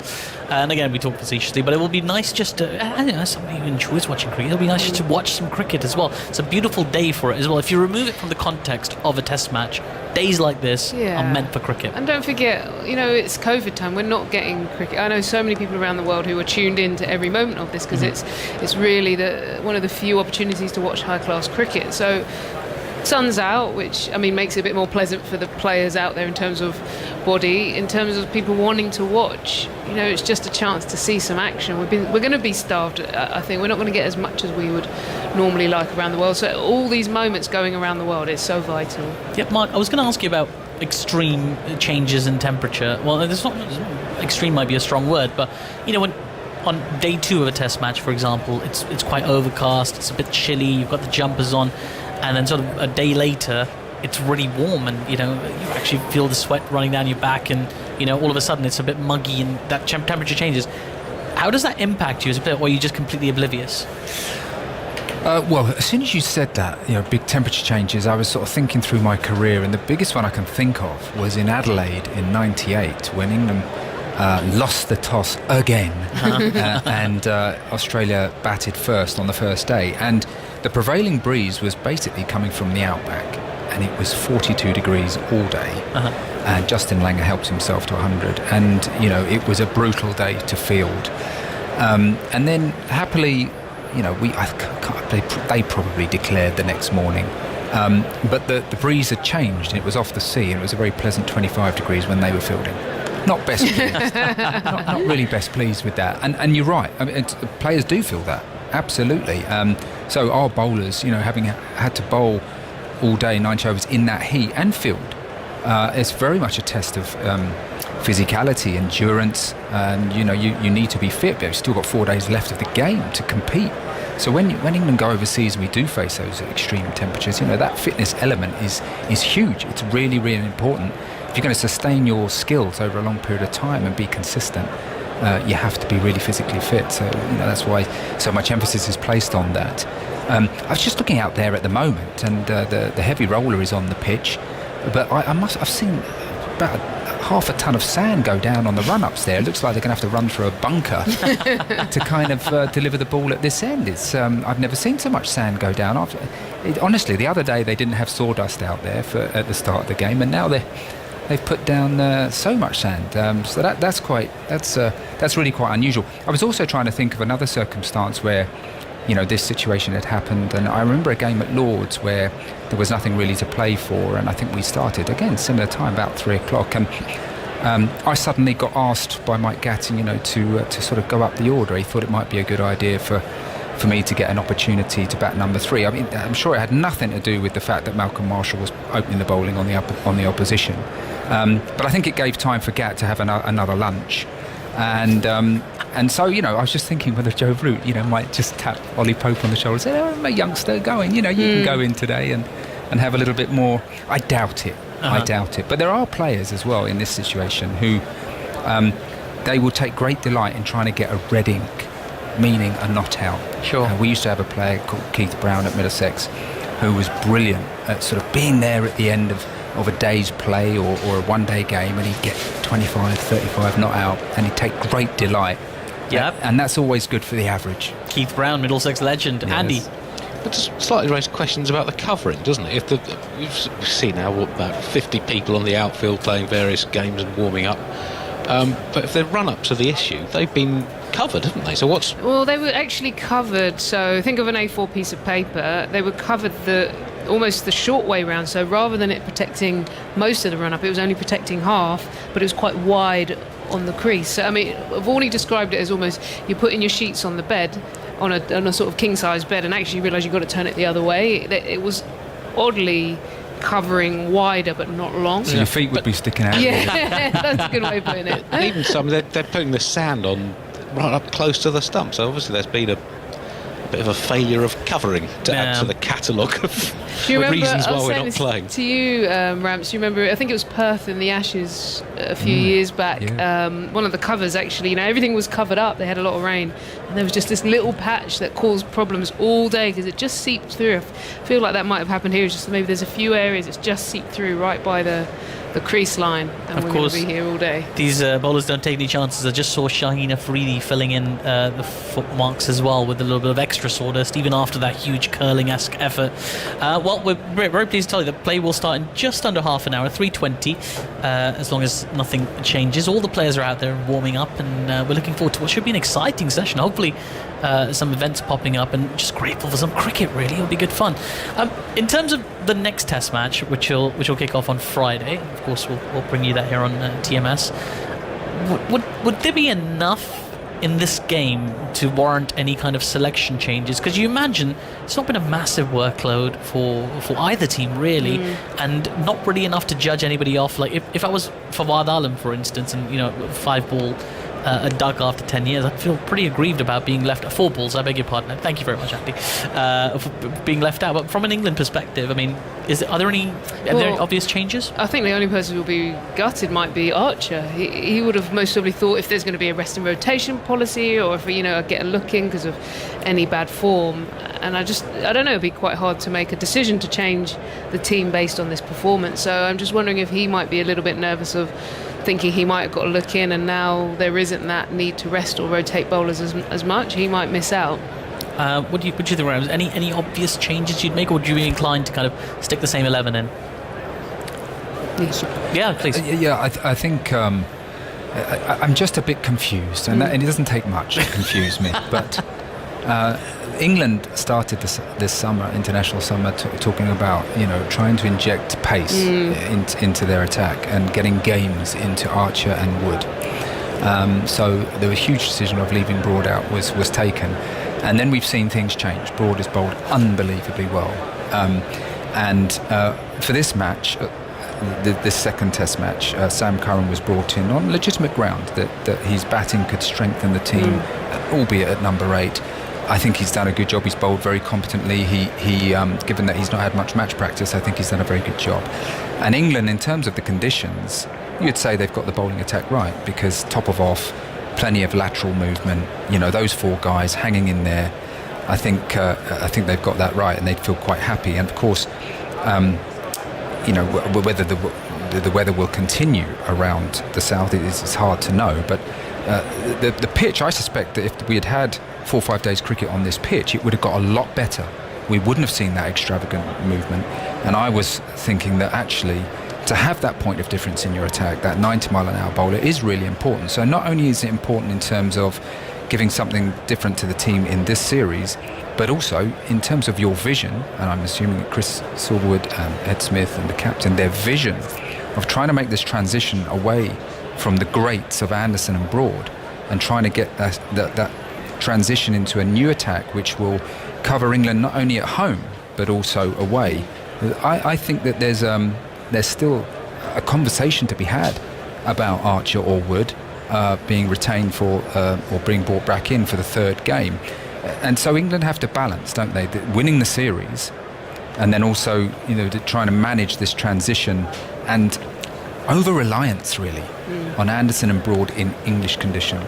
Absolutely, planning for a time beyond them as well. 3:20 is the scheduled restart, just over 20 minutes away. Andy, do you think Ramps has a chance, and Evan as well, whether they might leave the spinner out, leave Bess out, and play an extra pace bowlers? We've seen they've not really sort of turned to him often during the summer. Yeah, and he hasn't bowled a huge amount. He even in the last test up at Manchester, he bowled kind of standard overs, but he didn't hold an end as such. And that's what, as you're talking, I was just trying to, in my head, I think there's the balance between the batting, because I think this Pakistan bowling unit is actually pretty dangerous without Stokes. Curran maybe got the nod because of their extra little batting, all that sort of thing. And when you're trying to grapple with that, it's quite hard. How do you balance it? And maybe the easiest option, if you want that strike bowling option, you may have to move away from the spinner. He didn't really bowl. He didn't bowl, like I said, holding that end up even in Manchester. So that is an option. Root can provide you something. So yeah, it is a way to look. What's really interesting is we've gone from, I suppose, a really clear team to, once you miss someone like Ben Stokes, it really throws you into a bit of a challenge as a side. If you don't have that genuine all-rounder who fulfills that clear batting role, plus gives you that bowling option of what we saw him come in do, even for a few overs taking wickets, it throws the whole balance of the side out. I mean, from my perspective, I think that the reason that was given for playing Sam Curran, it holds true for the next match on Friday, i.e. Ben Stokes is not here. Sam Curran was brought in to stabilise the batting, albeit number 8, but that is true. You know, on this ground he got 78 and 40 odd against India a couple of years ago. So that would hold true. So therefore I'd look at those 3 options, and obviously Dominic Bess is very much in that. But is it the case that to get a point of difference and to get some games into these quick bowlers, so that they can look ahead towards the winter and playing away with some confidence that these guys are trying to bed in? I mean, they're bedding in some young batsmen, and they're getting very good experience, and I think they've had excellent starts to their career. And of course Jofra had an outstanding start to his career only last summer. So it's been a bit stop-start for him. You'd think that he's an integral member of this team moving forward, and I'm not overly keen on leaving Bess out, because again, for the same reasoning, he's a young player who needs to play. I mean, he's basically learning his trade in Test cricket. Very, very difficult. I don't know what the forecast is for the next game, but you'd be a bit loath to go into a game where the pitch could get better, as I suspect that this pitch would, without your specialist spinner, and it takes so much weight off the shoulders of the seamers that they can rotate at one end. So I still think that there's room for England to make a decision, but it might be the harder decision. The easy decision, I think, is just to leave it the same. The hard decision is to say, well, actually, I started the summer with a vision. Do I still have that vision? Am I prepared to back it up? It'll be interesting to see if they go ahead with Andy. Just an interesting little stat. This is Rory Burns' 20th Test, and he's the first England player to reach the 20 Test mark since Josh Buttler.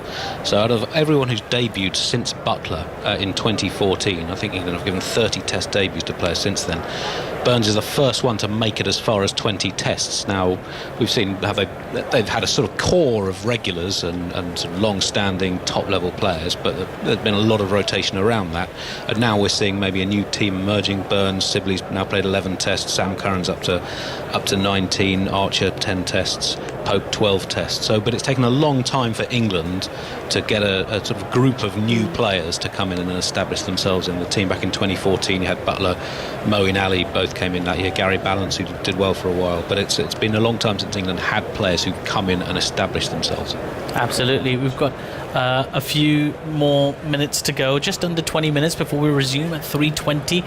For a second there I got a little bit worried as I saw the sun go behind the cloud, but it's back again. It's nice and bright again. We're looking forward to play.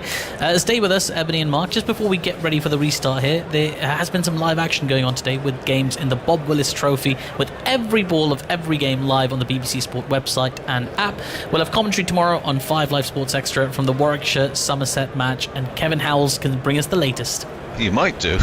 You might not, because at the moment Somerset are in such a strong position, but Warwickshire have to dig deep. Let me tell you about the match situation. We're in the afternoon session of this third day, where Somerset have declared at 413 for 9, and we were treated to some terrific batting and different sorts of approaches, from Steve Davis scoring a 25th first-class century off 150 deliveries, 15 fours. The elegance of the way he plays cricket is just breathtaking at times, and it really was a joy to watch that. And then something a little bit different from Jamie Overton, and what a farewell to Somerset he's given them. He's off to Surrey at the end of the season, and now for the second week running he's got a career best, and today a century.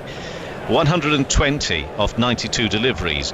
Now that sounds pretty like Jamie Overton, but at times he was far more measured than he can be whilst batting. 15 fours and 6 sixes, and a partnership of 180 for the 9th wicket.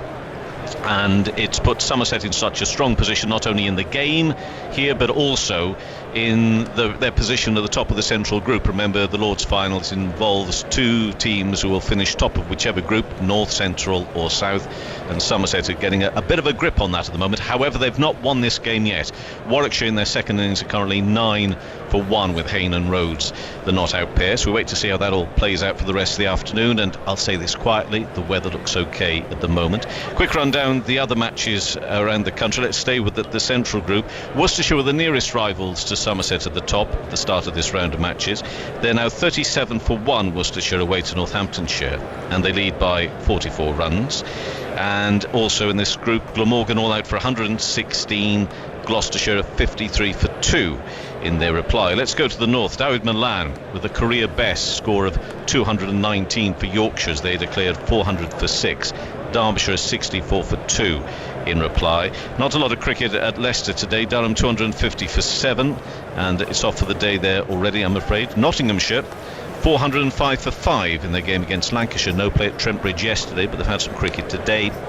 Remind about that Ben Slater 142 to add to the 172 he scored against the same opposition for a different team a couple of weeks ago, but they're playing there at Nottingham. And 3 scores to bring you from the south, and Essex are struggling. They've made a really strong start to this competition, but they are 72 for 5 away to Sussex. Sussex 194 all out. The wickets to have fallen this morning for Essex included Jamie Porter picking up 5 for 60, but I just briefly also want to talk about Darren Stevens again. Yesterday the 44-year-old passed 800 career wickets. Today he's got another 5 for he took 5 wickets last week in that victory over Sussex. He's got another 5-wicket haul today. The game against Middlesex 269 all out, Kent 13 for no wicket in reply, and Hampshire Surrey 172 all out. Hampshire now in their first innings and 19 for 1. There you have it. Fantastic. Thank you so much, Kevin, and great to hear about Darren Stevens still going 44 years strong, 800 plus wickets. Fantastic. So if you want county coverage today or any stage this summer, go to the website and app where you'll find the links to commentary and text commentary as well. We here in Southampton are very hopeful to bring you live cricket in just under 15 minutes. 3:20 is the scheduled restart. Looking at the players warming up, all the Pakistani bowlers, some England batting drills happening as well over there. We've talked a little bit about selection in the next match and conditions and how much there is to play for. You might think of it as a bit of a dead session or an inconsequential session, but there's actually a lot of mini narratives taking place, and it'll be curious to see how they pan out over the next few hours. We're expecting to be playing till about 5:50 today. It may go on a little bit longer than that. Good conditions, sun's out. Tiny bits of cloud that it dips behind every now and again, but essentially a very beautiful, clear day. England, we're expecting to have those mini selection dilemmas. Mark Ramprakash is still alongside me. How about Pakistan? They've only really had, thus far, a batting performance to go off, and those batsmen very much under pressure. Azhar Ali, the captain, Asad Shafiq, the senior player in the team. We talked about Asad Shafiq playing 71 consecutive test matches for Pakistan, but of late not really demonstrating the form to justify such automatic selection. What could you really do in the turnaround between these games? How much pressure could they put on, and could they pull like a really left field decision and just leave one of them out at this stage? Yeah, it's tricky. I think for the Pakistanis, what they would give for a young, fit Azam Mahmood or Abdul Razak. Well, he's still pretty fit. I think he's very happy to jump into the action. He could certainly still do a job, no question about it. But the reason I say that is because a seam bowling all-rounder in English conditions or South Africa is so important. It just really helps to balance your side. So if someone like Chris Woakes, who's good enough to get a test 100 against India and the way he played in the last test match with the bat, and yet clearly he's very much one of your 4 best bowlers as well. So what they'd give for someone like that, and I think at the moment they're just lacking that, because they went for Fawad, who's I know he bowls a bit of left arm spin, but in terms of their top 6, they don't really have that type of cricketer. I think India competed a lot better with someone like Hardik Pandya in their lineup.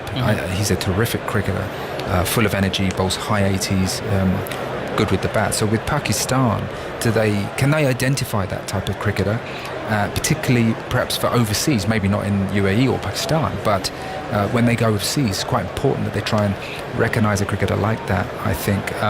So I'm kind of sitting on the fence here, aren't I? Well, no, I mean, you mentioned the seam out all round. We've got Fahim Ashraf in the squad, and he's sort of failed to impress of late, but he was the kind of go-to choice as a seaming all-rounder. He played in England a couple of years ago as well, but didn't make the kind of impression that people were hoping. And I suppose there was when you think of the great Pakistani seam all-rounders, you've got people like go all the way back to Imran Khan and Wazim Akbar. These are really tough shoes to fill. Agreed. How much pressure are you under when you're coming in and filling in for that? Well, you need to be given faith, don't you? You need consistency selection. You need the coaches to say, look, you're very much part of my plans.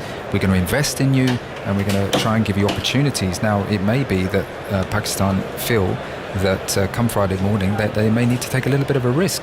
Look, I think that the 3 seamers, pretty much picked themselves. They've been really good to watch. They've looked a real threat, wicket-taking threat. So obviously I'm talking about Abbas, Shaheen and Naseem. Those 3 pretty much picked themselves. But from a Pakistan point of view, they made quite a big decision. I think Shadab has missed out, and of course he batted quite nicely. He looks a good cricketer. He gives to the team. He's always doing something. Pretty good fielder, and also bowls his leg spin.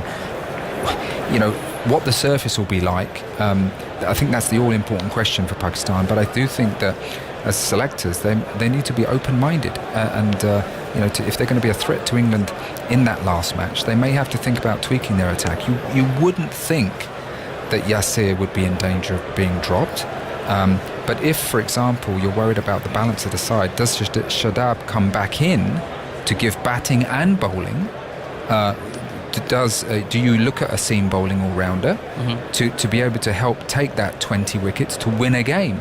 Look, these are big shouts, and I'm not suggesting they should do that, but I think there should be a discussion about that to get the best balance to win a game. Absolutely. I think Yasir Shah would be slightly irritated having scored a test century to let Shadab go by, even though he's probably recognised as a true all-rounder rather than sort of a leg spinner who's got a remarkable innings to his name. Andy? Well, it's quite a long-standing problem for Pakistan. I've been looking at collective team batting averages from number 7, 8 and 9 since 2010, and Pakistan, their 7 to 9 average 18.9. Now, out of all the teams that have played a lot of test cricket, so I'm excluding Afghanistan and Ireland, have only played a handful of tests, that's the lowest team average for number 7, 8 and 9 in the last 10 years of test cricket. In this series, we've seen the 9, 10, 11, they've scored 29 runs at an average of 3.5. And actually, they've been slightly more effective than that in terms of hanging around and helping batsmen, particularly in this game. But that's one of the lowest averages by any visiting teams, 9, 10, 11 coming to England. So it's a bit of a structural issue in Pakistan and has been for quite a while. That's interesting, and one they'll be looking to address very soon. Very pleased to tell you we're about 9 minutes away from the resumption of play. It feels like such a long time ago when we got to watch some live cricket. It's going to happen very shortly. Alongside me, very pleased to be joined by Michael Vaughan for the first time this test match. How are you, Michael? Yeah, good afternoon. I'm just checking up to press my button. Yeah, you're all set. You're all set. Yeah, excited. One session. It's not a great deal for the players to gain. There's lots that you could lose, particularly from an England batting unit perspective. Get a low score or two for that top 6. I'm gonna make way for Jonathan Agnew in a second, but I'd love to just hear your thoughts on how you would approach this scenario as an England batsman, because you've still got these incredible bowlers coming at you. You've probably not seen very much of them other than in the previous match, and it's a sort of a banana peel situation. You don't really want to get out for like 3 or 4, but equally you've got a chance to get some runs in the middle. How do you attack this session? Well, the positive mindset is to take it as a session of batting, a 2.5 hour period where you could go and get 50 not out, 60 not out. I guess if you go out there with any slight pieces of negativity, so the delay, the outfield, being sat in the dressing room in your hotel room, you're looking at the conditions, probably more in the bowler's favour than the batsman's favour. There's a chance that you're not going to get too many. So somehow you've got to get yourself in a positive state of mind, and most importantly, you've got to have a nice simple game plan, because particularly against the likes of Abbas and Shaheen Afridi. We saw yesterday in the limited overs that there's going to be movement, there's going to be balls that go past the outside edge, so it's going to test your mindset as much as it's going to test your technique.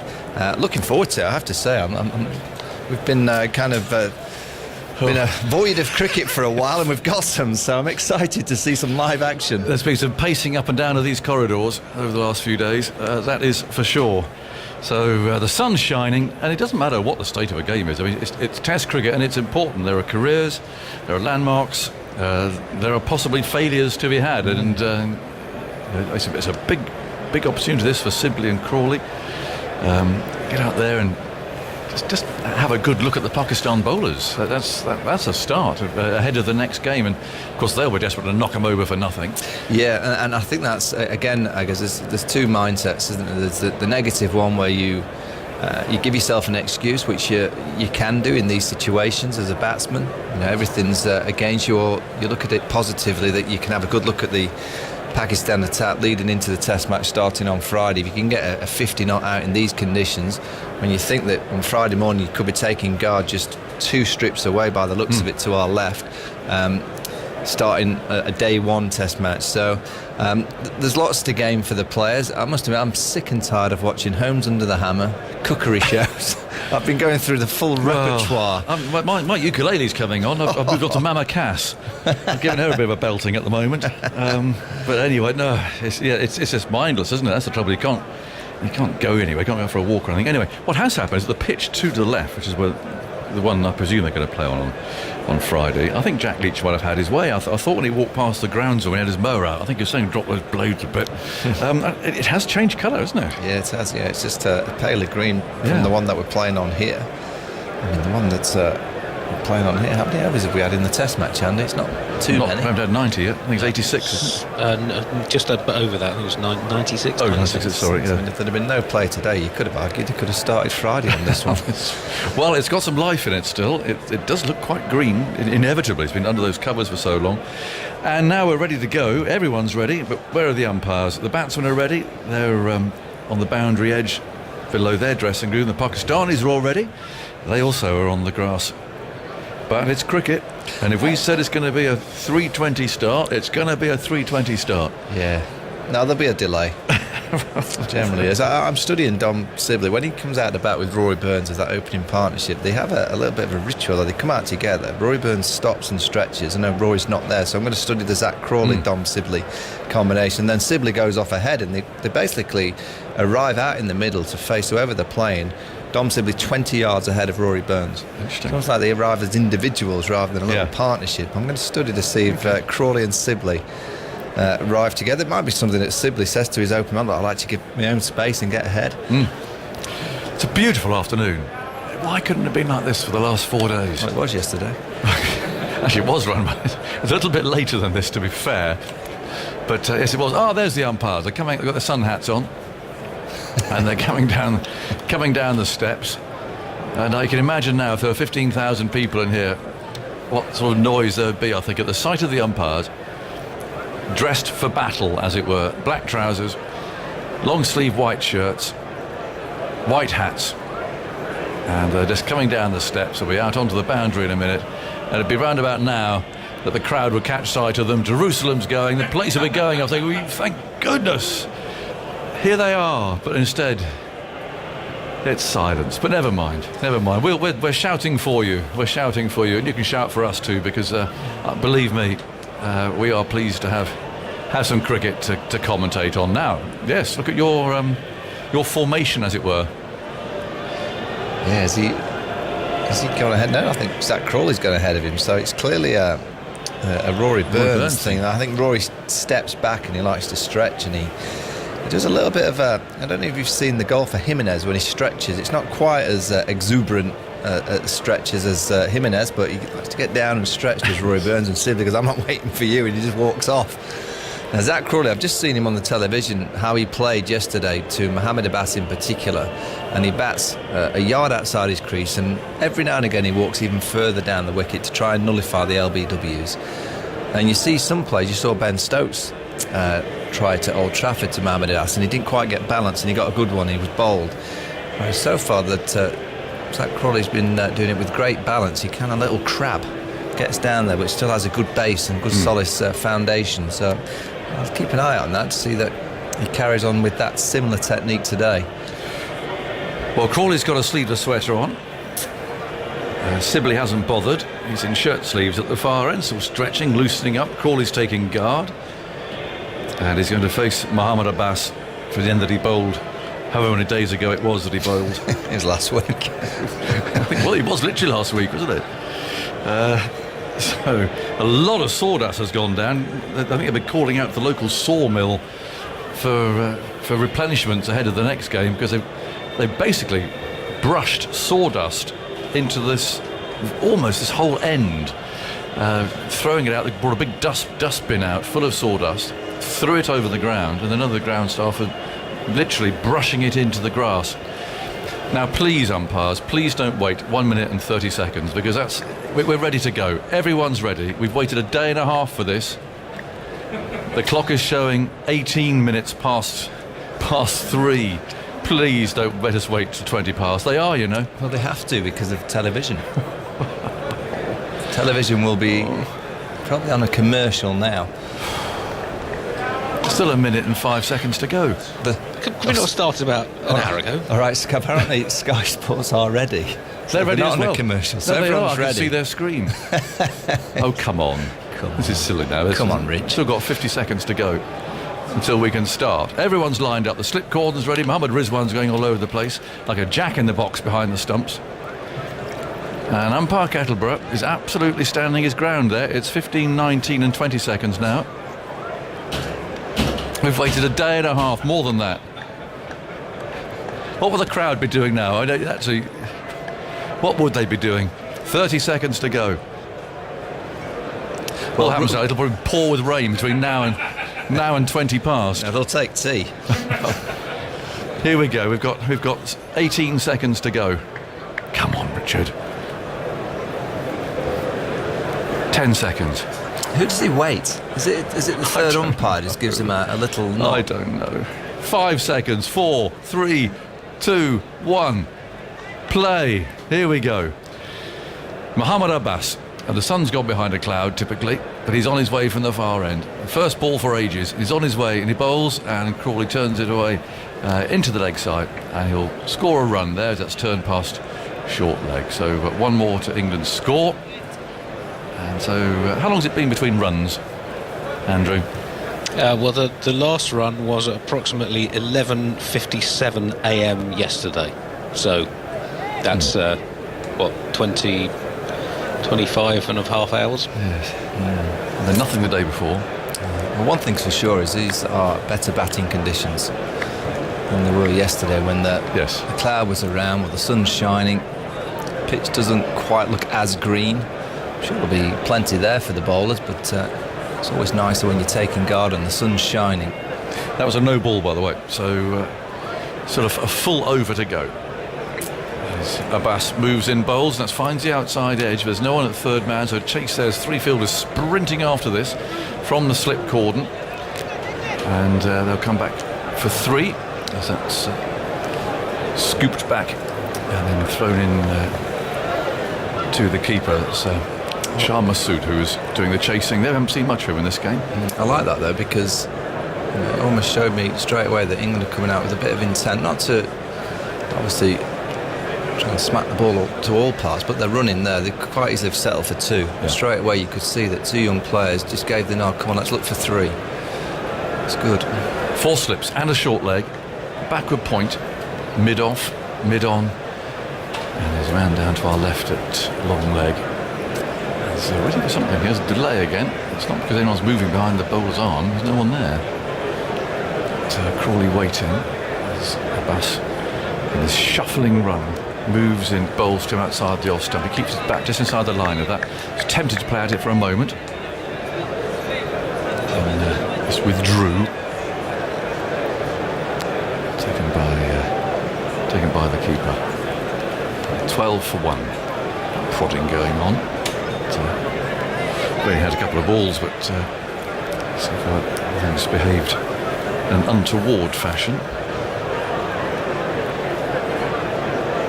So Naseem's loosening up there mid on, isn't it? Comes Abbas and bowls. Oh, it's one of those that squares Crawley up. Cutting back and bounced. Hit him quite high up.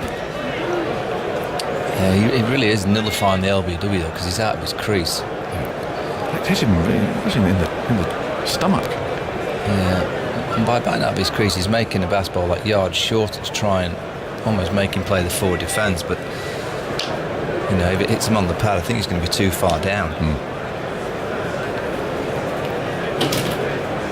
Full slips. Crouching. Abbas comes in, ball's outside the off stump. That just goes creeping through to Rizwan. You might consider he has to stand a little bit further up towards the stumps, but kept very low. 12 for 1. 224 behind. So Shaheen is loosening up at mid-on, in fact. So he'll be resuming from this end. 12 for 1. Sun shining. Lots of blue sky. Abbas on his way. Bowls and ball. That was close. Beat the bat. Crawley definitely played at that one. Just missed the outside edge. A little moment of luck, you know. It's just talking absolute millimetres. Is there any other sport in which a fraction of a millimetre matters as much as cricket does? No, and batting outside his crease nullifies the LBW. It doesn't nullify the caught behind or the snick to the slips. If you get one like that just seems away, what he's trying to do is trying to nullify one of the dismissals. Here comes Abbas. Bowls outside the off stump. So ignored, taken by the keeper. Tidy over. Beat the bat once, and there's a nasty one that lifted and hit Crawley in the midriff. But England are 224 runs behind. We're still, of course, at the very start of their first innings. So unless something absolutely incredible happens, and it would be, obviously, well, it'd be remarkable to get anything out of this now. But, you never know. But we're watching more for individual performances, really, than anything else, and point scoring. Let's go into the final Test match that starts on Friday. England, of course, 1-0 up in the series. Yeah, I also think, you know, you're looking at a very, very exciting Pakistan young attack, and Abbas is a little bit older, but Afridi and Naseem Shah, I think, are the best young combination in world cricket.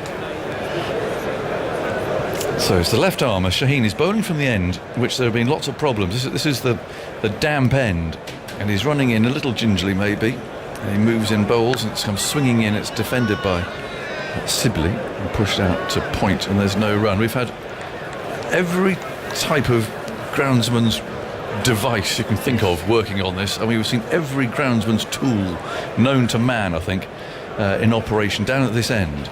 Spiking, raking, mowing, super sopping. What was the heater? I don't know. I'd not seen that one before. I'd not seen that one It's before. changed the colour of the grass just by the umpire. It's made it a lot lighter. Yeah, it has. There's been everything come out. He's absolutely ransacked his shed during the course of today. 12 for 1. Shaheen's on his way. Bowls left arm over the wickets, pushed away quite neatly this time. Out towards mid-off by Sibley. And there's no run. 12 for 1.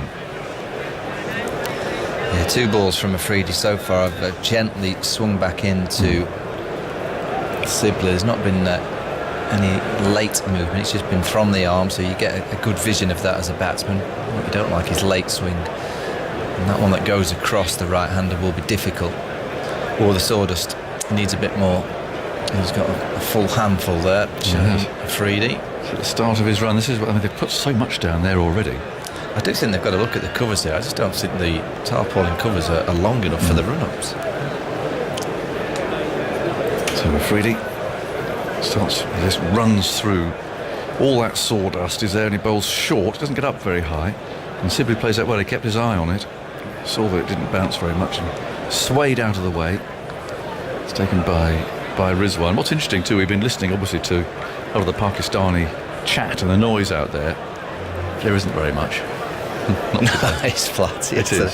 Compared to what they're normally like. Well, yesterday they were lively because there was still a glimmer of hope of getting a result. It does show though that even there up with the players, it's not quite there, is it?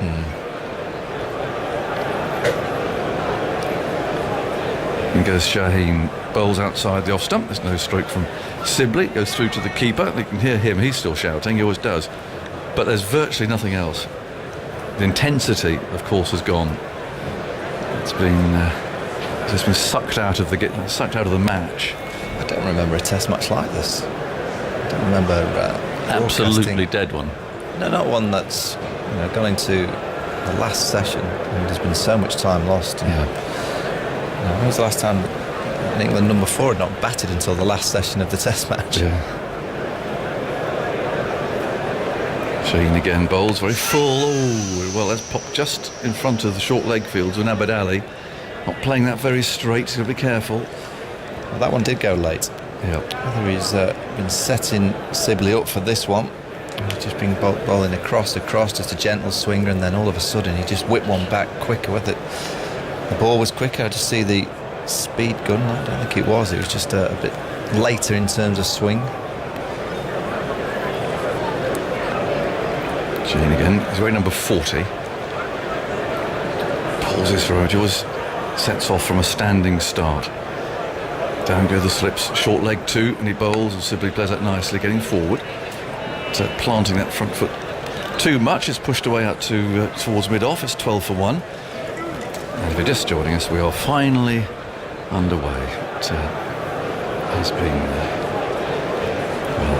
a little ordeal for everyone concerned, really waiting for things to happen. You can't do anything about the rain, and you'll have seen film, I'm sure, of what it was like here at 4 o'clock this morning.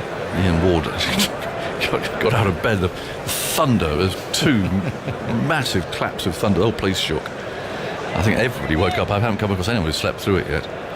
And Ian Ward got out of bed to have a look, and he took a photograph, and virtually the whole ground was underwater. In comes Abbas from the far end. Bowls, Crawley's beaten. Pushing forward, taken by the keeper. Yeah, I don't think it'd be long before Rizwan decides to stand up to the stumps to Mohammad Abbas. We saw it at Old Trafford. Crawley's going to camp himself outside the crease by a yard, which he did on that occasion. It'll be long before he decides to just put a bit of pressure on him to get back in his crease by standing up. Only bowling 78 miles an hour. 12 for 1. Here comes Abbas. He's there. He bowls short, swung away to the leg side, and that's gone for 4. Nothing that the fielder down here could do about that. He got a nice big bat on that.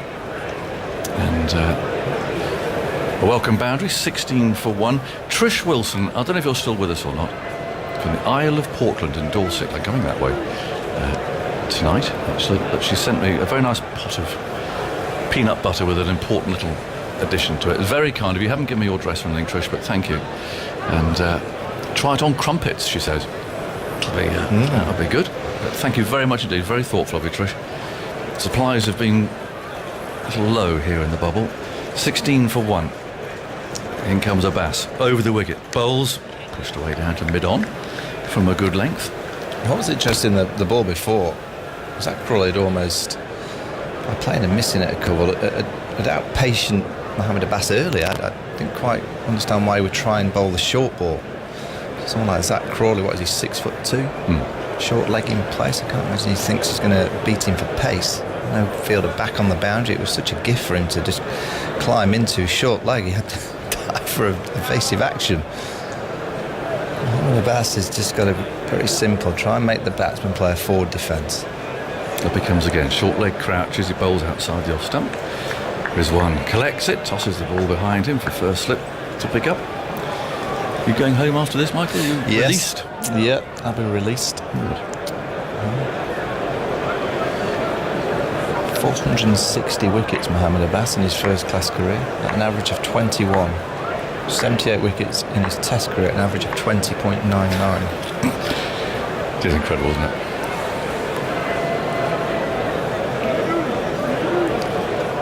Turns in the distance. Shuffling approach up he comes now. Bowls almost off the wrong foot. Finds the thick edge. Crawley comes forward. It's fielded at backward point. Andy. You're saying you couldn't remember Test petering out in this way, Michael. In fact, in the last 6 summers in England, there have only been 2 draws. So there's only the 3rd draw in the last 39 tests in England. And the last time there was a draw in England in which we didn't get to the 4th innings was the Trent Bridge Test against India in 2014, which was played on an absolute featherbed, where Alistair Cook famously took that wicket that you love so dearly, Alex. I do. It was a brilliant piece of bowling. 16 for 1. And here's Abbas again. That was a lovely shot from Crawley. Too short from Abbas. He just dropped his length a little bit. And Crawley played that really well off the back foot. It's a bit of a flourish. Skimmed away into the boundary edge. So 2 boundaries in that over. One from both from short balls actually. A pull shot and then that lovely force there. 20 for 1. Yeah, that was a sign of a class player. The timing was perfect. Just got up on his tiptoes. Yeah, Abbas, 2 short balls and an over. That's a collector's piece, I think. I remember him at Manchester bowling 2 short balls throughout his whole spells. Never mind him 1 over. Maybe the outfield in the run-ups are just a bit soft. Not quite got his rhythm. Yeah, bowling in Test cricket. That's interesting, isn't it, I guess? What's that? Well, I'm just thinking about averages and... Oh, were you? Going back to the quiz from last night, are you? Well, Then goes Shaheen and bowls, and how's he got it down there? Looking to push the ball away square in the offside. There's a little thin edge, and the ball's gone down to fine leg. Lots of raised arms and so on. Sibley moves to 6. Yes, I did hear about the quiz. It was a very good quiz. I was away actually. watching football. I was congratulate Tim Peach, again providing entertainment. There was an embarrassing moment because what he did, he found some old pieces of Test match special commentary. There were about 5 or 6 rounds, all involving Test match special. He found some old commentary, and one of them, he would substitute the name or a name with a sort of cow mooing sound, like Bully, on the Bullseye programme. Anyway, there's this bit of commentary came on. It was very wide on this time from Shaheen, and Crawley has nothing to do with it. And it was me giving an England batsman quite a bit of stick actually, because it was one of those where he was caught by Jacques Callis, actually, it turned out, listening to the commentary. One of those, that did it bouncing off. You could see that it clearly carried. This batsman stood there, and the and there's me giving this batsman a lot of sticks. So for goodness sake, respect the game, get on with it, and so on. So we had to try and guess the batsman that it was, and my team, well, I went for Alex Stuart, and I'm sorry, Alec, if you're listening. In goes Shane, left arm over, bowls. It's a nice shot again from Crawley, who's enjoying this. Full, just outside the off stump. Hasn't quite got hold of it, but again, the intent was there. We'll get 3. It's chased all the way down to the deep mid off boundary by Azhar, the captain. So I thought, well, Alec never, he'd have stood there. So I went for Alec. And just as they're about to play the actual bit with the name, Mark Ramprakash walked in and said, "Hello, everyone, sorry I'm a bit late." Just as it was, what's Ramprakash doing? It's just appalling. Respect your opponent. Stuff was coming out over the road. Slightly embarrassing moment, if I'm honest. He took it well. But, very cruel, Tim Peach. He does this to you. But, there was an interesting phrase from my interview with a fellow from Touching the Void, also made it. I think it's been cut from the other ones. This is outside the off stump, and there's no stroke. I don't think you'll find the unedited version going about now, but that got an airing. I did get told about the bowling average question. Yours is worse than mine. It's amazing. Yes, it is, by 0.25. And I'm pretty sure you were picked for England in your 3 Test matches as a bowler. No, not really. And I'm sure I got twice as many wickets bowling my filthy off spin. Yeah, you did play a few more games, to be fair. But no, you're right. Your bowling average is worse than mine. Yeah. So that confirms that one. 24 for 1. 93 points, what? That's a batting average. Here goes Shaheen again. Left arm over the wicket, bowls, and that thumps into the pad, beats the keeper. The chase now for Mohammad Abbas running round from fine leg. It's always most unfair that all these books, I know Andy Zoltz will have it right, but for some reason they've got my batting and bowling average the wrong way round. So, never mind. 26 for 1 in the 9th over. Welcome along if you're just tuning our way. It's a funny old afternoon. You can tell by the silence out in the middle that so the intensity has been flooded out, really, of the game. It's been super sopped, but the cricket continues, and there are these interesting little games within the game that will be taking place, but it's a strange situation really. England 26 for 1, and it's played nicely off the front foot by Sibley. As Shaheen pitches up, it's fielded at mid-on, and there's no run. 26 for 1, so 210 behind. Crawley 17. Sibley has 6. Of course, Burns was out for no score yesterday before they went off for bad light, and then eventually rain as well. It's a torrential downpour here overnight. Literally flooded the ground. This game comes to an end. The players will stay here. They'll do tomorrow. They'll perhaps get released onto the golf course, maybe. They're allowed to play golf or something. Yeah, they'll play golf tomorrow. So that's Tuesday. And they've got Wednesday, Thursday practice, and Friday they'll all start up again. In comes Abbas and bowls outside the off stump. What's interesting is that the covers have been on pretty much since the last time we played, which was many, many hours ago. Right, the sunshine, but it's just doing nowhere near as much. It proves to you that overhead conditions play such a big part. Yesterday, I mean, clearly there's a bit of intensity missing. Maybe the bowlers are struggling a little bit with the run-ups, but yesterday with the clouds around, it was zipping through. 26 for 1. Crawley waits, 4 slips out. Abbas on his way, bowls to him. Nicely played again. Well set here. Getting on the front foot.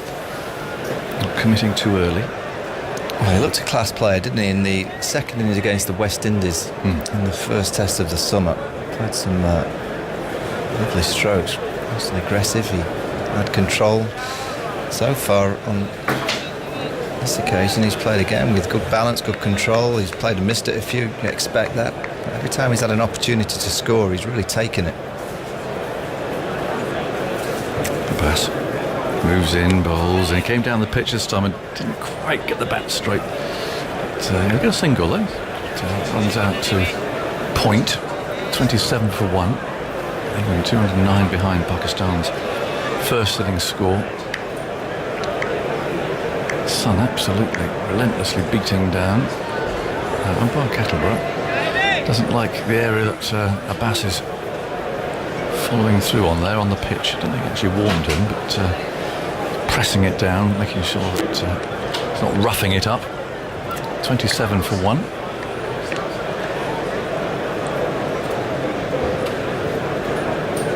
And Abbas on his way, bowls outside the off stump. There's nothing there from Sibley.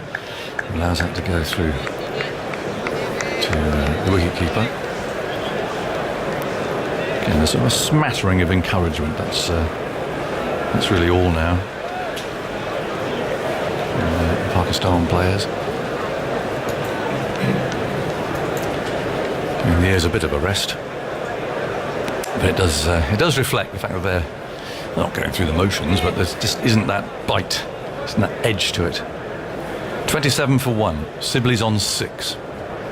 Crouching now as Abbas on his way again with a short leg. Moves in, bowls. There's some bounce. And Sibley plays no stroke. It goes through outside the off stump. Yeah, it's two different styles. You've got Dom Sibley who's waiting for that ball on around middle and leg to work on the onside. And his game plan is to trigger his feet into a position to around off stump. He's not quite getting as far over in this game when you think back to his LBW in the first test match against Mohammad Amir. So he gets his feet on around middle and off, and then anything outside his eye line to his right side he's just leaving. That was a beautiful leave because it bounced off a decent length, whereas Crawley would be looking to play those balls, punch them through the covers. Abbas comes creeping in, bowls outside the off stump, and there's no stroke from Sibley, who's booking himself in for these 50 odd overs by the look of it. It's the end of that one. 27 for 1. Michael, more from you, and then Ishagur will come in here. Yeah, two similar size players. I think Crawley's just slightly bigger, about an inch or so, but two different ways of playing. Crawley certainly favours that offside, and Sibley favours the onside. The most exciting statistical quirk to look out for today is exactly where this game ends up in the pantheon of shortest test matches in England ever. It's currently sitting in 5th place, but In a few overs, it's going to drop out the top 5 and go past the 105.5 overs managed at Old Trafford in England v Australia in 1912. What's the top of that list? 17.2 overs, an Ashes test at Trent Bridge in 1926. Gentlemen, good afternoon to you. Shaheen Afridi pushes away then, running towards Zach Crawley, who leaves outside the off stump, angling across him. He's got 4 slips in a gully in position. Shaheen Shah, lovely, glorious sunshine here at the Aegeus Bowl. And Crawley now just advancing down the track to give it a bit of a prod. You just had that last delivery there. You could just see that Crawley was itching. Yeah, he was. The there was no foot movement though. I think he's worried. Planted. Yeah, I think he's worried about that left foot getting too planted for that one that swings back for LBW. So he's almost staying leg side with the left foot. But anything full, you feel like he fancies the drive down the ground. Open stance to the left armour who bowls full, whips just past mid-on in the air, goes out to the boundary. Naseem Shah charging after the ball, will pull it up about 20 metres off the rope as they come back for 3 now. Flashes of orange from the soles of Dom Sibley's shoes as he gets to the other end. And England will pick up 3, will go to 30 for 1. Be careful, he was out in that fashion. That's a nice innings he played against the West Indies, caught and bowled. Remember Azhar Joseph tried to whip one. He was fortunate there because it did come off the leading edge. It didn't quite come out the middle. It could quite easily have gone to mid-on. Slightly fuller delivery and on the stumps from Shaheen Shah, who pushes away again. Mark Ramprakash called it a bunker that he's running through as he bowls now to Sibley, who's forward and defending to the offside off a good length. All that sawdust that has been scattered around to try and dry things up at the northern end as Shaheen Shah walks back to the top of his mark. We did talk about it, didn't we? In the subcontinent, we often see the whole ground being covered. Of course, that does require more people on ground as Shaheen Shah Afridi past the umpire. Sibley off his hip, he turns that down to fine leg. And Mohammad Rizwan will go and collect the balls. They come through for 1. Sibley then to 6, 31 for 1. Yeah, whether we get to the state of having the whole ground covered, I'm not too sure, but to think that this week the run-ups have not been fully covered, it's just kind of been a bit too wide, the tarpaulin on the run-ups, and not long enough. Surely you'd want a few more around the kind of mid-on, mid-off areas and the run-ups, even more than square of the wicket, quite deep. Crawley taps his bat down. Now still in his crease, the Shaheen Shah bowls. That's cut to point. The back foot. Lovely little punch from Crawley, standing tall in his crease. Yeah, I'd be interested to have a chat with the bowlers to say, you know, you're running up to bowl to someone like Dom Sibley. Are you concerned in any way? You're quite happy with the way that he's going to play. He's probably not going to give you as many chances. Or someone like Zach Crawley, who's clearly a bit more aggressive and playing it a bit more forcefully. Probably as a bowler, you know you might get a chance, but you're also going to go for a few. He's looking the likely of the two to hit the odd boundary, isn't he? He's played some glorious strokes already. 21 off 34 deliveries, Zach Crawley.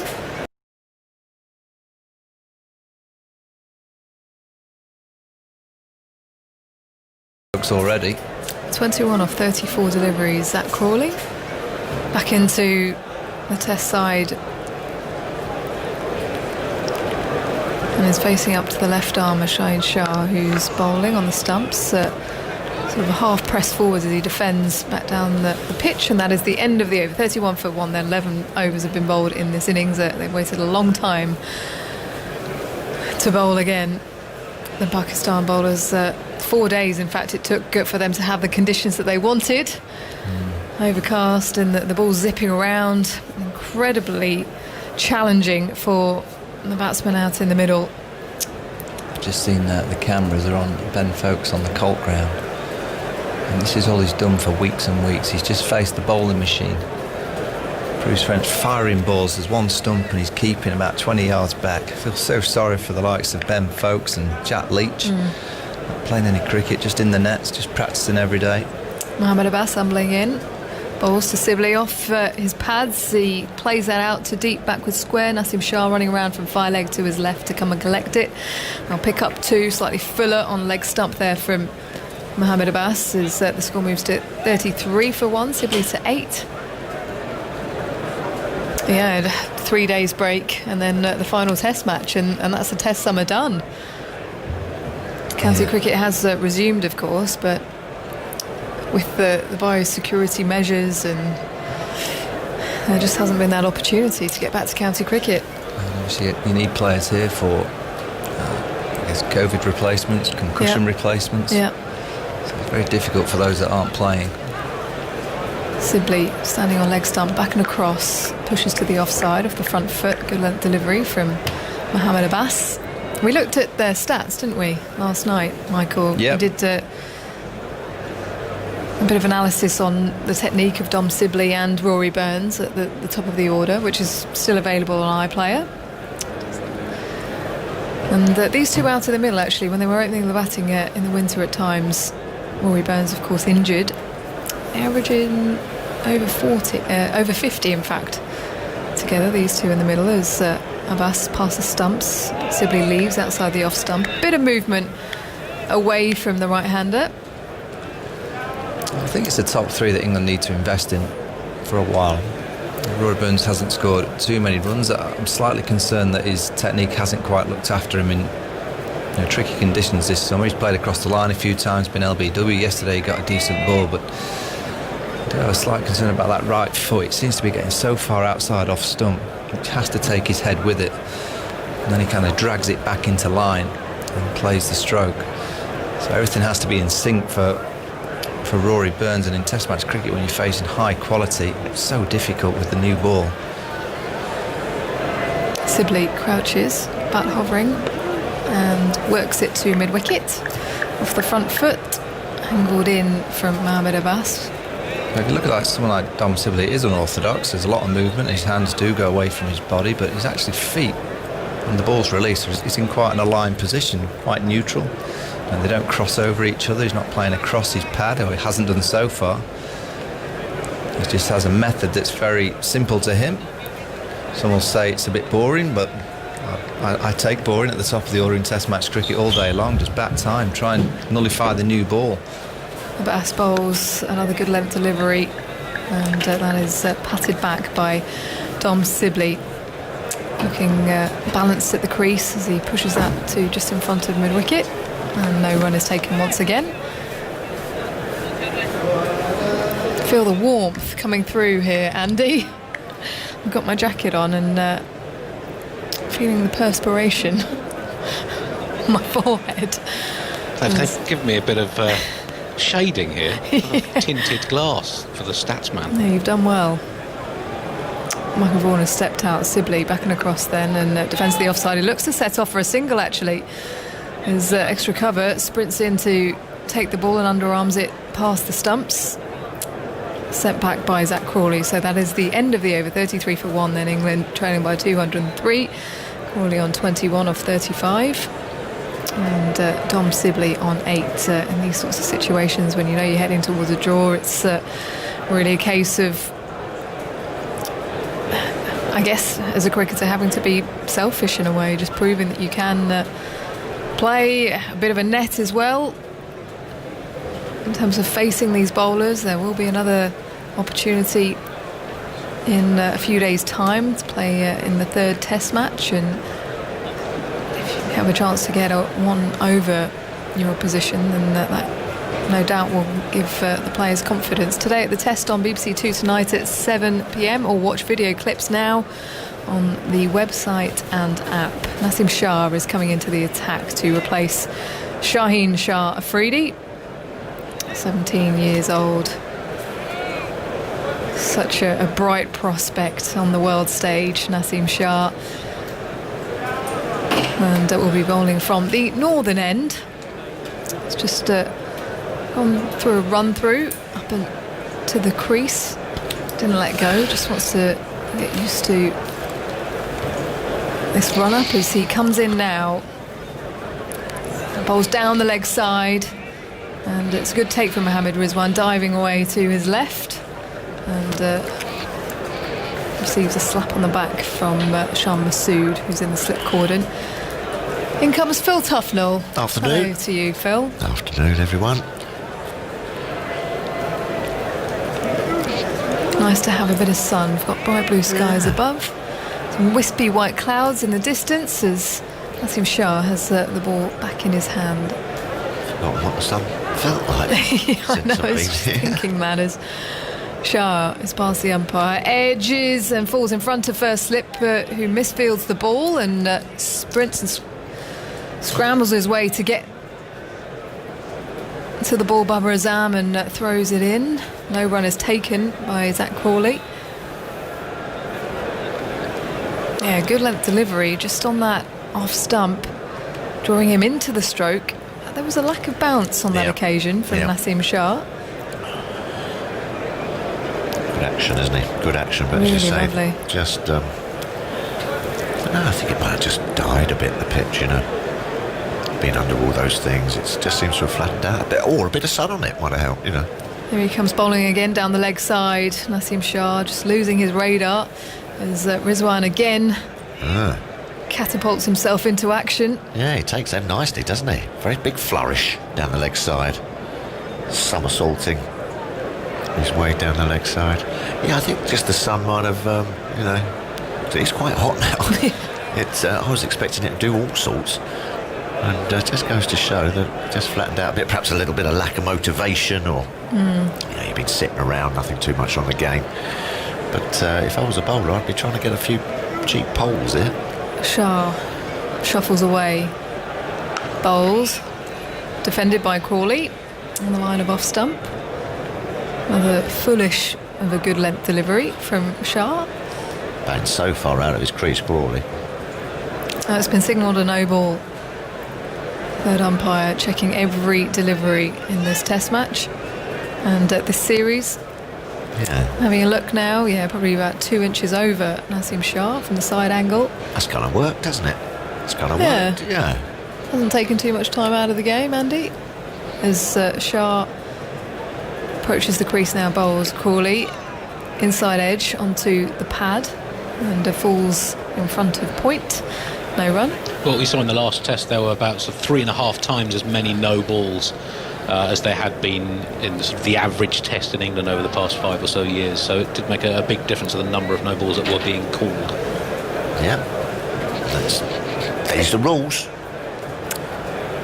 It's something that I guess the ICC and umpires have had pressure on for a few years now. So good to see it in action as Shah gets to the crease now, bowls full, driven by Crawley, inside edge to a man at square leg, no run, and just rehearses a drive straight down the ground now. That man at mid-on is slightly wider Shaheen Afridi in that position. He just needs to be a bit careful, Crawley. I like the way he's come out and played, hasn't he? He's looked to take on the short ball and, you know, looked to get on with it a bit when he could just be sitting there going, oh, crikey, I just don't want to get out, you know, and sort of go into your shell a little bit. Just got to be a bit careful with his foot movement. When the ball is full, he sometimes just, because he's so tall, he just sometimes sort of topples over and just throws his hands at it. You've got to keep your footwork sharp. Better. Defends, moves that front foot forwards. Again, zoning in on the stumps, Naseem Shah at the end of the over then, 34 for 1. And 13 overs have been bowled in this innings, trailing by 202 here, England.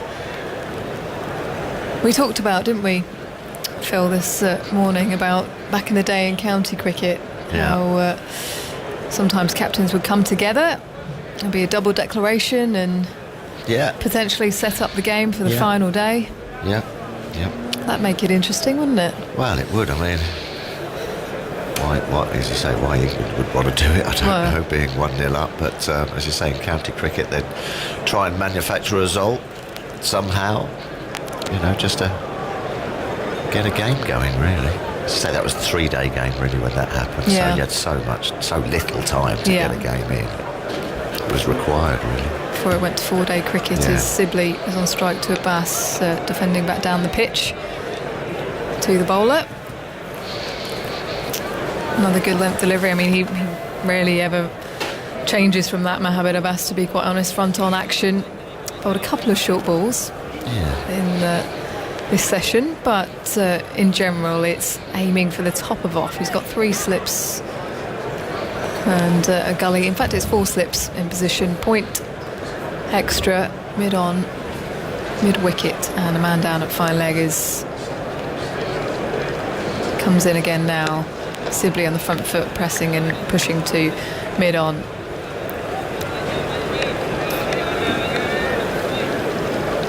We had a nice explanation from Atif Nawaz last night on the various different things that Pakistan and the players were saying. Lots of different languages being used. Pashto, Urdu, a lot of Pashto, and Punjabi as well. As Abbas bowls outside the off stump, Sibley leaves, allows it to pass through to the keeper. And fairly generic sort of sayings, which you might have got used to when you were playing against Pakistan, but still very interesting though. And actually it's something that gets talked about. Azhar Ali often tries to get all the players speaking in the same language in the dressing room so they can all understand each other. Well, that would be handy. He gets frustrated when they're all speaking Pashto all the time. Oh, right, okay. As I suppose, Abbas bowls now Sibley, beats the edge, looking to play down the line, and Abbas brings his hands together. He hangs his head back because that was mightily close to the outside edge for Sibley. Bit of wobble off a good length. It's pretty universal though, isn't it? Most cricket sides come out with the same stuff, you know. Keep going, boys. We got them on, got them on the run. Top of off stump. Usual stuff, isn't it? As Abbas looks to bowl the top of off. Shot. And Sibley drives to mid-on with some force as well. And now comes down the track and has a chat to Zach Crawley.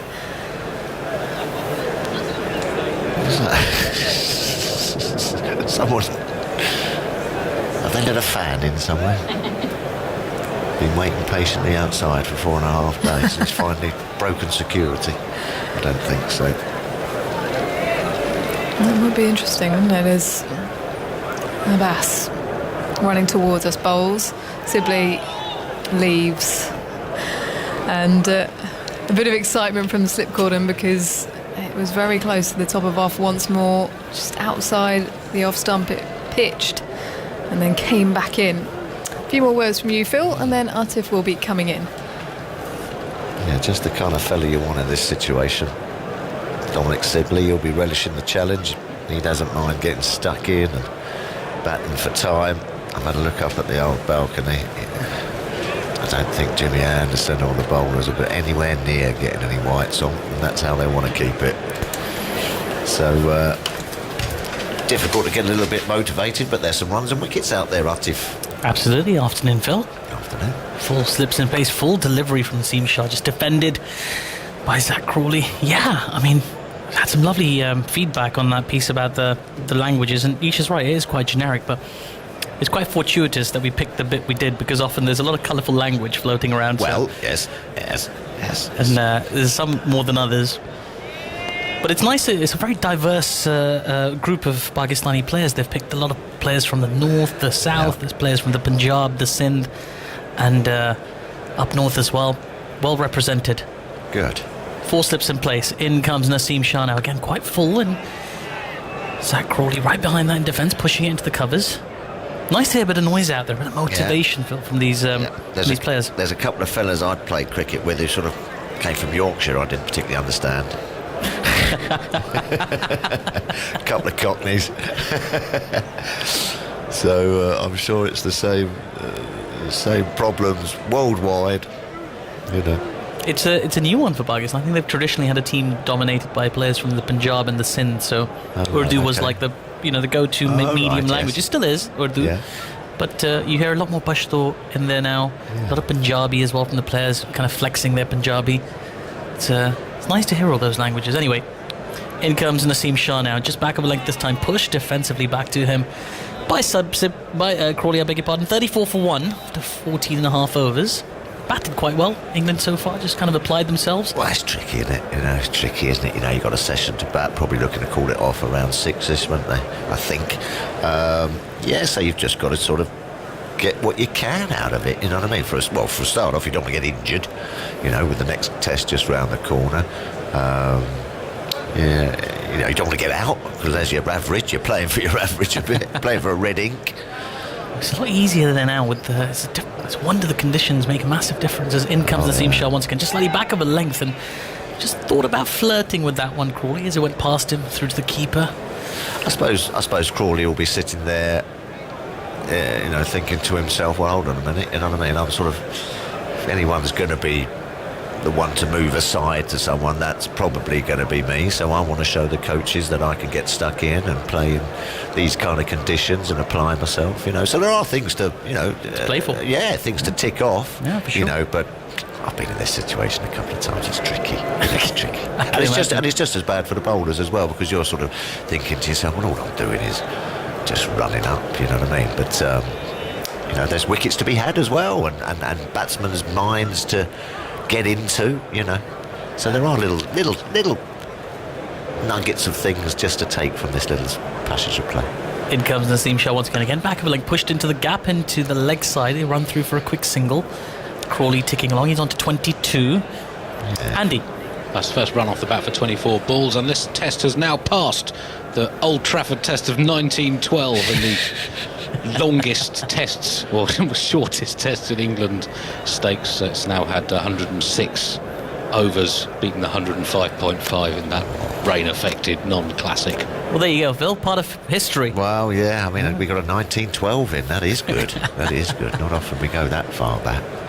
There's a stat I'm going to quiz you guys on in a second. As in comes Naseem Shah, once again bowling just full of length outside the off stump, just teasing that corridor as it goes through to the keeper. No run, end of the over, 35 for 1 after 15 overs England. They're still 201 behind. Well, that feels kind of inconsequential. Right, earlier we were talking about great Pakistani batsmen, and we mentioned Yunus Khan. Yes. And Yunus Khan was the first Test batsman to score 3 consecutive centuries against Australia since 1924. Right. Who was the player who did it before him? Cool, blimey, good luck. Andy, over to you. Herbert Sutcliffe is the correct answer. It's wow. an absolute Andy Zaltzman. Ridiculous. I've wasted my life. That's so impressive. So nonchalant as you like. Didn't even go to the computer. Straight to the mic. Wow. He knew what he was doing. Herbert Sutcliffe. Mohammad Abbas now running in. He's still got 3 slips in place this time. Just on leg slump line. Pushed to mid on for no run. Who opened... what was it? Hobson Sutcliffe. Yes, they had a big series for England in 1924-25. They lost the Ashes, I think 4-1, but it was quite a high-scoring series. But apart from Hobson Sutcliffe, the rest of England didn't do quite so well. No. But, Maurice Tate bowled a ridiculous number of overs in that for England. Took something like 38 wickets, with the most overs ever bowled by a seamer in a Test series. God, you'd be disappointed to score 3 consecutive tons and get on the end of a hide. Yeah, absolutely. Come on, boys, put your finger out. 35 for 1. In comes Abbas now, just on decent length outside the off stump, pushing into the covers for no run. Any similarities between the techniques of Sutcliffe and Yunus Khan? Any obvious overlaps? Well, I haven't actually seen the technique of Herbert Sutcliffe, but I'm sure by the sounds of it he could bat, and so could Yunus Khan. The amazing stat that always does me, and we've banded it about a bit in the past, was Hobbs scoring 100 first-class hundreds after the age of 40. Is that correct? Extraordinary. I mean, that is just... In comes Abbas once again, strikes the pad, just back of a length that time, and beat Crawley for a bit of pace and bounce. Obviously no appeals.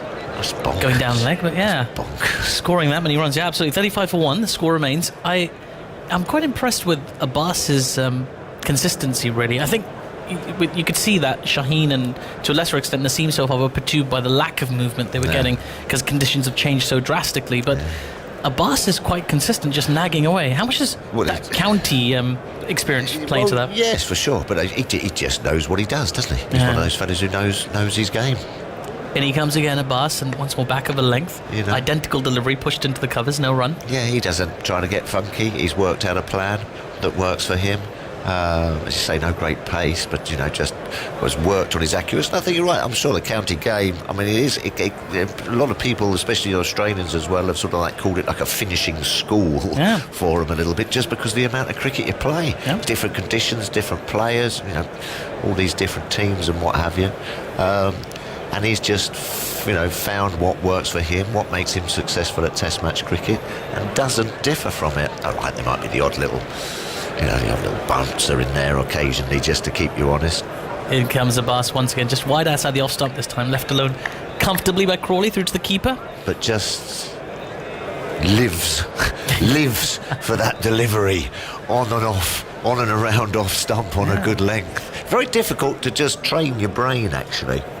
To just sort of, because sometimes, people want to win, swing out, swing on, going to ball one short, Yorker, very difficult sometimes. It was almost a bit boring, if you just, you're just going, right, I'm just going to hit there. You're going to have a lot of discipline and a lot of skill to be able to do that. In comes Abbas again, good length, just left alone by the batsman. That's the end of the over, 35 for 1. He bowled a peach of a delivery to Ben Stokes in the first innings of that last Test match. Left him, and just a gorgeous ball, just such great control. Real artist with the ball is Mohammad Abbas. And great mentally as well. Yeah, very strong. He spent a lot of time. I think that's what it does. Like the great Pakistani players who played English county cricket speak so fondly of their experience, like Imran Khan and Wasim, Wakar, Azhar Mahmood, obviously as well. They speak so fondly about their experiences of playing county cricket and the little disciplines they help them perfect. Yeah, just through. Repetition, day in, day out. You're in the nets, you're playing another county, you're playing this, playing one day game, playing this game. Yeah, brilliant. 4 slips in place for Naseem Shah as he comes in once again and bowls full and wide outside the off stump, left alone by Sibley, showing great concentration as you expect from Sibley. 8 runs from 42 deliveries so far. And it's still so bright. You can see some of the Pakistani players stretching and just moving around a little bit, but nice and warm. A complete contrast to, I'd say, any of the days we've seen so far in this Test match. Never seen anything like it. It's extraordinary how quickly things can change. It's just grateful to get some play in, Phil, to be honest with you. Well, it's nice to see something, isn't it? Nice to commentate on something. That's right. 4 slips in place, and he comes again. Naseem Shah just ambling in this time a little bit, building a crescendo and a bit shorter, and pushed down defensively by Sibley. No run. He's not striking me that the youngster's absolutely tearing in. You know what I mean? I think he's just sort of slowly getting into his work. I'm sure that's going to be different for the 3rd Test match when there's, you can see something's on it, but I think he's perhaps just going through the motions a little bit because he's bowled so beautifully up at Old Trafford, and he just really saw him steaming in, but he's just looking to bowl nicely here, I think. A little bit relaxed in that run-up, still very even, and he comes again, this time just tucked off his hips by Sibley to deep backward square leg. They'll take a single. Well, the one thing again in this situation as a bowler, you don't want to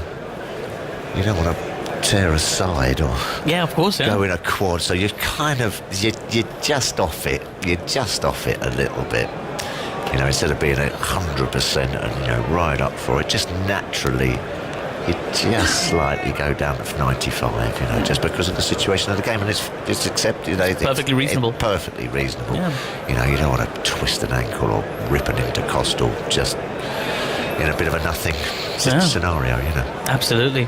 Well, he's at the top of his run now. Just saw Shaheen Afridi at mid-on doing a little quad stretch. In comes shorter delivery from Naseem Shah, pulled a bit inelegantly by Crawley down to fine leg. They'll take a single. In fact, they'll take 2. Crawley on to 24 from 54 deliveries. 38 for 1 the score. It's a very nice even quad stretch. I often see some players not keep their balance when they try and do that quad stretch, just fall over on one leg. Well, my mantra was, if you haven't got any muscles, you can't pull them. There you go. So my stretcher was quite simple. It's a rather bizarre technique my PE teacher taught me in school, which is if you take your right arm and put it over your your left arm, sorry, put your finger over your nose, it helps you balance for some reason. Oh, right, okay. Very bizarre. Batsman just pulls away as I want to say a bird of some description. I'm not the best ornithologist in the world, but it just flew into his eye line. Seagull, I think that is. Is that a seagull? Yeah. Strange very looking small, one. very small for a seagull. Might be some kind of gull. Well, apparently for balance, big toes are crucial, and also I think your ears, aren't they? Yeah, that's right. Yeah, vertigo. Yeah. If you get something in your ear, you go all wobbly, don't you? Yeah, that's why apparently as you get older, you find roller coasters and things like that a bit difficult because things in your ear change. Yeah. In comes Naseem Shah, full delivery driven at by Crawley. It just left him off the surface there as a diving take in the back from Mohammad Rizwan. The first kind of poor sort of judgment he's shown with the bat today. I think smallest bones in your body, aren't they? The hammer, the stirrup, and the anvil. We're both looking towards Andy. It sounds like the kind of thing he would know. It's in your ear. It's bones you got in your ear. Yes. It's not numbers to do with cricket. I've got no idea. I shun useful information. Well, then, Phil, we're going to defer to your wisdom of ear anatomy. In comes Naseem Shah, full again this time, driven back to him by Crawley. And a little bit more control of that shot. Yeah, that's a better shot from him. But I think I mentioned it to Issa. He's a very, very tall man, Crawley, and should have. And that one that just beat him, that full delivery from Naseem, which pitched up, there was no foot movement. He came in earlier on, he had good foot movement, he was probably thinking about that, been sitting around for a long time, keep your feet moving. When he moves his feet, looks a lot of a better player. Sometimes, because he's so sort of tall, he just sort of plops forward and then the feet go. Your head goes and then the foot goes. You've got to get them both going at the same time towards that delivery. Hence, that's why he played and missed at that one a little bit. Yeah, there we go. Yeah. Just taking his guard, Sibley, at this side of the ground. We've got Shaheen Afridi coming on for a second spell, which is slightly surprising. He's had a change of end. Bowled quite tidy. Got another one about bones for you, if you want to know. Oh, of course. I'm always here for the bone trivia. Yes. What animal has more bones, a mouse or an elephant? It sounds like it should be elephant, but I think because of the way you structured the question, I'm going to go mouse. Yeah. There we go. No, elephant, of course. It was an elephant. Outstanding. What about a really big mouse? In comes Shaheen Afridi, full delivery, flicked away down to backward square leg. They'll take one, they'll take two. The throw will come in from Naseem Shah. I think I'm only joking. You're correct. It is the mouse. Okay, just making sure. It is the mouse. 40 for 1 is the score. It is the mouse. Well, I don't know what to believe anymore. I'm not going to lie to you. Only messing. You're spot on. The mouse. The mouse. There you go. There you go. Something to chat about anyway. There we go. Something to chat about over drinks later. 40 for 1 after 17.1 overs. England still trailing by 196. Very, very bright now as Shaheen runs in to Dom Sibley, who just pushes at that one outside the off stump. It's on a fullish length. Just left him ever so slightly and goes through to the keeper, beating the edge. Sibley just having a little walk around, giving himself a little telling off. And that's been called a no ball after the fact, I think. Yeah, well, just seen Yasir have a little couple of bowls as well there. He's having a little stretch. Yeah, perhaps, as you say, we were just saying about you don't want people going bust and Yasir's for the proper game. The more important game coming up. So might be Yasir's coming on just to take a few overs workload off the seamers. In comes Shaheen Afridi. He bowls for another full delivery, this time taking a thickish outside edge, going in between that gap of fourth slip and backward point and racing away to that third man boundary for 4 runs. England move on to 44 for 1. Sibley on to 15 of 47 deliveries. Crawley on 24 from 56. And Shaheen, though he has conceded the fall, might be a little bit piqued by that delivery. Might be thinking, okay, things are happening, a few shots being played. He's in the game. Yeah, no, for sure. That's without a doubt. Bowled nicely again, isn't he? There's a discussion happening between third and first slip, having a chat about potentially getting a fourth one in there right now. After that shot, bit of a bit of a quick reaction, maybe give it a few more deliveries in. Comes Shaheen Shah a bit shorter this time, back of a length, and left alone by Sibley through to the keeper for no run. Yeah, but he went after it a bit, didn't it? Full and wide. Yeah. Went hunting for a few runs. Yeah. 44 for one. Only the one fielder in the deep on the leg side, and everybody else quite close by, so a lot of noise from the Pakistani team, which has been the case all the way through the series so far. What a beautiful day it's turned out to be. I can feel the heat on my hands. It's lovely. I'm going to have to get the sunblock out in a minute. Going to have to get the shades out. Yeah. Bright. In comes Shaheen Shah Afridi once again. Full outside the off stump, driven nicely. Just wide of the fielder at mid-off. So take a single, an easy one. He's looking to take that on Sibley, isn't he? I mean, very, very wide. Perhaps he's thinking there's a few cheapies there to be had, but you don't want to end up nicking it. I suspect from the way they're playing, they've kind of judged that this ball's not moving around very much off the surface or in the air, so take advantage and grab a few runs. Yeah, no, for sure. I mean, as you say, that cloud cover has gone now a little bit, and saying the sun is absolutely burning down now. So perhaps that sort of late swing from that newer ball's just sort of dissipated a bit. Yes, indeed. Just having a look at that previous shot from Sibley, kind of kneeled into it really without moving too much. Yeah, he does. Gets that back leg right on the deck. Absolutely. At the top of his run, Shaheen Shah awaits the guard. Batsman takes it. 3 slips in place. He comes in, bowls wide of the crease again. Decent length delivery, but easy enough to leave alone by Crawley. That's the end of the over. 45 for 1 after 18 overs. 191 runs behind. England have batted quite well so far, just hung in there, not done anything silly, and the Pakistanis willing to just have a stretch at the moment. We might see some spin. We have seen Yasir Shah warming up. Yeah, that would be nice. Just change it up a little bit. Always a box office cricketer. He is a great leg spinner. It's always quite a sight. Love it, love it. Love watching a spin bowler. And, you know, pretty much on the top of his game, and you know, all the variations and men round the bat. Well, Naseem Shah to continue for now. He's got 4 slips in place. Deep backward square leg. Running in wide of the crease this time. He bowls full ball, and it's just been defended to short mid-off for no run. He's just checking that area where his foot's landing, Naseem. Just making sure it's nice and dry. Doesn't really want any any kind of stretch or slipping in that region, but particularly not now. No. And that's why, you know, we've been sitting up here sort of scathing a little bit about conditions and all this kind of stuff, and a little bit of get on with it. You must remember that you know, these guys are steaming in, you know, slamming that front leg down and everything, and if it is a bit wet. In comes Naseem Shah again. Good length outside the off stump, and a late leave that from Sibley. Thought about getting involved and just pulled his bat back inside the line as it went through to the keeper.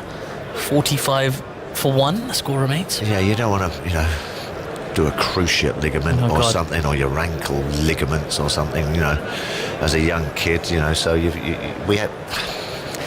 there are 2 sides to it, aren't there? You know, you've got to be mindful of players' safety.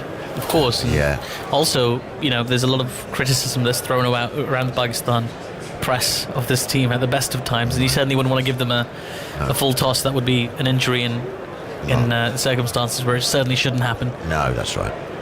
That's right. Got to make sure the conditions are good.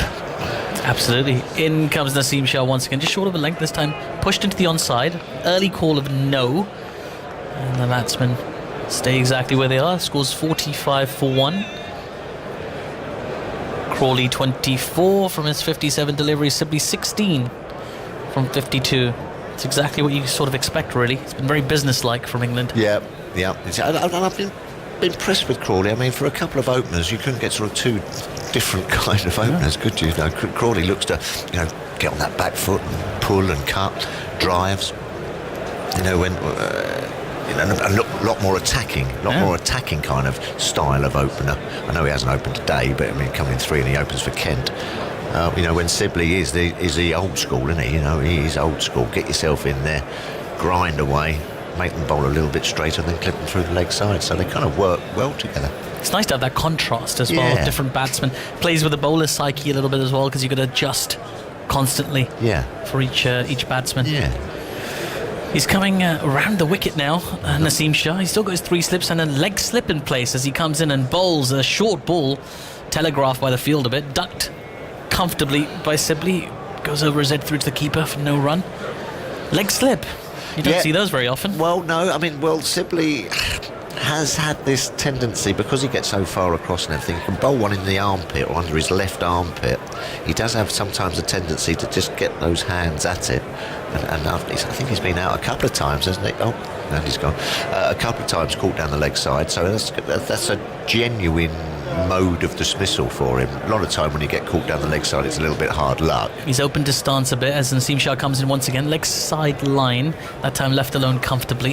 Yeah. It's interesting to see him adjusting his own position. Yeah, well, see, there again, those hands went right up there then, because he's obviously... He's been told by the batting coaches and everything, you do just follow it a little bit sometimes with your hands, and leg slip becomes a catching person there. He's been caught a couple of times down the leg side. Right. One delivery to come in this over, after which I'll make way for Ebony Rainford Brent. I'll probably go off and look up the skeletal structures of mice and elephants. Only messing about. I can't be sure, Duff. I've got to go and check these now. I need to know this. In comes Naseem Shah once again, full of a length this time, pushed off the face through that gap of third slip and backward point, races away to the third man boundary for 4 runs by Sibley. He moves on to 20 from 55, Crawley 24 from 57, England 49 for 1. We're going to have a drink. Tuffers, what a session, excellent session there for England, just to survive to that first drinks break, not have too many issues, and just see off the early threat. Of course, conditions have changed remarkably and significantly easier for batting. What will Pakistan take from this? I'm just joined now by Ebony Rainford Brent. Ebony, what do you make of this resumption from England?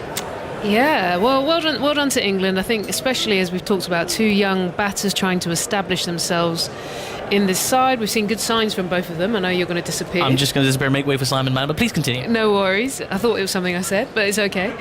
And it's just, I think it's good to see them applying themselves. Zach Crawley, for me, offers so much. I think he's got a very simple and clear technique. I like the fact that early on he was able to bat outside the crease a little bit. He came out about a foot and just tried to nullify the threat of Abbas. And actually we saw Abbas kind of thrown off a little bit. He didn't bowl as well, and I wonder if it was just because he forced him to change his line and length. So good from him. But what we're seeing is just a well-organised machine here. The sun and the conditions have come out nicely, and I think they've batted nicely. Good afternoon, Ebony. Good to see you got your sunnies on, Simon. Yeah, first time in this match. First time for quite a long time, actually. But here's a question for you then. See if you can solve this riddle. Is this going to be like a mouse and an elephant? No, it's going to be a cricket-related question. What scenario, and it's a legitimate one, would you find for Pakistan, or England declaring, Pakistan forfeiting, and England, on a chase for whatever it was at the start of the day's play? So a legitimate scenario, and actually it is of relevance to this. That could happen today. Yeah, could have happened today if you think to the future a little bit. England forfeiting. I'll leave you with it for a moment. Yeah. I'll let people think about it. That's well. People saying, England wouldn't, give Pakistan a sniff because of the fact that, England are 1-0 up in the series.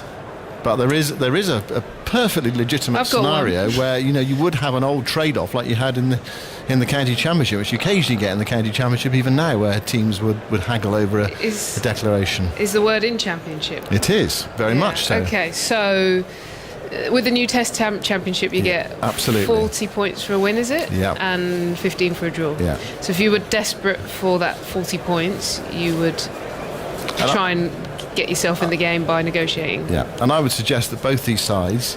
I thought about that all on my own, by the way. Yeah. Both these sides are actually, I would argue, desperate for 40 points in the Test Championship. If you look at where they are in the table, I mean, the problem is, of course, is where the Test Championship is in its infancy and people haven't quite got their head around it, and series victories still seem more important than Test Championship points. But I can see a scenario in the future where a situation like this, and in a way, it's one of the reasons why the championship's been brought in, I suppose, is to give each match a sense of relevance. Yeah, well, you hear about the older days, don't you, in the 3-day cricket, and people were focused on a result, and you had a bit of a negotiation, right? Well, how about you chase 250 or 50? Yeah, and with both, you could imagine, actually, if this game were the last of the championship and England were, they needed 30 points or something like that, and Pakistan needed the same to make the final, then you would have absolutely have seen that happen this afternoon. I'm sure you would have done, because it was in both sides' interest to do it. Here is Naseem Shah going in outside the off stump. There's no stroke from Crawley, and it's through to Rizwan. It's a very strange scenario, this. It's one we don't see and haven't seen very much in England, because so often I think in recent years the weather's behaved itself, the drainage has been better, so when we have had rain delays, then play resumes reasonably quickly. You think of matches at Lords where it can be a sort of ground can be covered in water, and then 40 minutes later you can be playing. It's been remarkable at times. We've got 2 slips in the gully for Naseem Shah, bowling from the pavilion end, and he goes in now and bowls well wide off stump, practicing for one-day cricket. There's no stroke from Crawley. It was taken by Rizwan. It's 50 for 1.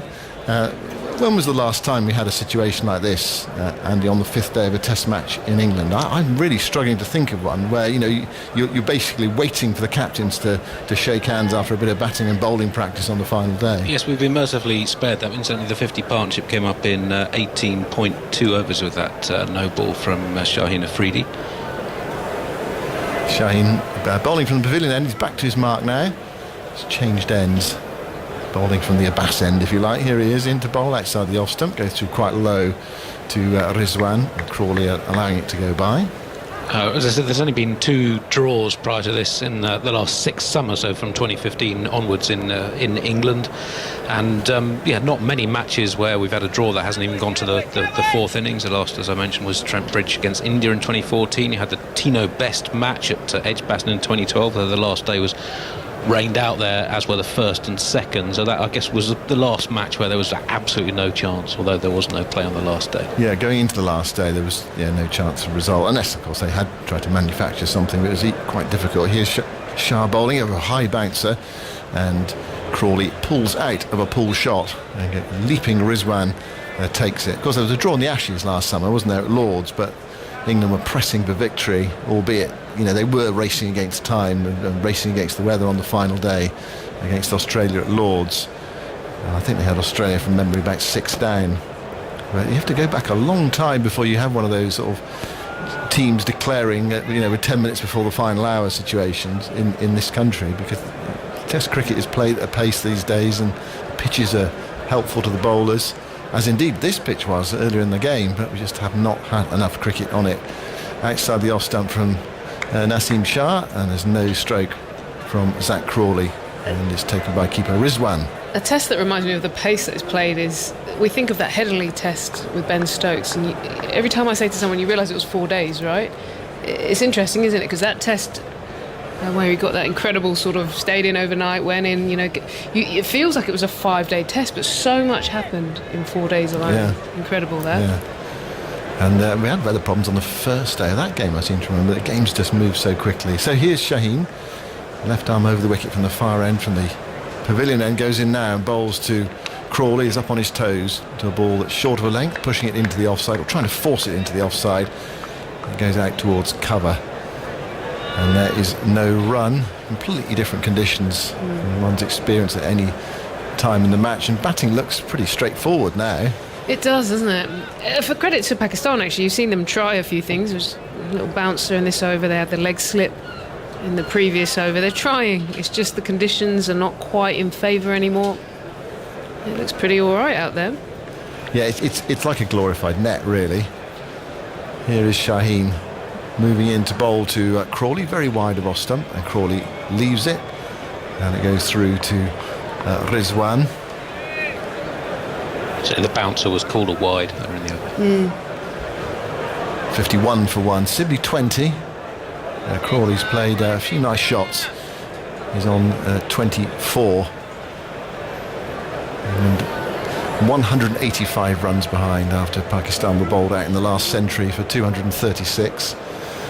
2 slips in the gully in, 3 saving, 1 on the offside, 2 on the onside. And Naseem Shah down on the fine leg boundary. Shaheen goes in and bowls to Crawley, who comes forward pushing into the offside. It's very keen fielding from Fawad Alam, who's trying to make up for lost time in this 5th day. Lack of involvement in this game of cricket. And that's the end of the over. And it's 51 for 1. In terms of cricket left, 41 overs remain. The captains can shake hands with 15 overs left, i.e. going to the last hour. Or they could actually, England could declare 10 minutes before the last hour, sort of that sort of ultra cynical tactic. But in a way, it might be the best thing. Once everyone's had a bit of a run out, the bowlers have had a go and the batsmen have had a go. Useful batting practice for the likes of Sibley and Crawley. Sibley is on strike, faces Naseem Shah, bowls outside the off stump, quite a wide delivery. It's taken by Rizwan. It's noticeable, I think, just listening to sitting on my balcony away to the left, listening to the noise from the Pakistan wicketkeeper and close fielders earlier on. When they first came out, there was that enthusiasm, but even that seems to have dissipated a bit now, and it's understandable as well. But it's better than another session in the nets or sitting in your hotel room looking at your phone. Yeah, to actually get out there. Not a huge amount going on in the bubble, is there? 3 slips in the gully. And Sibley waits, bending at the knees, little flinches, and comes forward and plays that defensively into the onside towards mid-wicket, where it's picked up by Abid Ali. Well, I say there's not a huge amount going on in the bubble, but I've noticed these videos that are going viral with Andy Zaltzman absolutely wiping everybody out in the car park cricket. Left-hander. I couldn't come down and play last night. I couldn't watch him batting anymore. He's clearly had his kids in the garden for the last 6 months in lockdown. I'm going to report him to Childline when I get home. Bowl here, bowl on my legs, right, bowl outside the off. Poor old Horace. Here's Naseem outside the off stump. It's full, keeping low, swinging away a fraction. There's no stroke from Dom Sibley. He's going to tell me that Horace's son has been batting the whole time, but I just simply don't believe it. No chance. Have you seen, there used to be this advert, and you see this little kid, I can't remember what it was, like just stood in front of the stumps, and they zoom out, and a dad's run in and absolutely wipe the stumps out, going, have it. Yeah. That is Andy. Yeah. Yeah. He's so genial in front of the microphone, in front of his scorebook. You see him getting cricket action. He's so determined, bowling and batting. Here's Naseem, short of a length, and Sibley's up on his toes there, playing it defensively into the onside, and Abid Ali comes in from mid-wicket to pick up. And he's got some of the Pakistani celebrations. I'm thinking Shaheen Afridi, but who's copied Afridi with the double arm